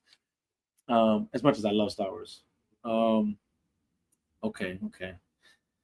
I had another question that just kind of you really tripped me out with that Dune answer. Curveball for sure. I had another question. Damn. Okay. Fucking. Okay. Who'd y'all have during Kendrick and Drake? Who'd y'all have? I've always been a Kendrick fan. Okay. Since like Overly Dedicated, Section 80, all of his albums prior to him like signing with Aftermath and then dropping Good Kid, Mad City. Like I feel like if you look through Kendrick's discography, okay, none of what happened between them both was a surprise for me. Right, that's facts. It was more so of just like the tactics he used to kind of dismantle the aura of what Drake worked so hard to build. 100%. And to I might be in the minority in this, but Okay. Not Like Us is not my favorite song out of the whole. Oh, you're not. Well, you might be in the minority, but I'm in that minority. I don't like that song. I'm over it. Is more what I'm. When it dropped, and I'm not saying because it's been played out, but even when it dropped, I looked at Clue. We were playing it in Clue's car. I remember Clue's car. Yeah. I'm like, Clue, you like this shit? Yeah. I'm like, this is fun. To me, it was funny. It made me laugh because he was doing the A minor jokes and all that stuff. To me, what was more tactical was the joint he did Meet the Grams. Meet the Grams, yeah. With Alchemist. Yeah. When he put Alchemist into the bat, I was like, oh shit. Yeah. This just took a turn for something different. Yeah. Because now he's involving prestigious producers to get involved in something that's like, you know, a battle. This guy means business. So Meet the Grams to me was like, all right. That was for you, the one. That to me was like, all right, this guy's going dark. Yeah. That was like the Arkham Knight. Yeah. Dark Knight. You know what I'm saying? Like, this guy's going out here to kill. You know what I'm saying? Like, Heath Ledger, like, he's ready to go. Full on anarchy. Yeah, anarchy. So, not to get to me, when I heard Drake's, what was the second joint? Family Matters. Yeah. Yo, I'm gonna tell you guys this. I'm in the minority too. Yeah. When Family Matters dropped, I was like, yo, Kendrick is cooked.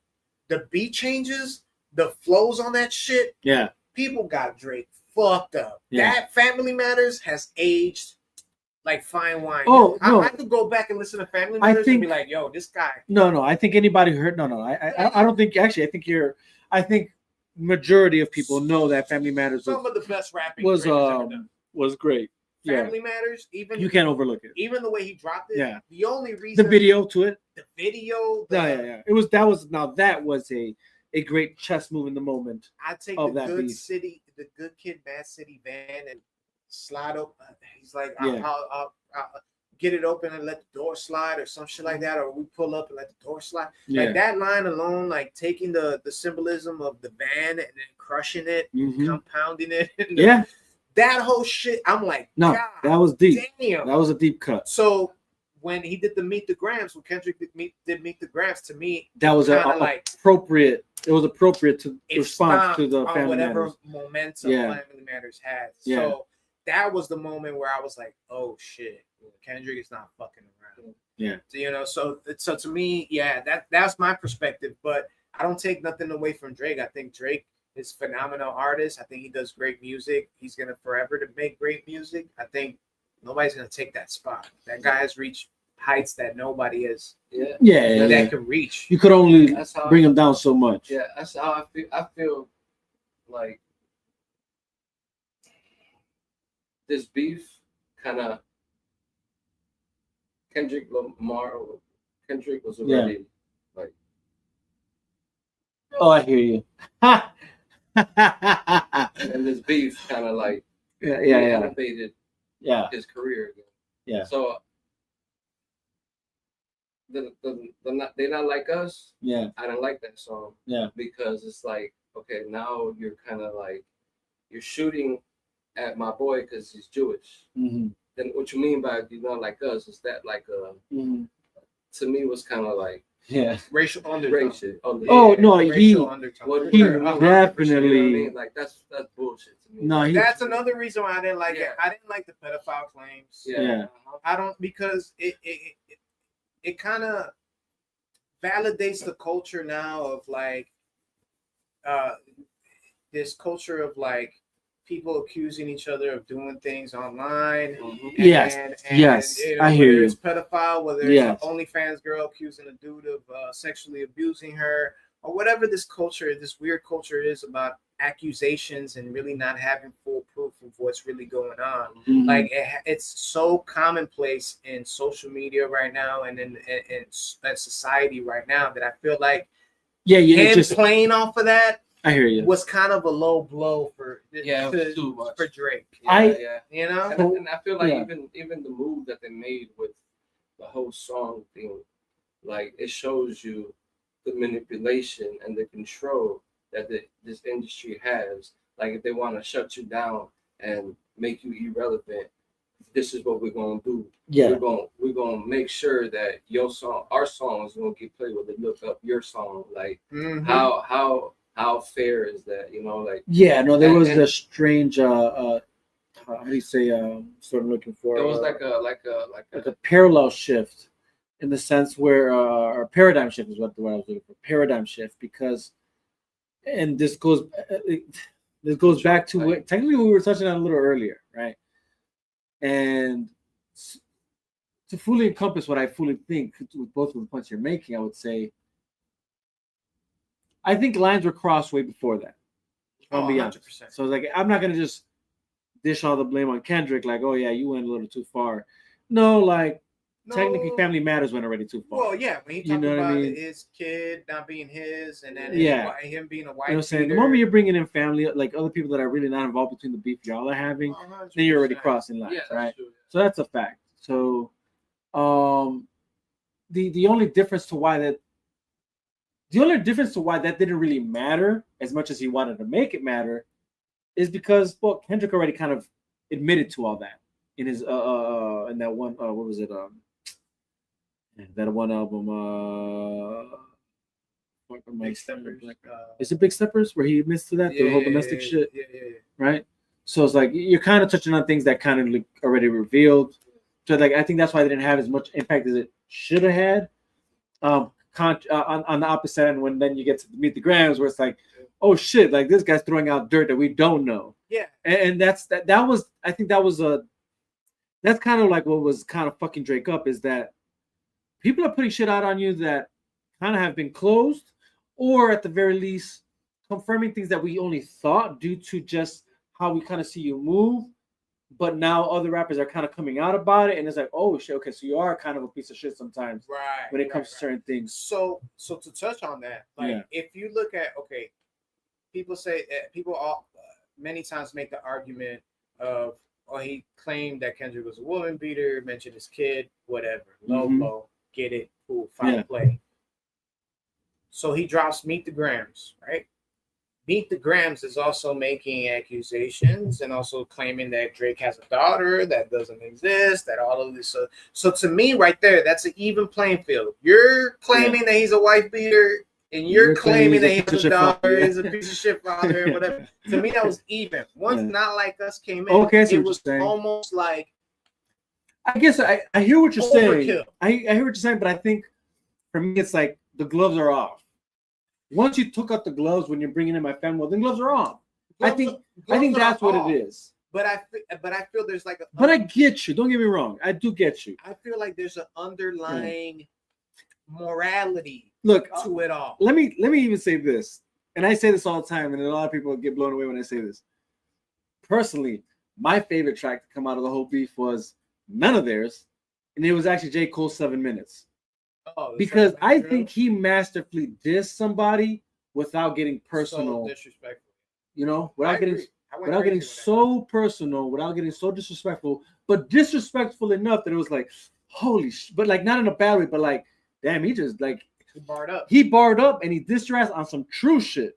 Because it was like shit that like we all think it too. Like, yeah, that butterfly, yeah, I think he's right. Damn. That Cole is right. You know what I mean? He did it in a masterful way that was like true to hip hop. Like, I'm just gonna come at you and only you, and at best your discography compared to mine. Since you want to claim that fuck the best three is just Big Me, it's like, okay, if that's your claim, but I'm gonna come at you with some facts, and that's what J. Cole did masterfully. That to me was the purest diss track to come out of that whole beef, and that one to me that honestly I still play right now. Every now and then when I'm like, yo, let me just see what fucking J. Cole did here, because god damn, he went hard. That's my stance. Because yeah, everything else after that was for sure like, yo, niggas is throwing shots on some crazy shit. And yeah, like it's kind of like, god damn, like no remorse, no, and it's like, and what bothers me about that, this whole like, because you know, motherfuckers will play this whole like, well, that's rap, nigga, lives like hard shit. And it's like, yeah, but it's just words, nigga. So let's stop playing like, oh yeah. This shit got shit ain't get real. They're fucking rapping against each other, bro. This ain't real shit. You know what I'm saying? I feel like, to me, it was the industry attacking someone. Oh, I didn't even get there. Yeah, you're right. Killing shit, and we don't want to. We want to stop you from continue to be number one. Right. That's how I saw it. Like it started with Kanye. When he was working, when Drake was working with Kanye, Kanye did him fucking bogus, you know. And then who really won that battle?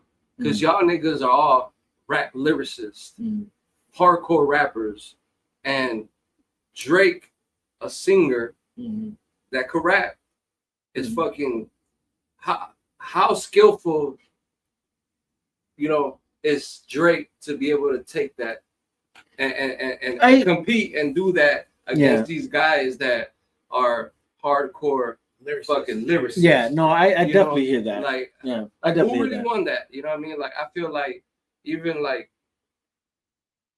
Drake is so versatile. You know, like, and I don't care what anybody says. Like, you know, like Kendrick is dope, but like, bro, numbers don't lie, bro. This yeah. At the end of the day, numbers definitely do not lie. Just wait. He has tracks forever that are going to be making killer money. Like he's got he's living off the royalties forever. Timeless. He's got hundreds. I don't know, fucking number one hit records that like it's like you can't like. Yeah, you can't deny it. There's no denying. To me, it was it. a move the industry was making to take this guy off the pedestal. So I'm going to touch on exactly what you're saying. I'll say two things. One. So, on this play is this song on the fucking yeah, you know that in the Super Bowl. That's no. See, no, we're getting exactly no. That wasn't itself a thing. To touch on the other thing though, like the whole like who won really, and this is where it's like the unfortunate part for Drake, and this is where it's like yeah, it is what it is. Unfortunately, what happened is too many things were being revealed about him that discredited him.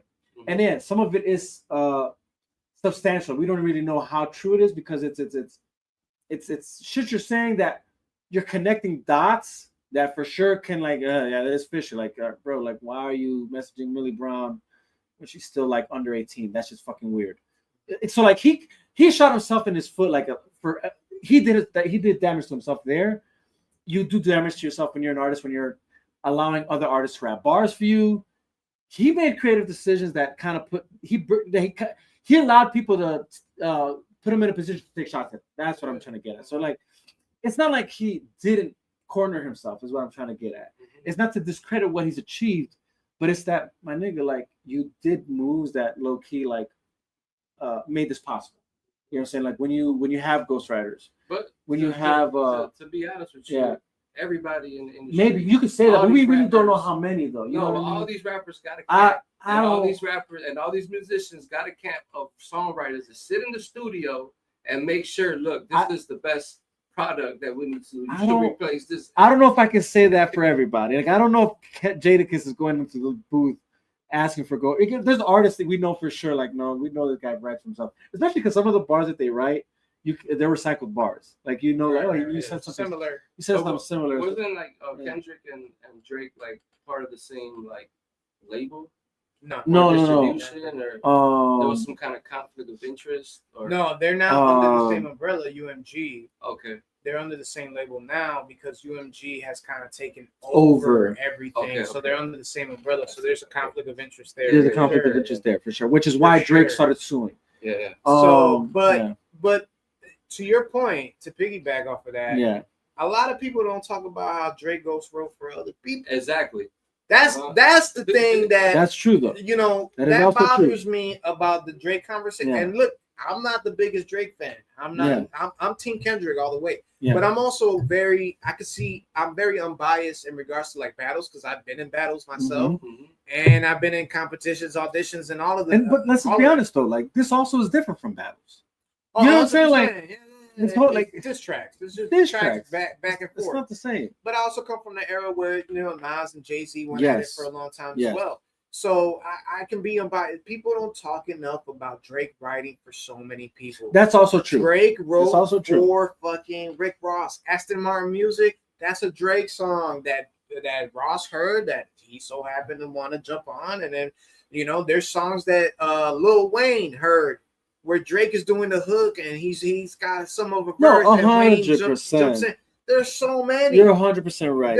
When Drake first started. Right. So now that Drake is in, now the table has turned, and now he's in a position of power where he can afford to pay motherfuckers to be like, yo, give me an idea. You give me a hook. You give me a line. You know what I'm saying? Now you're 100%. You're 100% right about that. But that's what I mean is though, like when you put yourself in that position, you're leaving yourself open to the You're putting yourself vulnerable. That's all to I'm the saying. Criticism and all that. Yeah, stuff. but it's not to say that you're not right. Yeah, Right. He's definitely ghostwritten for others, and that's for sure can't be overlooked.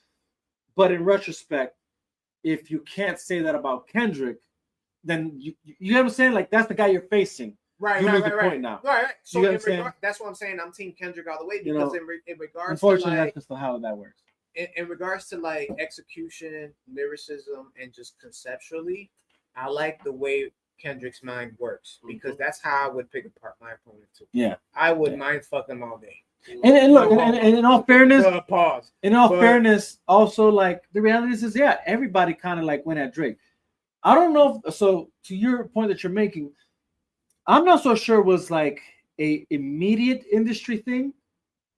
What I'll say is this: I think it became that, and then again, credit due to Kendrick for masterfully playing the cards that needed to be played or putting the chess pieces where they needed to be placed. And I say masterfully because it worked out in his favor. Not that I agree with that, right? It started with Kanye. Yeah. It went to Eclipse. No, well, people. Well, see, that's what I'm trying to get at. People have beef with Drake for a minute, though. That's why I don't want to say that was it immediately, because technically Common first had beef with Drake, and Common is not an industry rapper. You know what I'm saying? And then Meek Mill, but then again, Meek Mill's also not an industry rapper. And there's actually things that actually, like when you look back at those beefs, you know why they were beefing, or you know why diss tracks were thrown at each other. This one, and it actually goes back to what he was saying too. Like even the thing between him and Kendrick, like even this wasn't really a surprise because Kendrick's kind of been cooking. He's been like brewing this idea for a moment, and I'll be honest, I think it could have been anybody. Kendrick has this thing that he really throws elusive shots at everybody, like under the radar, so to speak.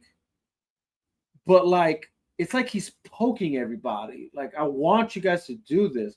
And he just got lucky enough that it was Drake, because Drake has vulnerabilities that you can maneuver and play off of. But go ahead. I'm gonna tell you the breaking point.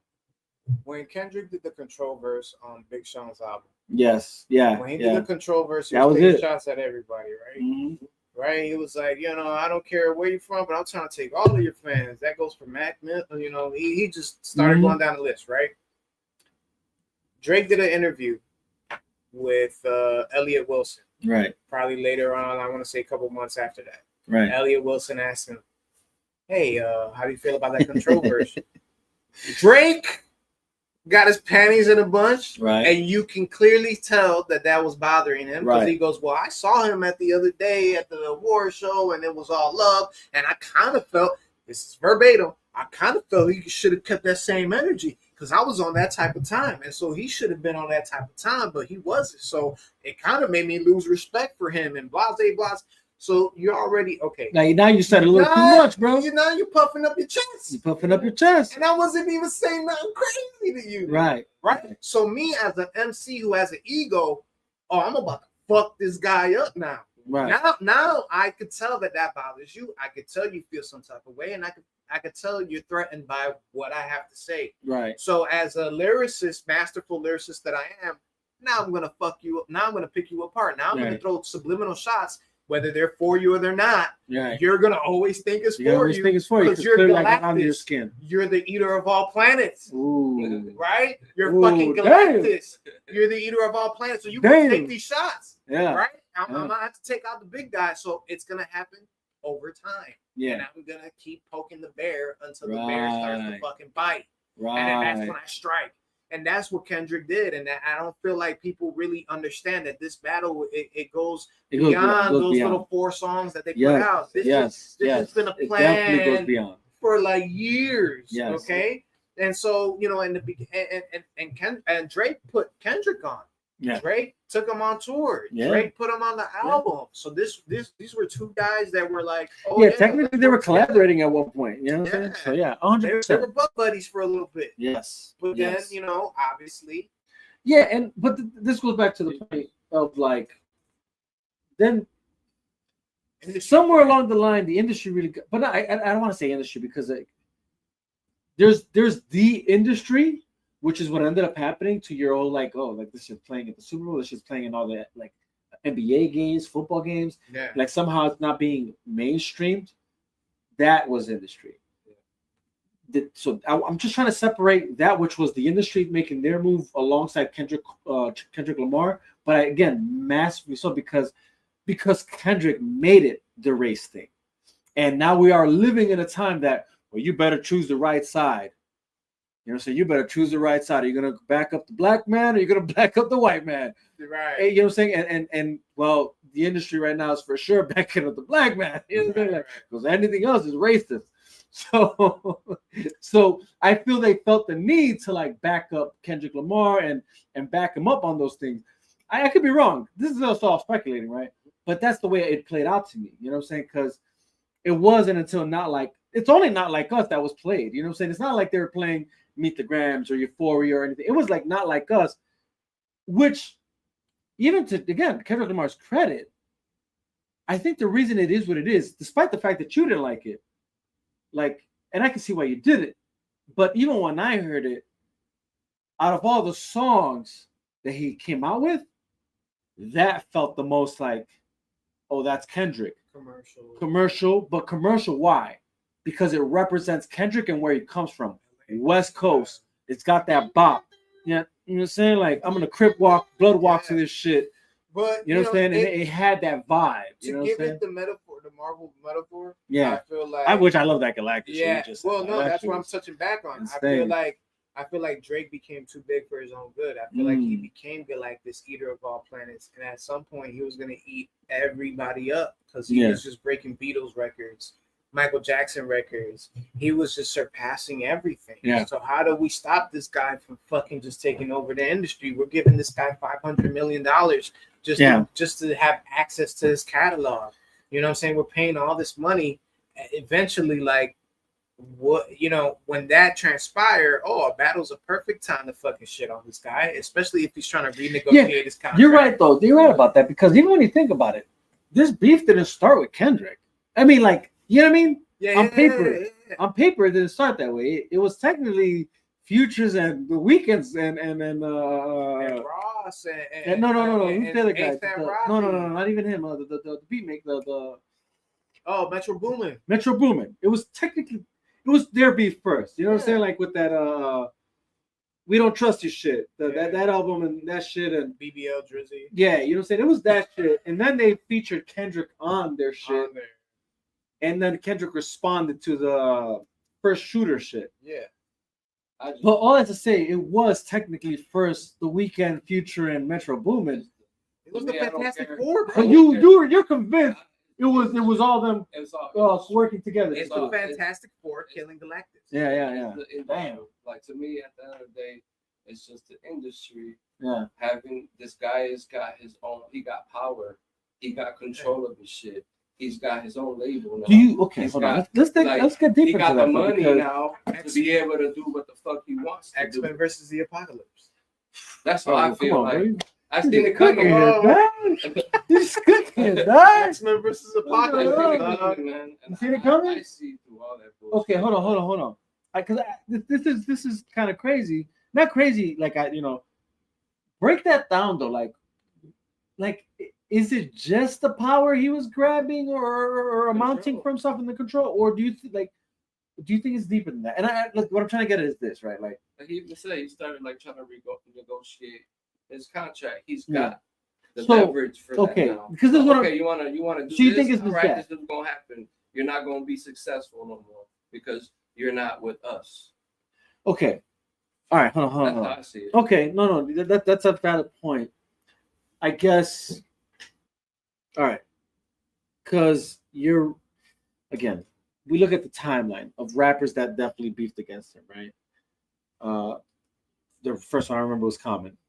If there's somebody else before him, let me know. But Common was the one I remember, and that was the girl they were fucking with type shit, right? Yes, right. And there was a lot of hate towards him. But look, I'll be honest. I thought it's because he was fucking a lot of their bitch. But yeah, right. Because the reason I say this, the reason I'm pointing that out though, is because it's not like Drake was big at that time. That's what I'm trying to point out, right?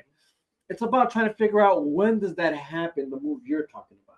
Because I don't think when he was beefing with Common that was about. I think Common it was strictly that bitch shit, like you're fucking with my bitch, what the fuck, whatever, right? And honestly, personally, I think Common just the shit out of him. Like I think Common did straight, because that was back when Drake was only doing like a bar. I'm gonna give you a bar, but I'm not gonna do a whole diss track. I'm just gonna give you a bar, and people were like spazzing out over a bar, but like it wasn't a full diss track. They built you up to break you down. Yeah, and then it was there you go. Okay, that there is perspective.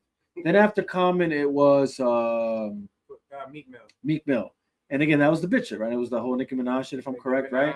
And then, the whole ghostwriting thing. The whole ghostwriting too, right? Major and look, storyline was. And then look, I'll be honest. I think even in that shit, I thought Meek was exposing him hard on some shit that nobody knew was even happening. Like, oh damn, this nigga's getting pissed on. Like, oh shit, we got Clue. Clue Rock commented. No, bros, my bad. I had Let me put that up. Thank you for hosting us and appreciate who checked out the pod. Man, much love, Clue. Love you, brother. Much love, brother. We wish you could have stayed with us, but appreciate the time you did give us, bro. We're chopping it. Yeah, right now we're just chopping it up, and this is why it's called the Chop Shop. But much love, Clue. That was the artist who was here with us. For Eclipse again, check that out. 1/3 of the crew. 1/3 of the crew. But back to your point. So I think the breaking point. So yeah. So you know what I'm saying? Common, Like Meek clearly, Mill, Pusha T, and then which I believe was again even the Pusha T thing. I think that was before the industry shit. So I think that's when you're on something, possibly, because again, Common, I don't see the industry being involved with that beef. I think that's and that was pure. like one line, and then he kind of responded. And then there was a song, and then that was it. That was it. Right. That was very like. And then it was the Meek Mill versus Drake, and even that I hate to even say versus because again, it's not like Drake did anything other than just give a bar to respond, and then yeah, you had Meek give a song, and I thought in the song like, yo, this guy's saying a lot of shit that people are kind of overlooking, like, yo, this nigga's getting pissed on, getting bitched out, revealing a lot about Drake being this fake ass gangster, which is true. Like that's just true. I never seen him. I never seen him acting like See, I think you're right, but look, I think that's credited to where you're from. You know what I'm saying? We can realize like you're not that guy you rap about being in some of these tracks. We knew that, but let's be honest, like other people probably like. And to add to that timeline, You know? during the Meek Mill battle, he had dropped. If you're reading this, it's too late. When he dropped that was the album that got him out of the contract with Cash Money. That's true. Yes, exactly. That was the last album that was like, hey, this is for y'all. And if you remember, that album dropped out of left field. He didn't even announce that. Nobody shit. even knew it was that coming. shit just dropped, and he was like, Right. look, I'm out of the contract. I'm a free agent. That's when he started OVO Sound. He started doing his own thing, sounding his own artists with G Jordan, all of these other guys, whatever. That's when he started garnering more power because he was like on his own. He could fund his own shit. And Universal was like trying to gobbling his nuts, like, hey, how much we gotta pay you for you to stick around? You get what I'm saying? 100%. So I think that what we're trying to get to is that was the point where I think he gained some momentum, like power, and then Pusha came at it where it's like, well, now you're attacking Kanye. Kanye's my guy. I'm under Kanye. Fuck you, nigga. Right. And Pusha T for sure was coming from that. Shit. Yeah. I'm gonna expose your bitch ass. You know, hard as hell too. I ain't gonna stop. Anger shit, and lyrically he got the best of him in that. For sure did. But it sure didn't stop the power that Drake had. No, Drake was already had the momentum going. He dropped Scorpion. He dropped Views. He dropped all of these. Yeah, no, it's for sure. He was at that point. He was galactic. As you're saying, like, eater of planets. Yeah, bro. he was just eating. Fucking everything up. Everything. It was like y'all could throw stones and rocks at me, but low key, this is a little too late, and I wish I could pull it up again. It's like, unfortunately, this is Chuchazo. Yeah, I think Chuchazo is the highest. Yeah, Chuchazo is the highest in Domino's. Yeah. Shout out to Pastor. And he said, "Yeah, I'm sure Chuchazo is the highest, even over Capicu. You're 100% correct, and you are the OG, so we'll give it to you. Yeah, take it from the OG. We'll take it, and you 100% right. Again, I wish I could show that, but." It's all good. Chuchazo. Chuchazo, that's true. That's 100% facts. I forgot about that. You did. But yeah. So yeah, you're right. So if you're trying to, if you're looking at the timeline, you're trying to find the point where I think he garnered so much power that the industry kind of flipped and the momentum kind of flipped on him. Where Q saying, "Hey, he got too much power for his own good," because now people want to. I guess down. What I want to ask is this. This is what I'm trying to really get at is. Because if I'm assuming this would try, and maybe I'm going a little deeper than what you're saying, and that's that. Do you feel or do you think what the problem was is that they felt they couldn't control him in the sense that, like, hey, you're not on our agenda, so we kind of have to cut you from whatever you got going on, cut you from under your legs to take that from you because you're not on this. You get what I'm saying? Because what I'm trying to get at is, like, I feel like, and then I'll let you touch this. What I'm saying is I just feel like powers that be, if you're on our same page of agenda of whatever it is we're trying to do collectively, and you're still willing to submit to whatever it is we're trying to push, you have all the power you want because you're our mouthpiece. You're our emblem. You're our symbol. You represent us. But the moment you don't, that's when now we feel threatened and we feel we have to take something from you because you don't represent us. You're not our mouthpiece. You're not pushing forward what we want. You know what I'm saying? Does that make sense? Yeah. And I feel like that's probably the biggest reason why I feel the industry as a collective would do that. You know what I'm saying? It wouldn't just do that just because, well, you're just too overpowered, because that's like, oh, why didn't they do that with Jay-Z, who for sure was that guy on the mountaintop? He's still. And he's still control of his own shit. What happens to artists after the contract is over? Well, a lot. Yeah. Well, I don't know. You tell me, because I'm looking trying to. They can't even drop shit. Okay, that's what you're saying. They can't do nothing. They're once they're done. Once the label's done with them, even if they try to push it out. Look at what's the dude from he's under DJ Khaled, the black dude. I know you're talking about. Ace Hood. Like he was. Wait, Ace Hood or what happens to all these artists after the label's done with you? Like, your time is up. This is the next artist. they're irrelevant. Even if they put music out, you don't even see it. Yeah. You know, you got to be a fan and find their shit. Like that's what happens. Like yeah. Once the label's done with you, they're done with you. You have no power. You don't have the funds anymore that to push yourself or to get to that catapult. Fucking Drake made it possible for himself because he's smart. The camp he got. He's to me. Hold on. For me, like Drake is dope, but he's an actor. He could be anybody. Yeah, he's a chameleon in that That's sense. the talent that he has. You know what I mean? Like he's a fucking actor. He could be anybody he wants to be. You know, and that's the advantage he had over all these other artists. 100%. But he had his business, the way he had it lined up is fucking to the T. Like, all right, I've got these contracts. I'm gonna deliver, and then now I'm gonna become independent, and now I'm gonna make my own label, and now I'm gonna sign my artist. I'm gonna become my own fucking label. They don't want to do that. Right. Like you see these artists, like they're under these labels, they're fucking popping for a few years, and then all of a sudden, once their contract is over, that's it. Right. The next artist is replacing them. Right. It's the next big thing. You know, Right. they don't survive it. You know what I mean? Like So it's insane. Hold on, because I would say this then. Why do you think then Jay-Z was able to do it? Because obviously he was signed to. He was signed to what was it? Def Jam and Rockefeller. Yeah, but even that disintegrated. Yeah. Yeah, no, for sure. So, but like, how did he survive it? Is what I'm trying to say. You think the money was what it was? It's the money. He had enough money to leverage to be able to then start his own shit, Rock Nation, and all that, blah blah. Yeah. And he's another one that's fucking smart that did it the right way. Yeah. Like, all right, cool. Like, now I'm gonna be on my own. I'm gonna do my own shit, and Right. I got the money.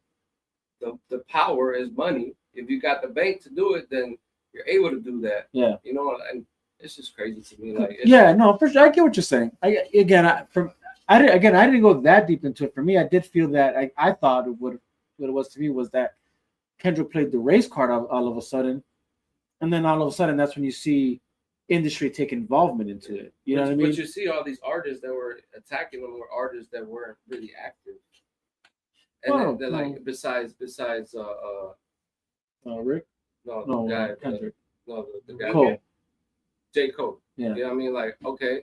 And Well, then, Cole was on Drake. Well, he was on Drake's But side. even Cole had to back down and be like, But Cole, look, that's why smoke.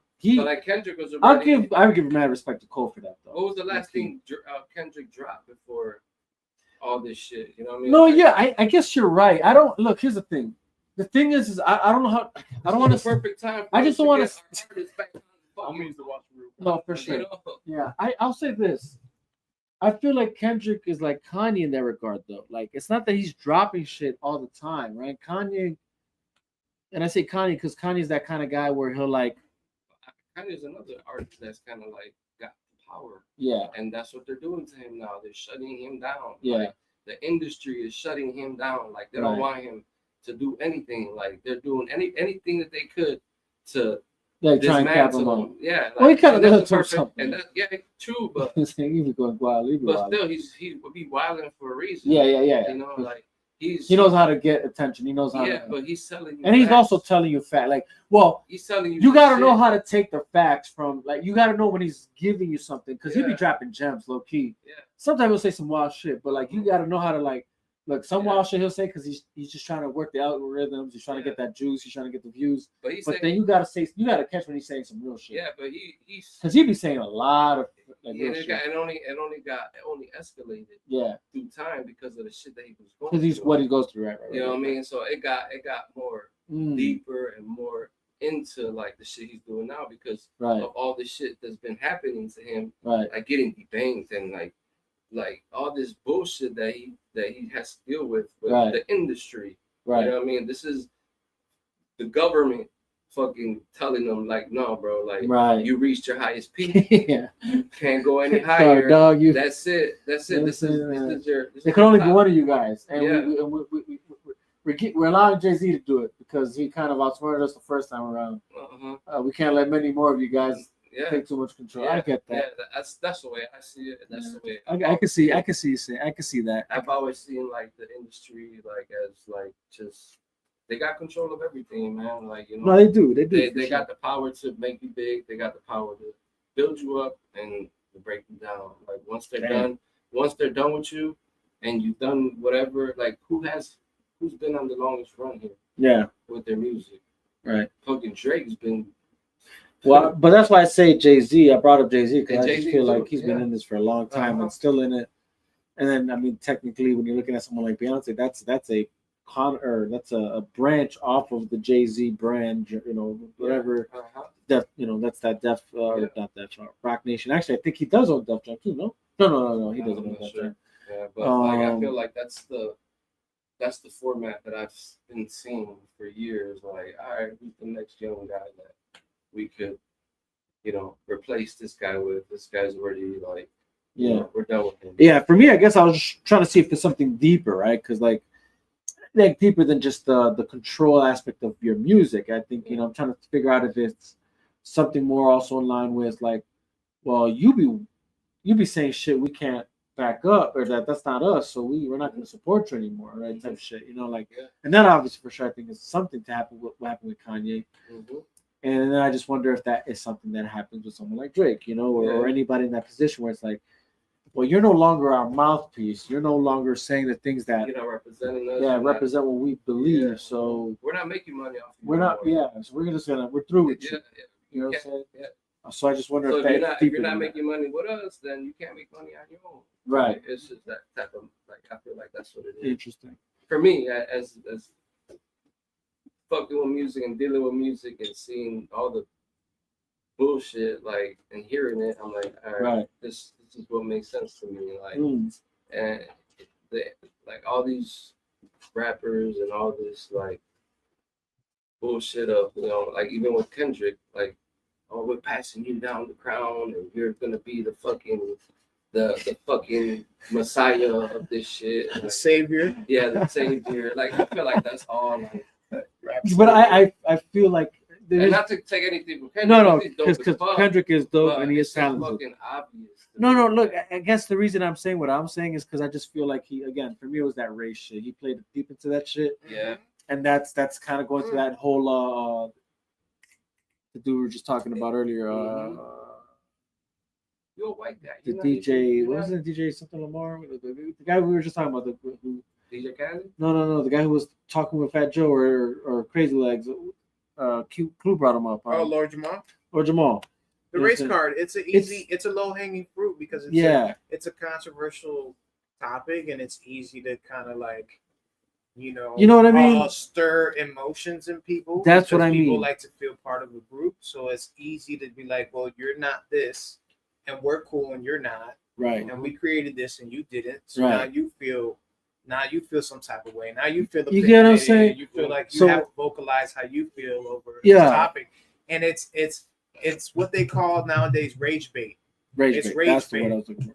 I was thinking race bait, but rage bait. It's both technically, but rage bait. Yeah, it's rage bait. It's playing off the emotions of people. Emotion in you, that's not really reality. Yeah, if you really think about it. Yeah, because I'm gonna paint this picture that really isn't true, but I want you to believe it's true. But I'm gonna paint it in a way. But then you will believe it's true when you hear somebody like you. Who says Q or says Drake has all that power? No, the white man has all that power. God damn. No. But you know, it's like I feel like that's part of the reason why, like Kanye, because Drake is Jewish. No, you know. Oh, so you think Kanye was going at Drake because of that Jewish shit? Dots, man. Man, that's deep. I ain't gonna lie. That's dots right now. That's connecting dots that I didn't even connect. I mean, hold on. Is Drake Jewish? Yeah, he is. Is he? He's half Jewish. Yeah, he's half Jewish. But like, is he Jewish? Okay, like Jewish by descent? His mom is Jewish. So he's like adjacent Jewish. You understand? Like a lot of people claim to be Jewish because he's black and Jewish. Yeah. Jewish and Jake. So you don't think he got Jewish people like pumping money into him? Oh, for sure, maybe. No, see, I don't want to get to that. Yeah, I don't want to get that deep because I feel like that's. I feel like that's. And look, here's the thing. What does Kanye say? Like, yeah, Jewish people have control of everything, and it's but I don't, facts. Do they though? Like, I don't know. No, look, look. Hold on. First off, who's the first country that? Hold on. Let me just say this. Let me just say this as a disclaimer. I am the Vino Vega. No, I'm not saying anything negative. I do not represent any anti-Semitism. I love anybody who's Israeli, and I love all people for that matter.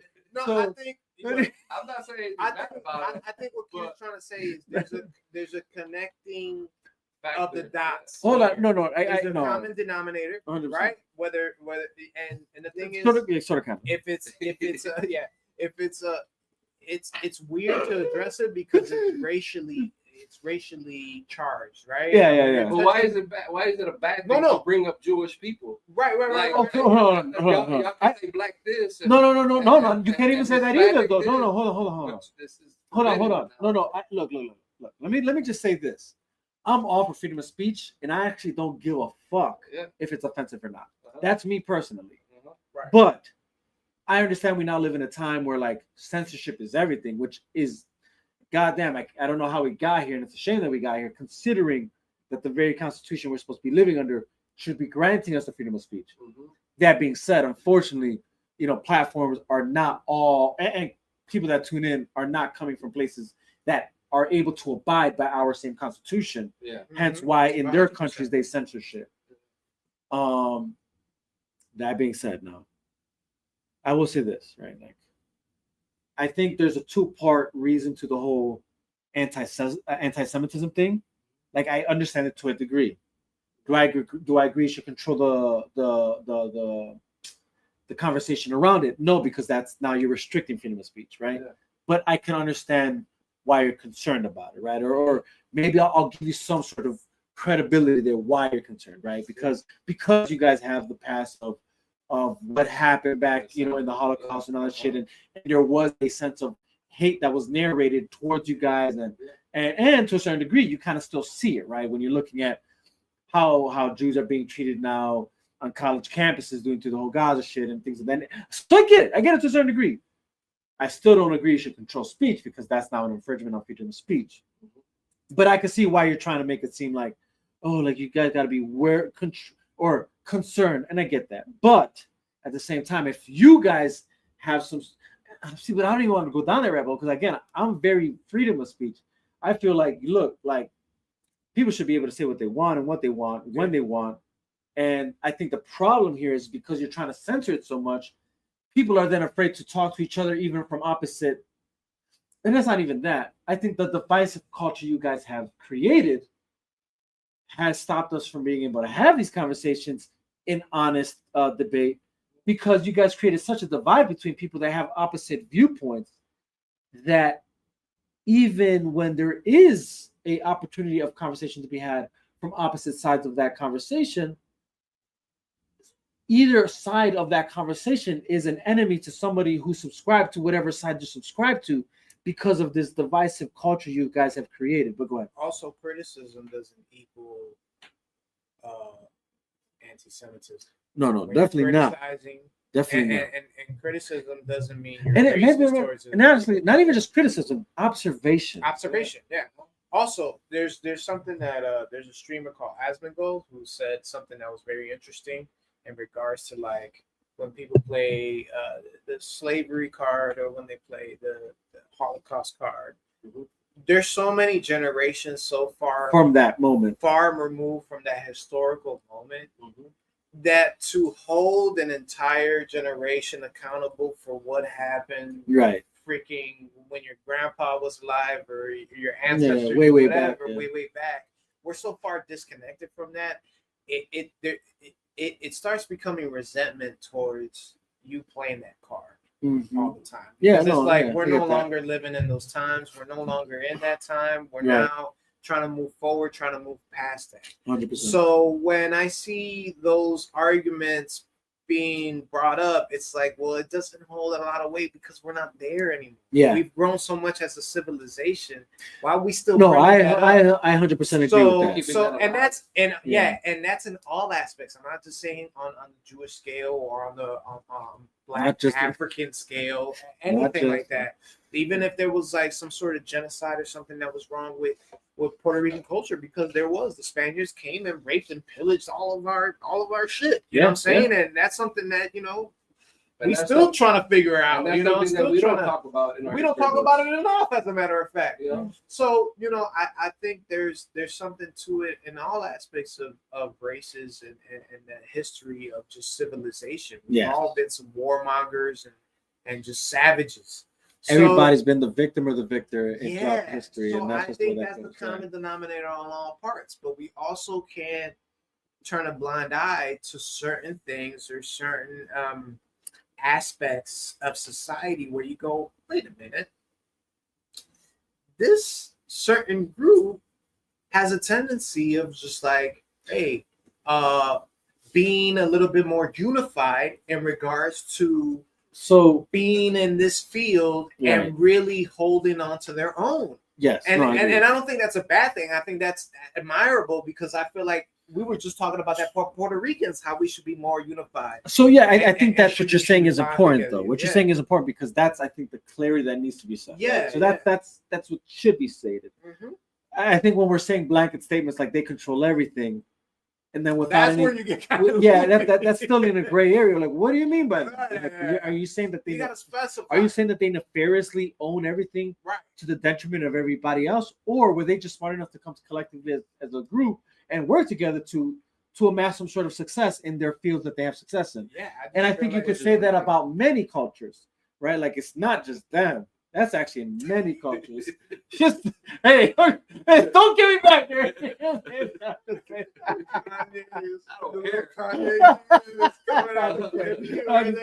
I'm just saying. But that's what I'm just saying because like that's like saying like God, like if I were to go down that rabbit hole, right? Of like if things are nefarious, right? Oh, although there might be some nefarious aspects I think we can unpack, but I think it's not as simple as just like, oh, they just own everything. What I'm trying to say is this, right? Like, so like you can say, well, damn, like why is it that every fucking gas station and fucking it is owned by Arabs? Why is that? Why do they have a foothold in all of that? You know what I'm saying? Like the gas comes from over there. yeah, that's what I'm saying. That there's a reason. I'm saying there's a reason to everything. You know what I'm saying? Or why is there more Mexican restaurants than there are Puerto Rican restaurants? Why are there more Mexican restaurants than any Latino restaurants? You know what I'm saying? Like that's the crazy thing that we live. That's the crazy time that we live. Like I feel like these things, And it probably even shouldn't matter, a but- little bit of truth, and Yeah. we gotta accept that. You yeah, know, I no, feel like 100%. we're too The sensitive. observations are true for a degree, and To a certain the what's the degree. word? Not criticism. There's another word I'm looking for. It's not criticism. What's it called when stereotypes? Yeah, Stereotypes and exist stigmas for a exist for a reason. There is some truth to there it. is some truth behind Yeah, it, and I feel yeah. like everybody's a little too sensitive about it, and you gotta just embrace it. Yeah. It is what the reality is. You know what I'm saying? There's no getting around it, and the more you embrace it and observe it and accept it, the more we can kind of have a productive conversation on why is that. Yeah. Why is this But- going on? And why is that going on? Yeah. And how can we change that? Or how can we unify more as a people to kind of spread out some of that love and Yeah. spread out some of that energy? You know what I'm saying? Yeah. Why are they only the sole proprietors of this aspect of media Right, or right. whatever it is that we're talking about, Right, right? right. Why are Arab countries so controlling over oil and their their princes and all of these things in these Arab countries? Why? Sheiks Because they're sheiks and shit. Because they own oil, they know how they control the Why do majority the of Indians oil. know little subways? And you know, Why like do dude, yeah, fucking don't know. You know, What the not- fuck's going on not- there? not- bro? like too, like But it's true. in any industry, in any industry that you hospital or business, like you got.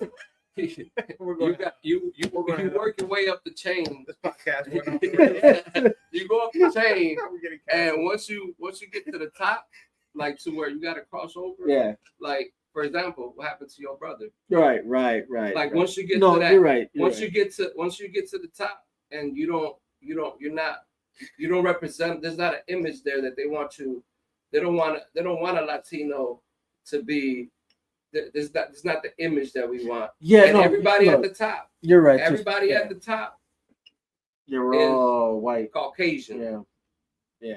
You know, and everybody they replace is either friends or family or anybody that is connected to them. Yeah. So And they it's keep hard. it that way. It's and you hard can't get not in. to No, want to look how at to not it look at it from racially. that rate. Yeah. No. So okay, It's just true. you're 100%. So like that there's truth to both sides of that. Right? Yeah. Like what you're saying, and because that's the thing, right? It's like it's obvious that like you said, whoever's in power for the most part, whoever's in power under them, it's branched out to whoever's in their circle, affiliations. And 9 times out of 10, it's going to be probably their same race or something like that. Yeah. So one, that could be by design according to like, I would say, let's say like, but I would say this, just to clarify, I feel though that's by design, less due to like some sort of like, and just for that example, because I feel like this could be true for many things, cultures, as we were just talking about hip hop earlier, right? But that's right. If we're going to talk about people having power over something, I feel like it doesn't necessarily have to be due to like white power all the time.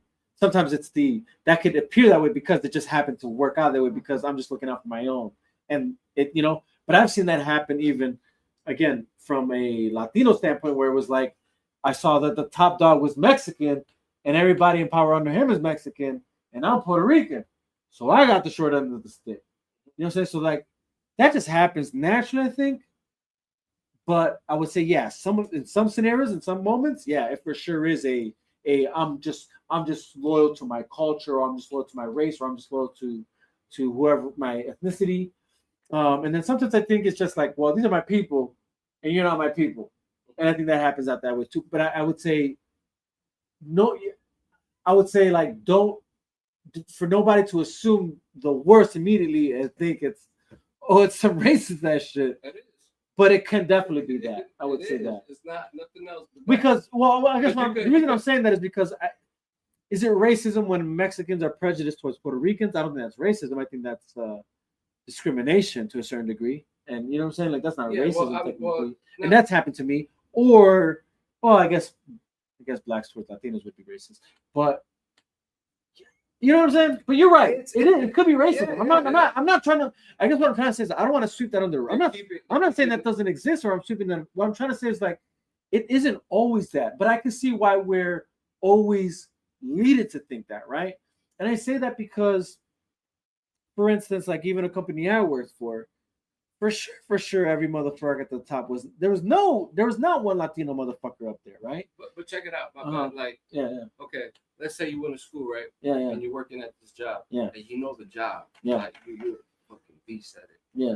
They're gonna hire a motherfucker that went to fucking college. Yeah. That had the funds to go to college and get a degree. They Yeah. don't know shit about what the fuck to do in the position that you're trying to apply for. Right. But they give it to that person. Yeah, I know. Yeah, I know. And 9 times out of 10, trust fund babies. I get what you're saying. Money. Trust me, I get what you're saying. That like. No, you're right, and that does happen. And I'm not saying it doesn't. You earn. And you work in that shit. You know the experience. You got it. Yeah, and they give it to a motherfucker who just came in. Just came in because he got the degree. I get, what bro, he is. 100%. And guess what he is? I get it. No, but look. Here's the thing, dude. I've seen that work. Happened to me. But look, that work. I've seen that work both ways, though.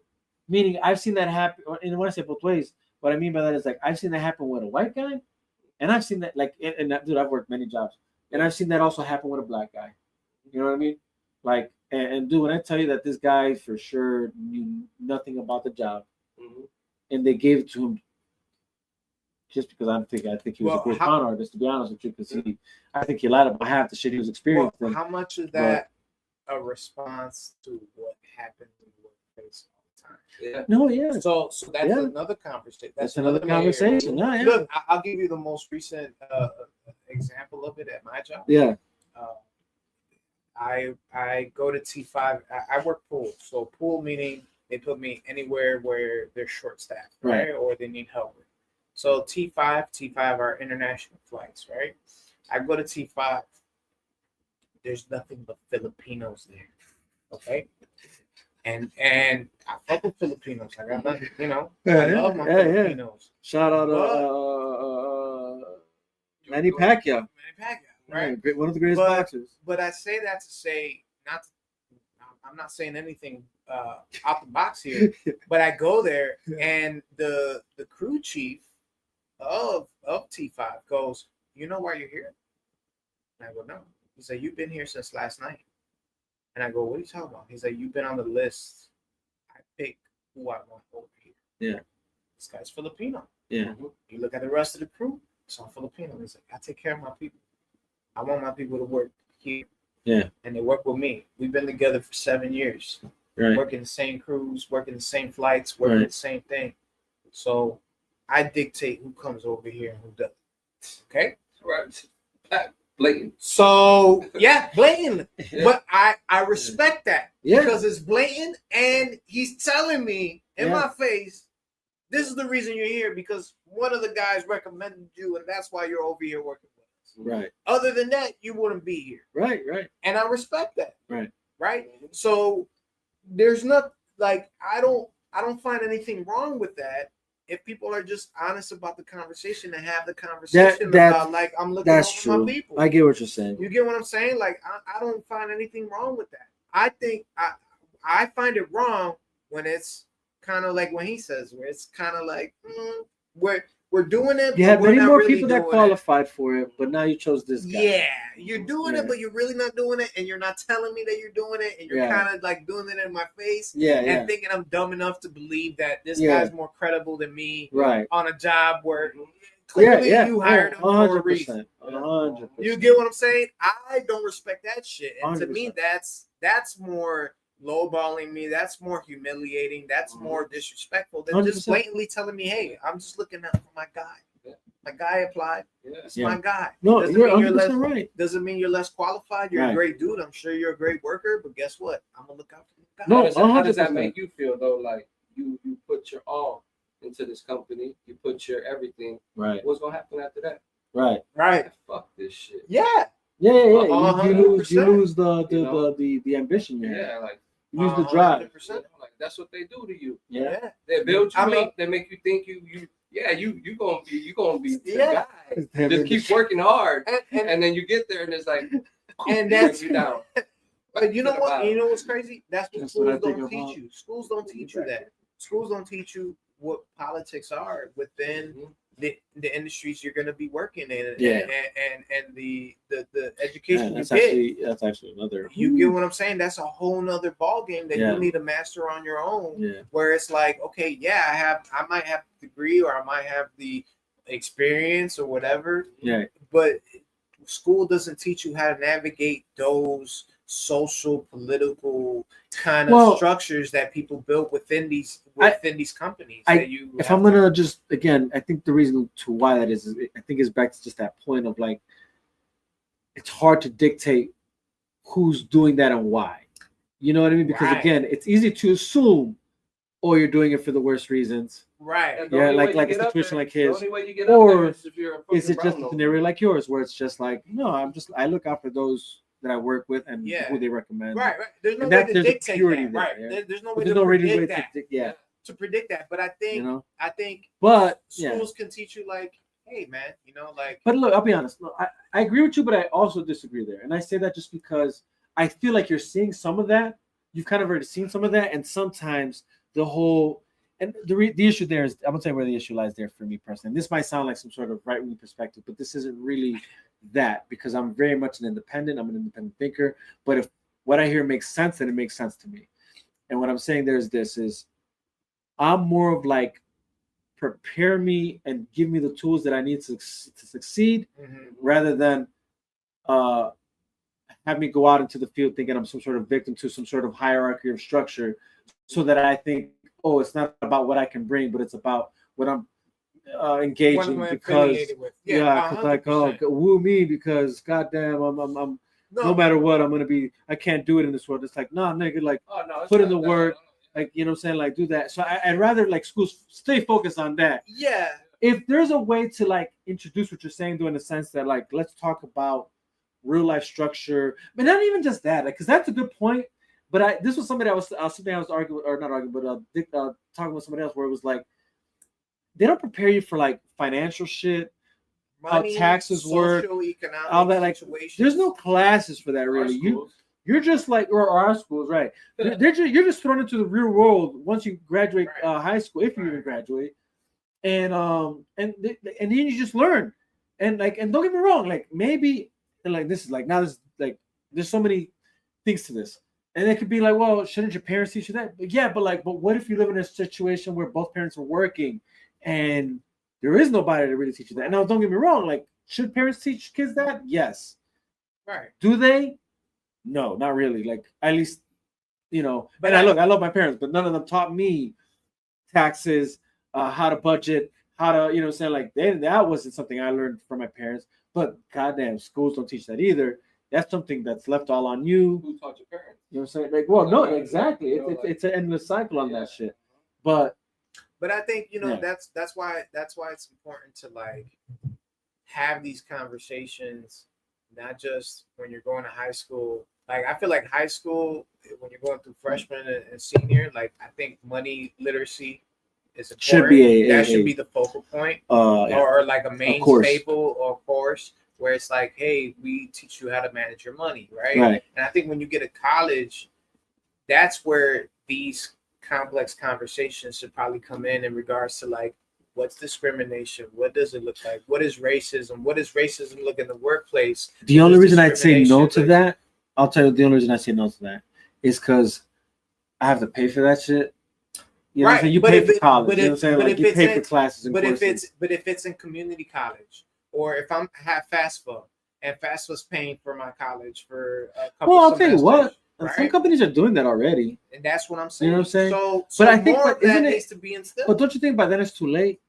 It's like so I'm with you on the high school thing. I think that's a great moment to like implement these courses, but like implement them in a way that's also like fully transparent and honest. Meaning like, again, because I'm not with this whole like I want you to feel victimized. I want you to feel like the world's against you. I want to feel like there's a system that's caused to take you down. It's just the truth. No, but see, that's what I'm saying. Like, it's true. You can't ignore it. No, but see, you're like when you say that, it's a blanket statement over every company and over every organization that exists, and that's also not true.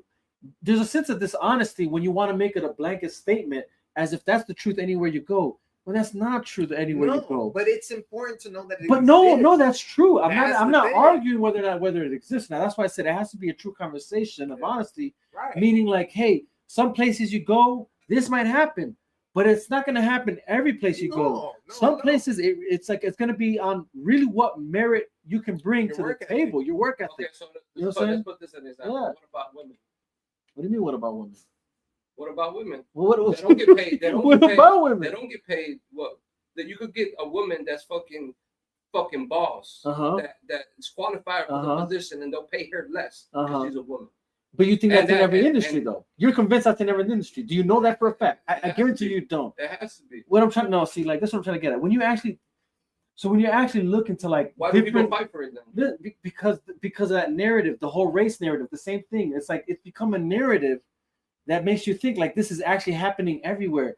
But not to say that it's not happening, right? It is happening, but it has to be. We have to be honest to know that look, this isn't happening everywhere because there are certain fields that women dominate and they get paid more than men do in those fields. That's also true. So like when you're looking at that, does that mean that undermines what you're saying? It shouldn't, because they're both true is what I'm trying to say. So like it's true that in certain fields it could be that there is a sense of discrimination, whether it's based on race, whether it's based on gender. Does that mean it's happening in every field? Definitely not. Could it also be that when you're looking in certain fields, that's also predicted by who's majority in those fields, right? Because women tend to go in a certain direction when it comes to certain job types in certain fields that men don't, vice versa, that men go into certain fields that women don't in that job type. So then when you're looking at a blank sheet, it may look like, oh, without knowing that, well, that field isn't dominated by women. So yeah, when you're looking at a number that says, oh yeah, the men are out proportionally represented here more than women, well, but are you also being honest that most women haven't applied in this field? And then vice versa. Right. When it's dominated by women, but not men, are you also being honest that, well, men aren't necessarily applying for that field? Right. You know, so that's what I mean. These situations are more complex than just the blanket statement of like some sort of discrimination, but not to disregard that discrimination does take place for a fact, because I've been victim of discrimination. And that's for a fact. And it's not, you know. Me too. And all I'm saying is, I think that healthy dialogue is addressing 100%. both sides of the coin, right? Yes. And being like, hey, well, not everywhere you're gonna go is gonna be this, Yes. but you know, these are scenarios that have happened. Yes, 100%. In the workplace. How do we navigate through it? How do Right. you have a healthy dialogue? And how do you not let it jade you? Yes. To the point where you don't want to, because you know, I worked for the banking industry for 5 years of my life. Right. And I have so much resentment towards it because in order to get to the top, there was certain things that I wasn't willing to do. Right. And that's Right. banking, that's money, Right. that's, you know, suit and tie. That's that another I aspect wasn't- of this. Yeah, and there was guys there that came from Guyana, from like all of these like under Right. you know, third world countries that were making 6 figures, but they were willing to They do were willing stuff to do the that thing I that- wasn't yeah. willing to do. That's another aspect And of willing this. to tolerate. Yes. And so, as a young man coming out of high school, college, or whatever, and trying to find your way through the world, like it's kind of a culture shock because you're like, damn, I was taught this whole time where I got to work hard and I got to do X, Y, Z, and then I'll get all the fruits of my labor. And that's not really the And that's not reality really the on reality. some of these On some of these aspects. guys, yeah. On some of these companies, you Yeah. know what I'm saying? 100%. It's really who you know or Yeah. what. So how do I navigate through that? How do I not let those things jade me to the point where I say F the world Right. and screw this and I'll blow my brains out because you know men lead in suicide rates, That's you know, right. so that's another conversation. That's another conversation. right? Yeah. So it's a very layered, heavy These things are layered. conversation. These things are layered and they're complex. Right, so we don't want to make blanket statements, but we also don't want to negate the fact Negate that or it doesn't disregard it. exist. Yes, 100%. You know what I'm saying? 100%. It- And that's why I it's feel like what you said, high school is probably the best moment to do that. Yeah. You know, because again, I feel like when you're in college, it's too late. Like now you're already in the real world now. Mhm. By the time you hit 18, you're probably already getting a job. So these are like, I just feel like it's a little too late then, you know? High school, I feel is like the best place to implement something like that. Where like, yeah, like your brain's still developing. We're about to prepare you for the real world that you're about to engage in because college even works like that. Yeah. Universities work like that. So it's like, it prepares them for that. Again, bringing awareness like, hey, these are situations that actually do happen. They might happen.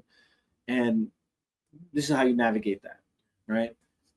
And then just also letting you know, well, look, this isn't going to be the case everywhere you go because it's like, look, put in the work. Some of these places you might actually apply to might actually honor the fact that you are a hard worker, that you've proven yourself, that you are willing to like give you what you're worth, you know, put you in the position that actually utilizes you the best of your ability, that benefits them and you. You know, there's still companies that are like that too, especially up and coming ones. You know what I'm saying? Like, and that's why I feel like it's important to travel both sides because it'll prepare you holistically to what the world really is, right? Because the world is for sure a complex place where, yeah, you're gonna have some scumbags, but you are gonna have some people that have morals and ideals and heart, you know, and companies that represent that, you know. I mean, it shouldn't be a way you think, like, you know, like, oh, just because of this, yeah, I want you to feel sorry for me, or right, or it's a card that you pull because you don't want to be successful, you can't be successful, right? You know, but it's happened to all of us, and if it's happening to all of us, it's a lot more common. It's a thing. Than, it's a thing. 100%. 100%. It's crazy, you know. Like even police stations, the cops, like Italians run all that shit. Yeah. You know, like it's crazy. You know, like the amount of Italians that are fucking in fucking police enforcement in charge. You know what I mean? Oh, like, shit. I don't give a fuck. Like, it is what it is. It's what you think. No, look, okay. So let's and then don't add a black guy or Hispanic guy to say word. I want to break that down though. You're right. Look, I want to break that down because there's truth to that. To a certain degree, there is truth to that. And the problem is, yeah, like for a long time, those forces, whether it was, no, I say forces, I mean like the police force and things of that nature.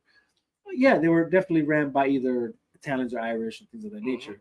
So they are for the most part, top brass. Yeah. But I'd be lying here if I sat here and said, now that I had more of an inside look of what that actually looks like, that there aren't other like races, whether black or even Chinese for that matter, whatever. Yeah. It's that's kind of been Yeah, it's been sprinkled. It's been sprinkled out as time has progressed, and we're definitely a lot further in that regard than what we were. Yeah, we've come a long way. We've come a long way. You know, like I said, but there is truth to that degree that was the status quo for a long time, and yeah, obviously because it was the status quo for a long time. For the most part, the people at the top brass, yeah, they might represent that for sure.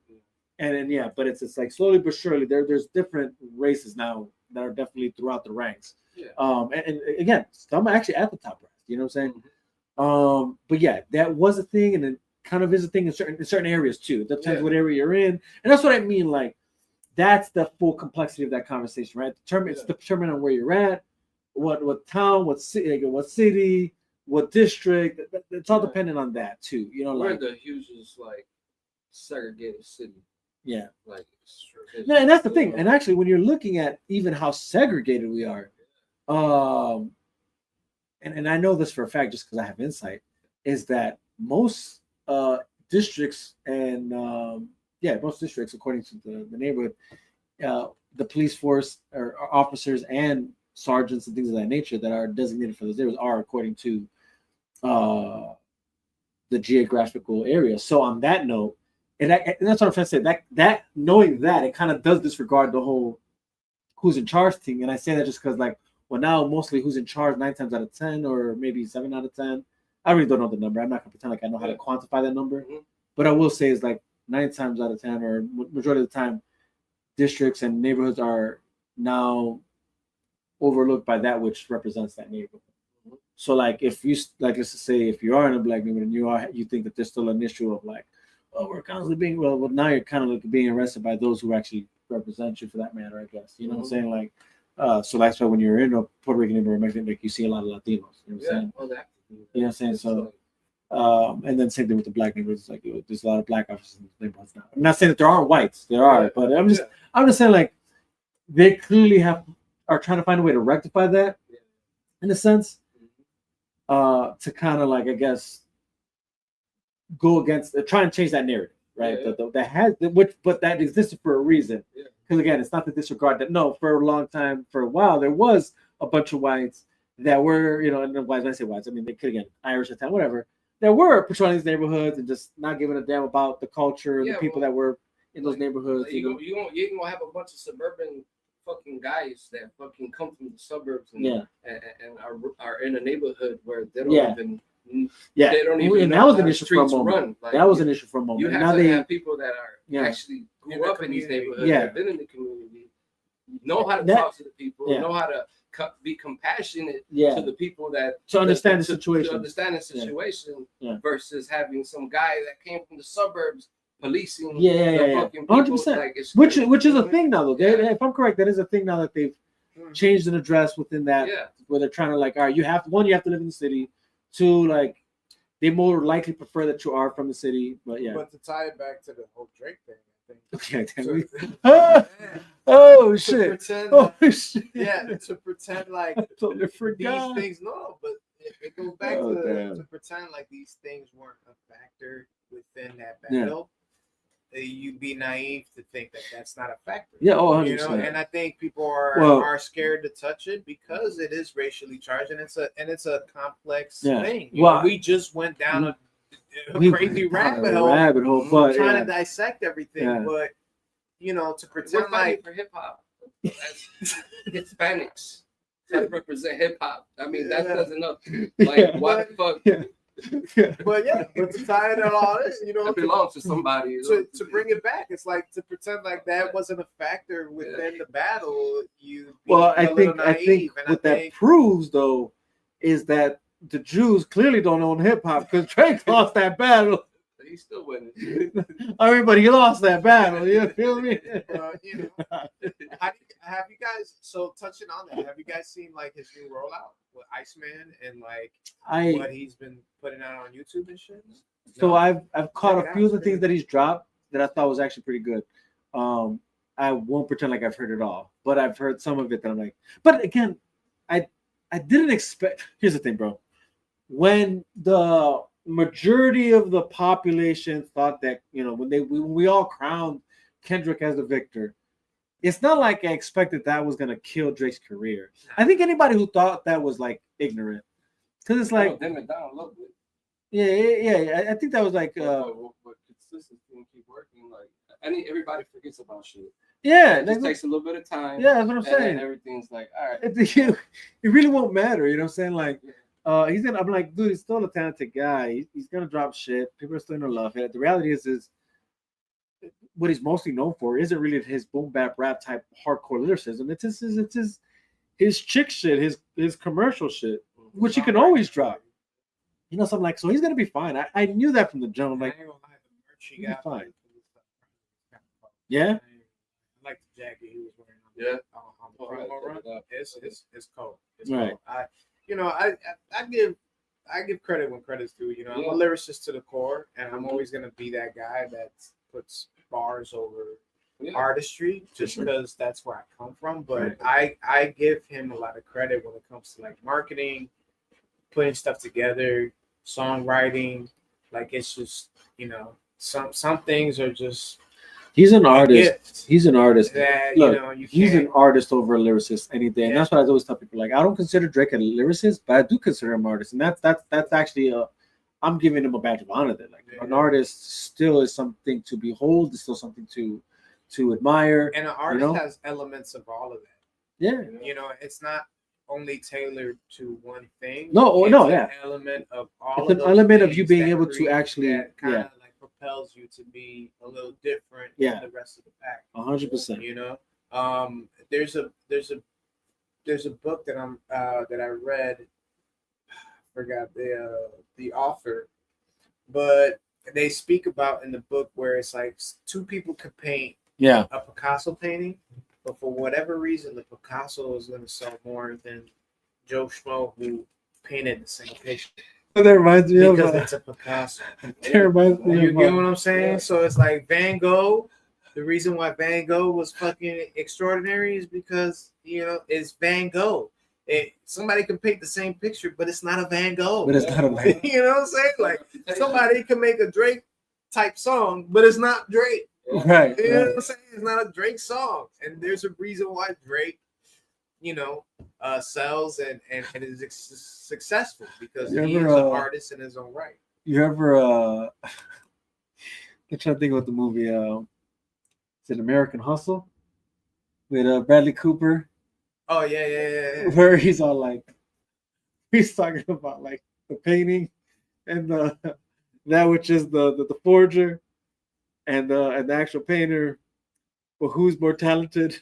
Is it the painter who painted the original, or is it the forger that can actually paint the exact same painting as the original? Yeah. You know, and that she just touches right in that scene because there's truth to that, but it's just funny because I'm just imagining Bradley Cooper and that belly he has in that movie. But that's a conversation. Who's the better painter, the forger or the actual? And more times out of not, like it's the painter. Yeah, it's because of the name. It's the original. It's the name. It's the brand. It's the body of work. It's the body of work. And so, like, to differentiate that from somebody who's trying to mimic the same thing, there's something in our psyche as human beings who know that that's not original. Yeah. So I don't fuck with that. Yeah. But what if you can't tell if it's original? Well, I mean, that's the definition of a forger. I feel like that forger can really, you know what I'm saying? I feel like that's the era replicate, that we're getting with the AI. With the AI and stuff. That's kind of the realm we're getting at. Yeah. It's where you can't even differentiate what's what. Yeah. Now it's just like I like what I like. Yeah, because I ain't gonna lie, there was some shit that was dropping throughout that beef that I'm like, I think that's this real. Yeah, I'm not even sure. I think that's AI, and actually some of it was AI. I had a guy recently coming here and had a whole song. Drop my verse. He had a song created with AI. You know, he showed me the song. He said that he did it at the house. Okay. And I'm hearing the song, and then he sends me another one. And it's the same song, but on a different tempo. And he's telling me that he did this, that he recorded these at his home. You know, and I could hear it already. I'm already tuned to the AI sound, and it's almost too perfect. Like the way he's saying the stuff and how the speed of it, and there's no change. It's all like boom. You know, it sounds good, but it's no. there's no human in it. It's like Right. you know. And he's telling me he recorded this at the crib. So he's like, which one should I do? And then I was like, we're gonna do this one. And then he sends me a version of the beat, but he used the software to take the vocals out. So I'm like, why don't you send me the original to that? He's like, oh, I could get it. I just don't have it right now. I was like, okay. So then he goes in the booth and he starts doing the verse. What he did. I said, not you, bro. Why are you lying? Dang. Yeah, like he got exposed. Exposed. He got exposed. And then at some parts it was just faster, and he couldn't deliver it that way. Exactly. I'm like, okay. You know, like, yeah, the song it sounded good, but it's AI created. And I was telling my intern, I was like, this is AI, bro. He's like, for real, you can tell. I'm like, you can't tell, like, the way there's no breath, there's no like. There's no human aspect. There's no human. There's Yeah. no really emotion and the change of tone, and it's just like it sounds good, but it's just straight through like robotic. That's crazy, dude. Because I feel like that's the danger we're living in now when it comes to these things. Because and it's not even just because like because again, you're right to a degree. The reality is there's still, especially in the creative space, the reality is there's still a difference between what AI can generate to what a authentic human experience person can generate, like, or through his own mind and his own emotions. That's what the key thing is. And emotion. I just feel like who was it? I think it was the head of Netflix or the head of some sort of like person in like of high regard, whatever. He was saying that AI eventually is going to be, or not even eventually. I think he was even saying like right now, can create movies. He said AI either can or will get to the place of creating movies and TV shows better than humans can, right? And I'm like, but and everybody's like obviously disregarding that and thinking, man, it's crazy, blah blah. And I'm like, started thinking about that, like, man, that's a wild thing to say, but why would you say that? Like that's wild. but I think, and I'm not saying this is exactly what he's saying, but if I had to like make sense of what he was saying was, I think because we live in a time, whether it's movies or music or any kind of art for that matter, I guess, that one, people's like attention span is not as great as it used to be. So because of that, too, people expect so little. They're what they're willing to accept, their standard is very low. So the fix is it's more again it's the bar is low for what they're willing to accept as good. Question. Yeah. Who do you think owns the AI company? We're gonna wrap this up, dog. Right. We're going Right. guys, bro. Golden pale horse. Any conspiracy We're about to go on movie you've ever seen. dollars of the Jews.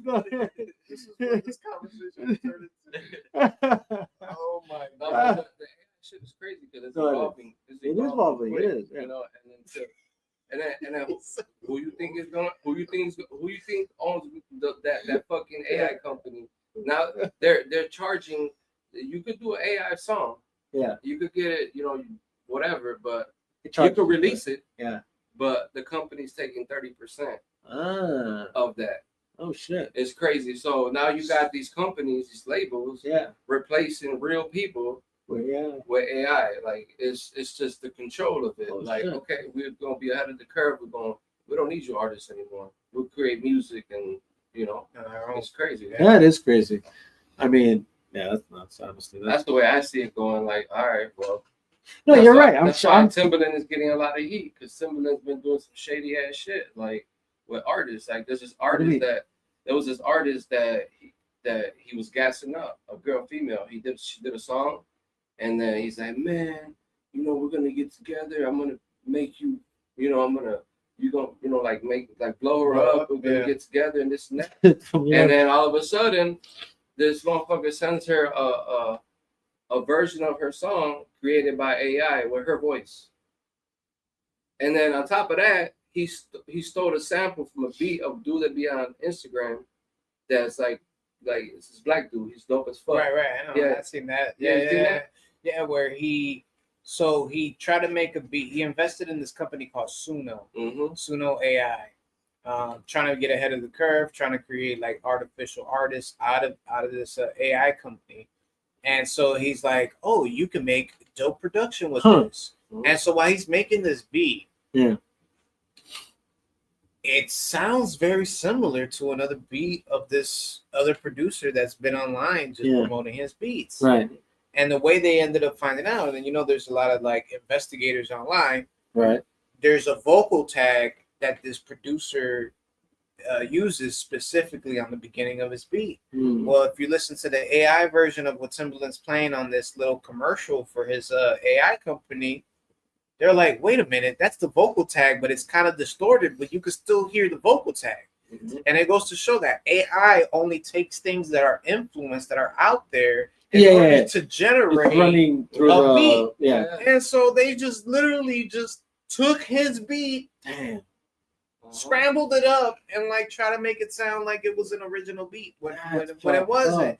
And so they had to come out with a public statement, and then Suno was saying, well, we're not liable for this. We're just the AI company, and we just use AI algorithms to make these sounds, and we're not co-signing.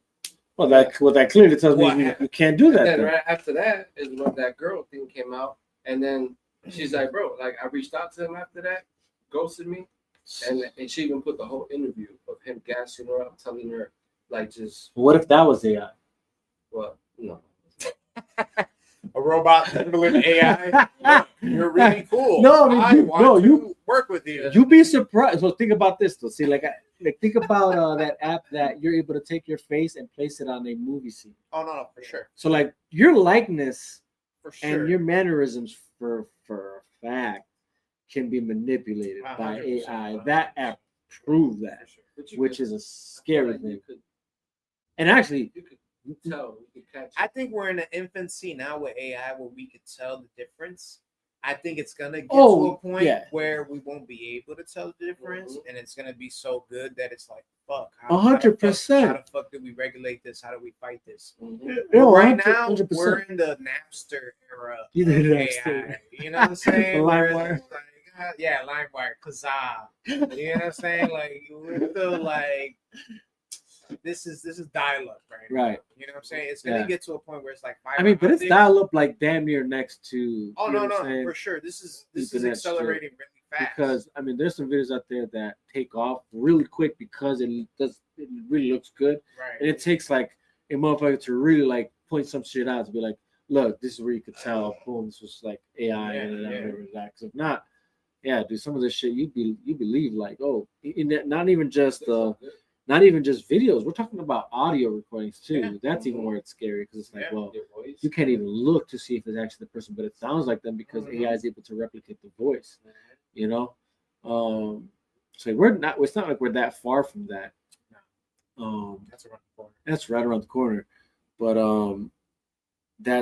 it's dangerous. That's dangerous because it's like, again, how do you regulate that? And then like.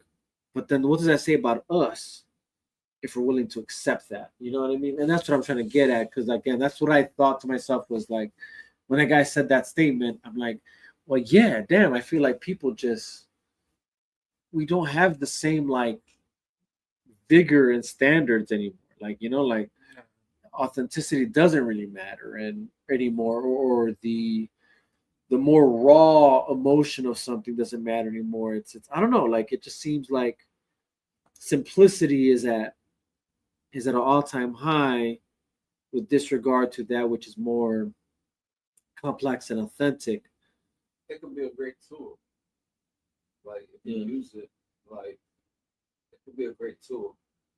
But like to replace. Because I had a guy share me this idea about AI. And that's that he's like, bro, imagine a time when you, as a person, can create your own movie with the very actors you like, with the characters you like, at the whim of your command. And how much would you be willing to pay for that? Like, what if that's the future? Where like you're no longer dependent on movie studios, you're no longer dependent on actors, you're no longer dependent on directors, because you yourself can tell the AI what you want to see, what actors you want to see, play what role you want to see them in. They're already And that technically already does happen to a certain they're degree. already replacing voice actors on video games. Right. A lot of the voice actors in video games went on strike for that same reason, because even Call of Duty, which is a popular game that people play all the time, a lot of the voice phrases and the things that they say after they kill somebody or whatever, it's all AI generated. You think Nicki Minaj is really running around going, I just killed somebody, you know, like whatever, you know, so this is all AI generated. So it's already implemented in even the video games that you're playing, that you're consuming. The buildings that are created inside Call of Duty, those buildings are AI generated. Dang. They didn't really one by one a developer. Those days of a developer sitting there and really creating the building and saying, hey, I'm going to put a barricade here, I'm going to put a fence here, that shit is over. But like we were talking about earlier, you see how AI is taking over? Yeah. Like, you know, AI is taking over. It's a fact. Oh man. Oh right, all right. It's a fact, man. We've been going at That's this just fucking for around. 5 hours and 30 minutes. It's midnight, fellas. It is about to be And midnight. I'm like 6 beers in. Right, I damn near drank all my whiskey that I had here, which was a lot. So that's that. But good times, man. I'll leave you guys with this question, and then we'll end it on this. Batman versus Superman. Who y'all got? What Batman? Batman. Why? Kryptonite. Yeah, that's fair. Kryptonite. I can buy a bunch of kryptonite, put it in a staff like he did in the movie. I got a better question after that. Don't worry about that. But what are you gonna say? I mean, how much money does Batman got? He runs out of money, can't do shit. I don't know about that, dog, because I think Superman. He's just like, I mean, reality. Reality, like for real, like the Batman and Superman. Yeah. Superman was real, and Batman was real. Who's gonna win? Yeah. Like Superman got powers. Yeah. Like he's bulletproof. Yeah, but if I throw a little rock at you that's green, Well, and you start going, you gotta get to the rock. Especially if it's this version that exists in the new Superman film. Apparently, he can break out and everything. Like the nigga had lumps on his face because he was exposed to kryptonite. That I've never seen. It's crazy. I've seen him get weak. I've never seen him break out. Like have this movie is ridiculous. Right. He needs to. He needs to overcome it. Past it, bro. It's just rock. Don't worry about it. Yeah. Might never matter. All right. Last question here, though. There's an under here. Just to see what she has to say. If you put Batman in Marvel, could he hold his own against any of them? Put him in the Marvel universe. You know what I'm saying? If Batman has this, let me explain what I'm about to say, because I think you really have to think about what I'm saying here. You put Batman in the Marvel universe, meaning he has every resource at his disposal. As everyone else now, because now he's in your universe. But he's not just still Bruce Wayne. He's still human. Well, yeah, of course. Well, then I think it's the same. I think the result will be the same. I think he won't be able to survive only because you don't think so. Well, against who though? Because against like a Wolverine who has X Factor, has healing factor. Against a Deadpool who's an assassin who really can't die. You can't really kill that guy. So he's gonna stab you to death until Batman don't kill people. So don't kill that depends which version. Because but I'm going darkest, right? If Darkest, you the want darkest version. The one who's ready to version, kill. Bruce Wayne, ready to kill. And but fucking listen, willing to do whatever he needs to do to survive. because we've seen him do some crazy shit, and not just and like, and, you know what I'm saying? Yeah. Go ahead. Hey, I don't. So I want to say this because I think what we're forgetting here is this. Yeah, all that. And now because he's in the Marvel universe, his suits could be made out of adamantium. His suits could be made out of vibranium because he's in the Marvel universe. You feel me? You know, and he's got the money for all that and the resources, and he's definitely a lot richer than Tony Stark, so he has the ability to buy these things. You know who I think will survive more in the Marvel universe? Who? Joker. Joker. You're right. To a degree, I agree that. I agree with that. Matter of fact, you're Put him right. in the Marvel universe, he'll fuck a lot of those guys up. Yeah. Only because how his mind works, Yeah. how crazy he is, the lengths he's willing to go. Well, see, that's why I said Batman, because look, Batman and Joker are one of a kind. Right. There They are complement similarities. each other Yes. because they're very much similar. They just stand on different sides of morality. Right. You know what I mean? But they essentially have that same thing that drives them in the sense of like, I'll go where I need to go to get this victory. Yeah. And that's the only reason why they can't overcome each other, because they both are the same in that regard. One's just evil, one's just good. Right. I guess it depends on the producer. that's just something to think a bit on. Right. But I mean, do you think Batman will be Spider-Man? I think so. If he's in the Marvel universe, I think so. I don't know. That's tough. Right? Yeah. And that's Peter Parker. Yeah. So imagine Logan. Yeah. But see, this is my go-to to that is always this. Is when you see, and I guess, and again, look, comic heads and all that, they're always gonna flip out about this because it's like, oh, it's the writers, blah blah. And like, but it is what it is. So I'm sorry, but Batman beats Superman, and that says a lot. And not just Superman. He's actually defeated the entire Justice League, which says something. He has the ability to just find a way to defeat everybody, because it's not even about finding weaknesses, because Wonder Woman doesn't have a weakness, but he found a way to manipulate her to fighting Cheetah everywhere she goes and exhausting her, which is just how she's a fucking god. You get what I'm saying? Like, that says something, right? Yeah, that is the writer. Oh, I know it is the writer. But if we're gonna just look past that, What is he gonna do to be? He's gonna bring Uncle Ben back from the dead. he might. That's what I'm saying. He just might. He just might. Right. Can't beat me up, dog. Right. I'm your uncle. I'm your uncle. What are you gonna do? He just might. Or use a hologram. Well, look, in the animated series, people forget this. In the animated series, Who wins? Batman did what Tom Cruise does in Mission Impossible.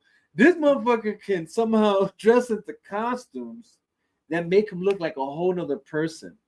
That's insane. Like, that's the depth of his technology, detective, how, you know what I'm saying? That's the depth he's willing. Like, he would look like Uncle Ben if he had to defeat Spider-Man. Let's go back on Superman. Batman. How about Superman? I mean, not Superman. Okay. But Batman, Iron Man. I'm good with Batman. I like that. If he's in Marvel, if he's in the Marvel that's universe, a- but that's a good matchup. Well, it's a good matchup if they're in their own respective universes. But this is why I said if Batman's in Marvel. Again, most Marvel people will always give the edge to the Marvel guy because, like I said earlier, Marvel has done their best to create a world that for sure got things that don't really exist. Adamantium doesn't exist. Vibranium doesn't exist. You know, most of the cosmic powers that exist in that universe don't really exist. And that exists in DC to a certain degree, but DC finds a way to respectfully keep their characters based. You know? Well, Iron Man and Batman are kind of like the same person. They are, but when most people will argue the whole nanotech, well, no, because look, again, if I'm going to be honest here, if let's just say, again, Batman is limited by the best technologies that the Earth has to offer right now where it's at, and maybe a little bit above that which is in the imaginary stage, right? Like things like, a contact that is actually a camera lens. Like that's a little fake, but again, not too far, from actual technology. Where Iron Man somehow nanotech exists. That shit don't exist. You know what I'm saying? Like that shit somehow can grow out of his fucking little tiny chest thing that he's got. It's cool as fuck. Man, I'm not knocking it. What I'm saying is it's fake as fuck. You know what I'm saying? Like, so there's technologies that exist in the Marvel universe, materials that exist in the Marvel universe that just don't exist. Like adamantium could cut through anything. You know what I'm saying? Like adamantium doesn't exist in real life. Vibranium that can defend against anything. Well, and that doesn't exist. That's in the real life. difference between DC and Marvel. Oh no, that's what I was pointing out. Like so that's why I say though, when you put once we take Batman, who's limited by the universe he's in, and you put that character in the Marvel universe, he's a dangerous motherfucker. Well, yeah, because once he has adamantium at his disposal, vibranium at his disposal, nanotech at his disposal, again, because a lot of those technologies they don't even. Matter of fact, even in the most futuristic version of Batman, which is Batman Beyond, it exists to like even a slight degree, and that's way into the future. You know what I'm saying? But like again, you put that character in the Marvel universe, he's a dangerous motherfucker. Well, yeah, because now he's got again, not even just that. He because Marvel does this right, where somehow the magic and the sorcery that exists in that universe also can be explained by science. Oh, shit, dude. So about this, you can explain that kind of. Anyways. Batman, yeah, Superman, Iron Man. Okay. Who? Because if you say Captain America, it's over. It's Spider-Man. I mean, it's over. Thor. Thor's got a chance. All these guys fight. Who you think owns these guys? Who you think owns and controls in your universe? DC Marvel universe. Hey. But if you give Batman adamantium batarangs, hey, that's a whole different ballgame. That is. That's what I'm saying. Now we're talking a whole different. You said if his batarangs are adamantium, or even the fucking sharp blades on his head, and then his suit is made out of vibranium, bro. Dude, come on, man. It's not even close.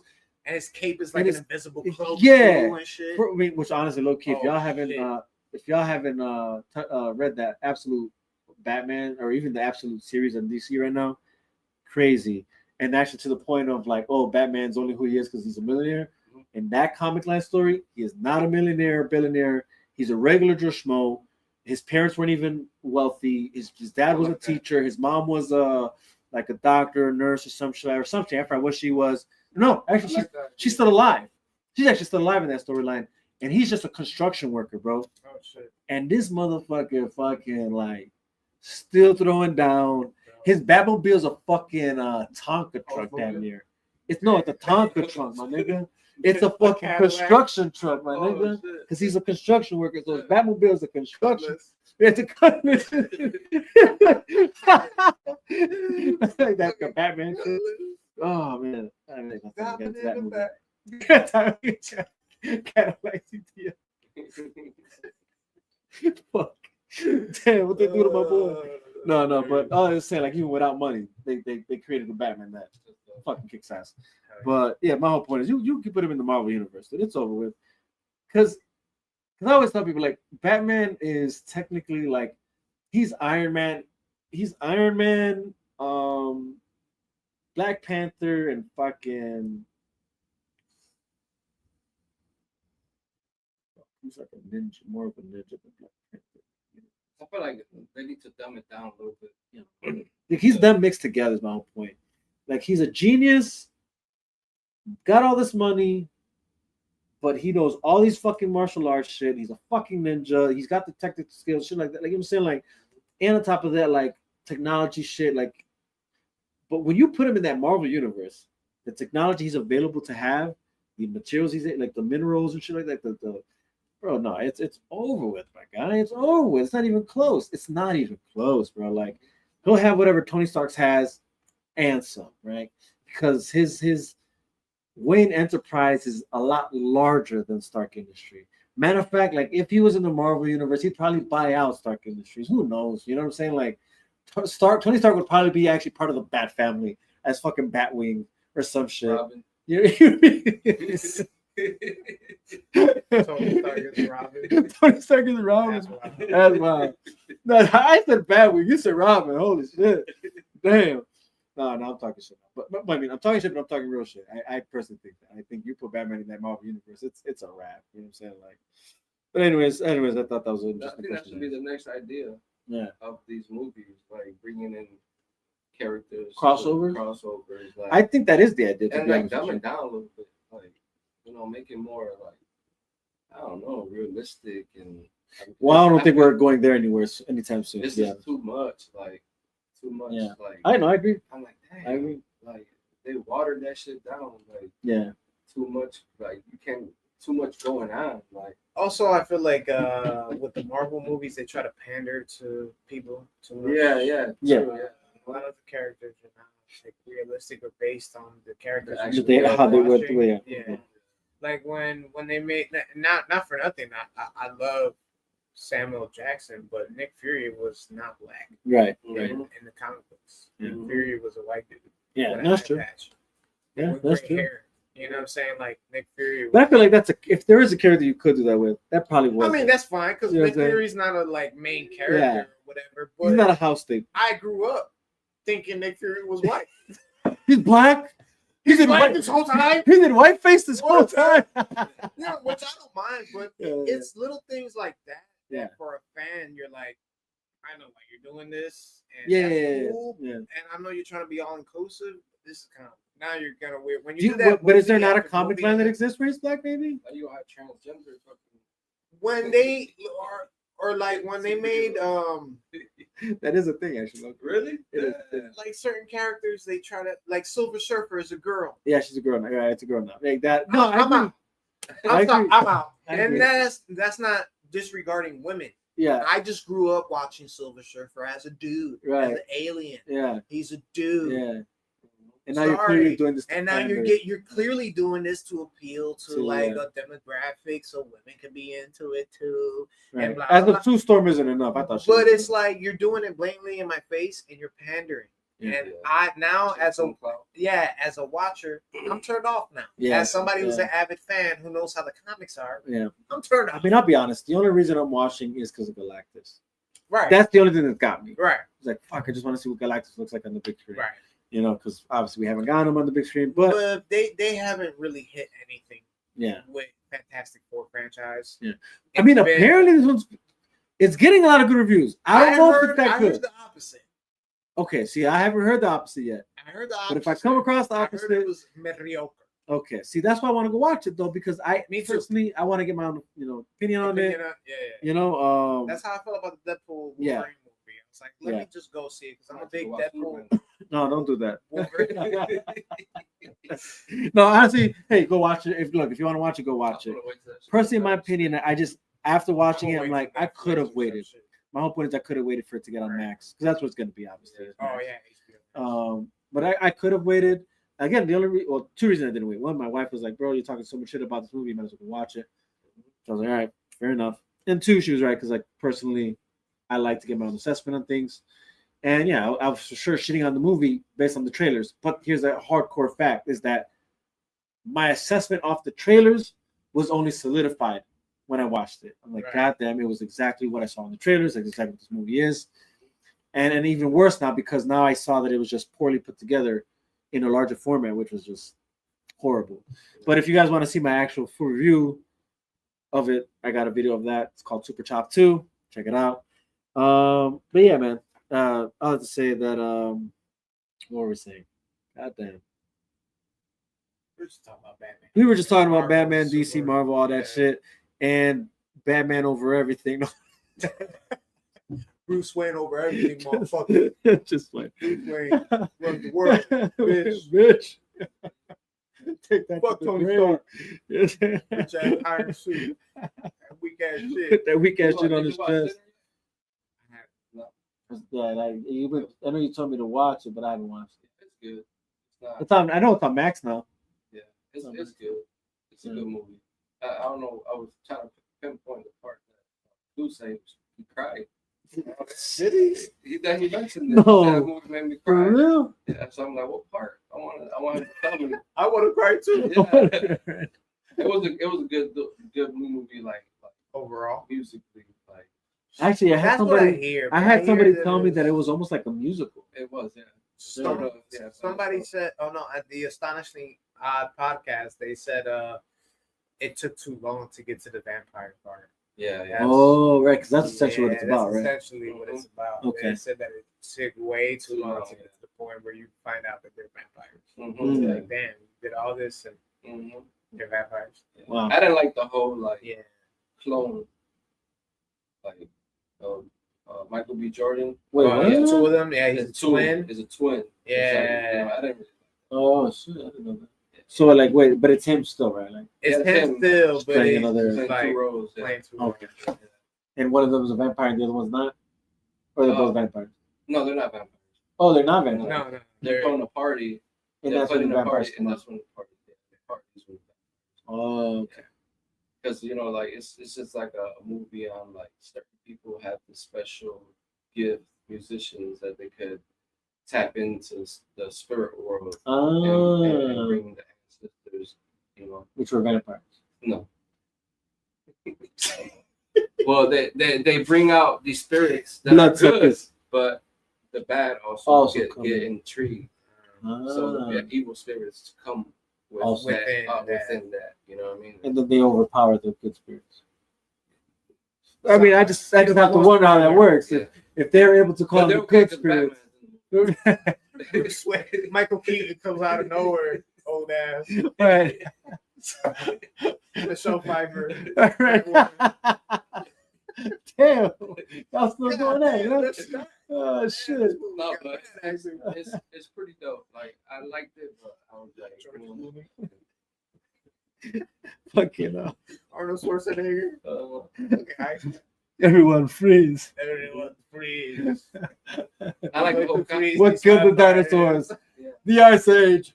And I like the whole concept too, that like the only way that like these evil like demons or whatever come in is if you invite them in.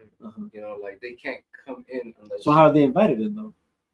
Well, they get like this was. I don't want to give the movie away. Oh yeah, my bad. Yeah, I mean like, hey, But- spoil it for everybody. Yeah, so it's like they figure out that they're asking them these vampires are asking them, can we come in? Yeah. Can you let us in? Well, that's actually true though to vampire lore. Yeah. Like the old, the old school Nosferatus and all that. Yeah. They had to, they had to get the permission to come inside the house. Yeah. So the before way can the way they get tricked into coming in is this lady loses her husband and they're talking to her, Whispers or something? no, they're like how you say it, like they're kind of like not instigating but kind Manipulating? of like saying shit to make her persuading, like telling her shit to get her angry, Coercing, and she's like, come in motherfuckers, and like she got so angry that like she let them all and then in. she let them all in, you know what I mean? That's Oh, how damn. it all happens. Yeah. Fuck. That's pretty cool. Yeah. Damn. So it's pretty. It's a good movie. It's an overall good movie. I like the music in it. I like what they did with the whole like when they're playing music and you got the good spirits coming in and you see them like hip hop and you see like Latin, you know, like ancestors. Yeah. You see like within everybody that's celebrating. They don't see them, but they're there. Like it's pretty cool. Yo, you got a bareback woman with a fucking straw hat. That's how It's you. crazy, yeah. That's how you know it's Puerto Rican. Yeah. Fucking chocolate. you out with the white. got mustache and everything. Fucking sugar cane shit wrapped around his back. You know what I'm saying? Like, Yeah. But it shows like the transformation. It shows like the whole transformation of music. That's the part. Yeah. How it has evolved. That's dope. No, I heard the same thing. But it's dope. It's Daddy Yankee. Daddy Yankee, yo. Is that Daddy Yankee in the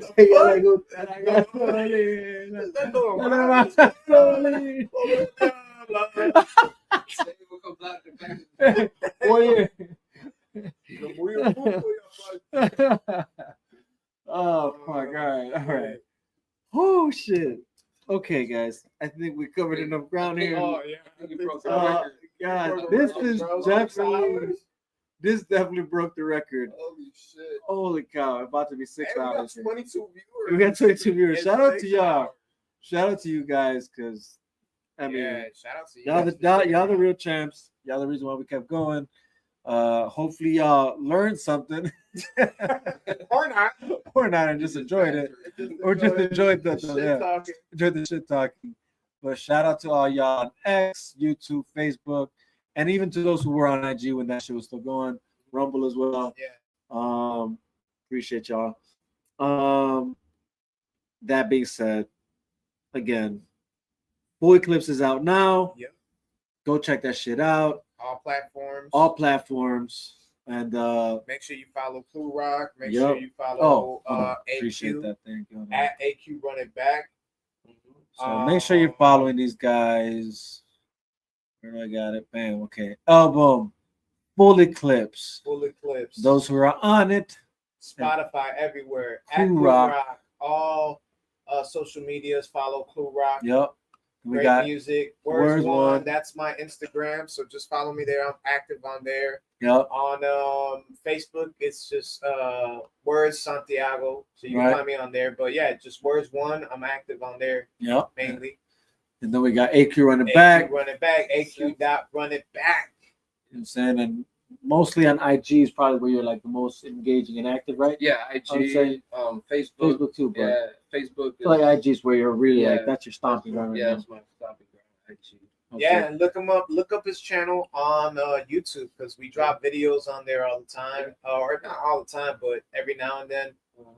We got content. He has content. He also has a discography. Clue Rock has a discography. I have my own discography. So you're bound to find something you like, Right. From us. So Once again, that's Full Eclipse. Go check it out. Great album. And guys, again, just appreciate you guys being here with me, chopping it up. Thank you, bro. This is the Chop Shop. This is This what we shit was do. fun. Man, thanks, bro. Appreciate that. Other than that, thank you to all y'all who tuned in. Like, share, subscribe. Let's get this shit going. Make sure you tune into their shit. Listen to that album, Full Eclipse. Make sure y'all check out my new single that I just dropped, Barzellini, out now, and then everything else that came before it. And yeah, man, we out here, man. We working. We putting in that work. So again, appreciate y'all. God bless. Peace out. The hit shot, baby. The Hit Shot. We here. You know what it is.